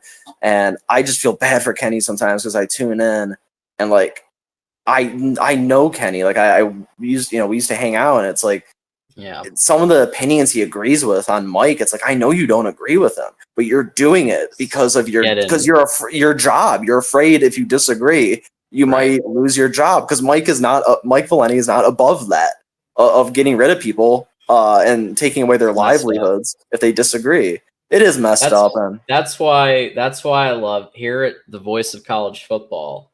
Mark has always let us do our thing. As long as I've been doing it, he's never given me a note. He's never said, change the way you do. No, he lets us run our show, the topics and everything else as we want to do it. That's very evident. No interference. It's very evident from listening, and I tuned into Mark like a few years ago, and the last thing I'll say is just, yeah, Mark does a great job, and like it's clear. I mean, he has a bunch of different channels, and you guys say things that I know Mark disagrees with. But the cool thing, Mark shit all the time, man. But the cool thing about Mark is he's like, okay, whatever, we disagree. You guys do a good job. So it is. He's a Buckeye, and I give him. I tell him also I got to give him as much shit as I can because November's coming quick. But yeah, I challenge Mark all the time, but it's all love, though. Like the thing about Voice of College Football is every individual in the network is allowed to express their opinion, and nobody is muzzled, and everybody is free to be themselves, and that's the approach of the network. So I hope anyone watching, appreciates our network. We're growing it. We have some more channels coming. John, you might. I haven't quite. I'll just announce them. We got Iowa State coming. We have Florida coming. So we have more channels on the horizon. We have even more than that coming, but I gotta confirm them before I can announce them. But the network is growing we're at like 27 or 8 channels right now. We're gonna get to about 75. So be on the lookout. Voice of College Football is coming. All right. I just want to say something about the Michigan State game coming up. Yeah. We're gonna win that game. All right. Oregon ran for like 200 something yards on them. I know we're not as good as Oregon. I know we're not. I still think we can beat Oregon because we're at home. But let's see how that Oregon-Ohio State game plays out. That'll give us a good gauge on both of those teams. But Michigan State, we're gonna beat them. I'm really confident we're gonna beat them. I mean, I heard some Spartan people saying, "Oh, our run game is good. Our run defense is good." No, it isn't. They ran the ball all over you. Oregon did, so I think if they can do that, that's our specialty. If we stick to our identity, we'll beat Michigan State. I'm more optimistic than, I guess, some people want to say I'm delusional or whatnot, but I'm more optimistic than other Michigan fans. I think that's a game we can win. And Indiana, I know they're 6-0.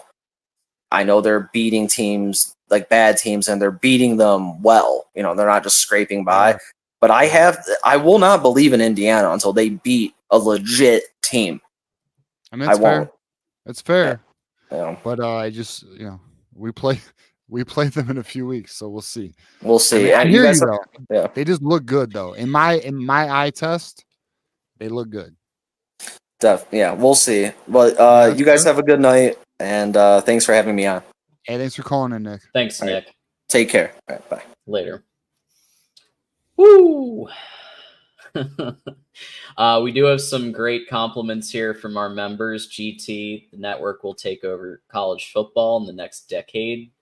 Appreciate that.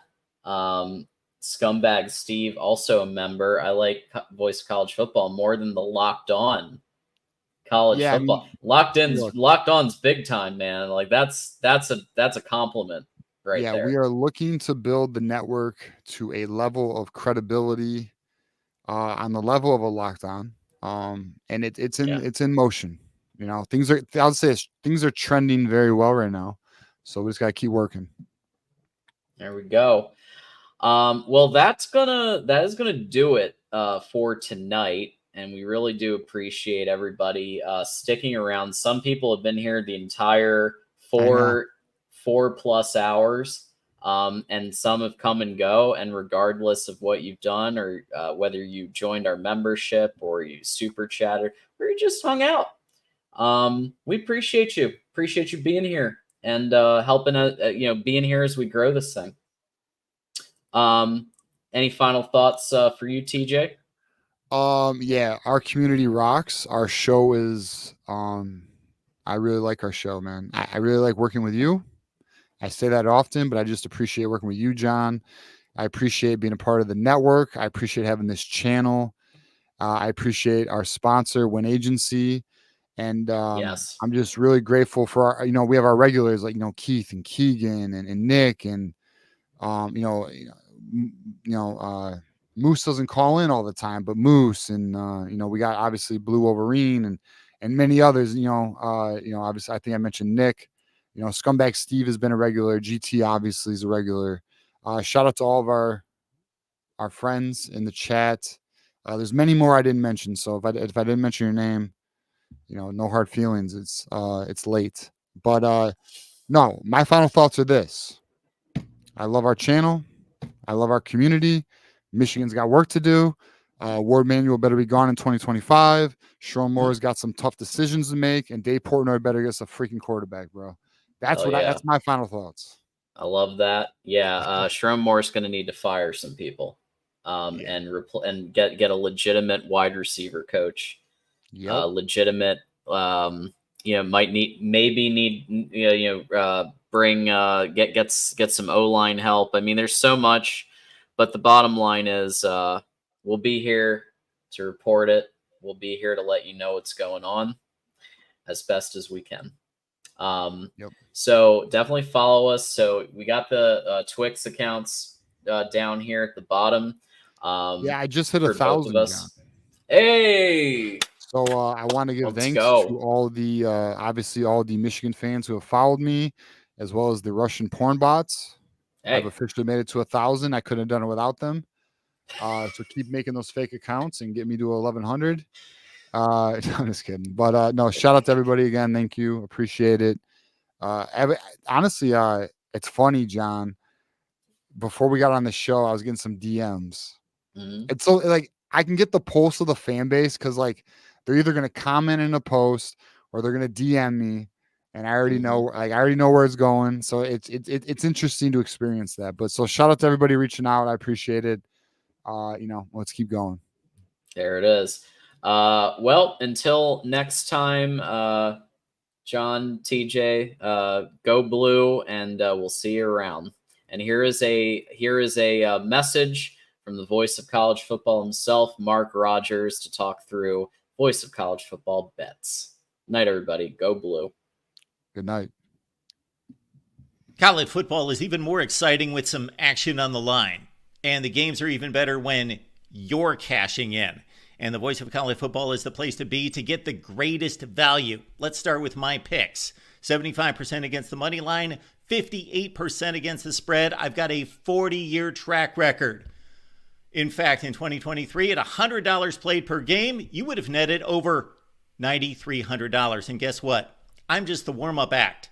Steve Merrill, our ace in the hole, show stopper from Wager Talk. 6 years with the Voice of College Football, over 30 years in the industry. Steve gives us analysis on all the big games, but you can't miss Steve's weekly under-the-radar pick, which went 21-5 against the spread the last 2 seasons. I repeat, 21-5 against the spread. You also get picks from some of our top analysts here at the Voice of College Football, including Steve Dace and Matt Zemek. Become a YouTube channel member or Patreon member for just $99 per month.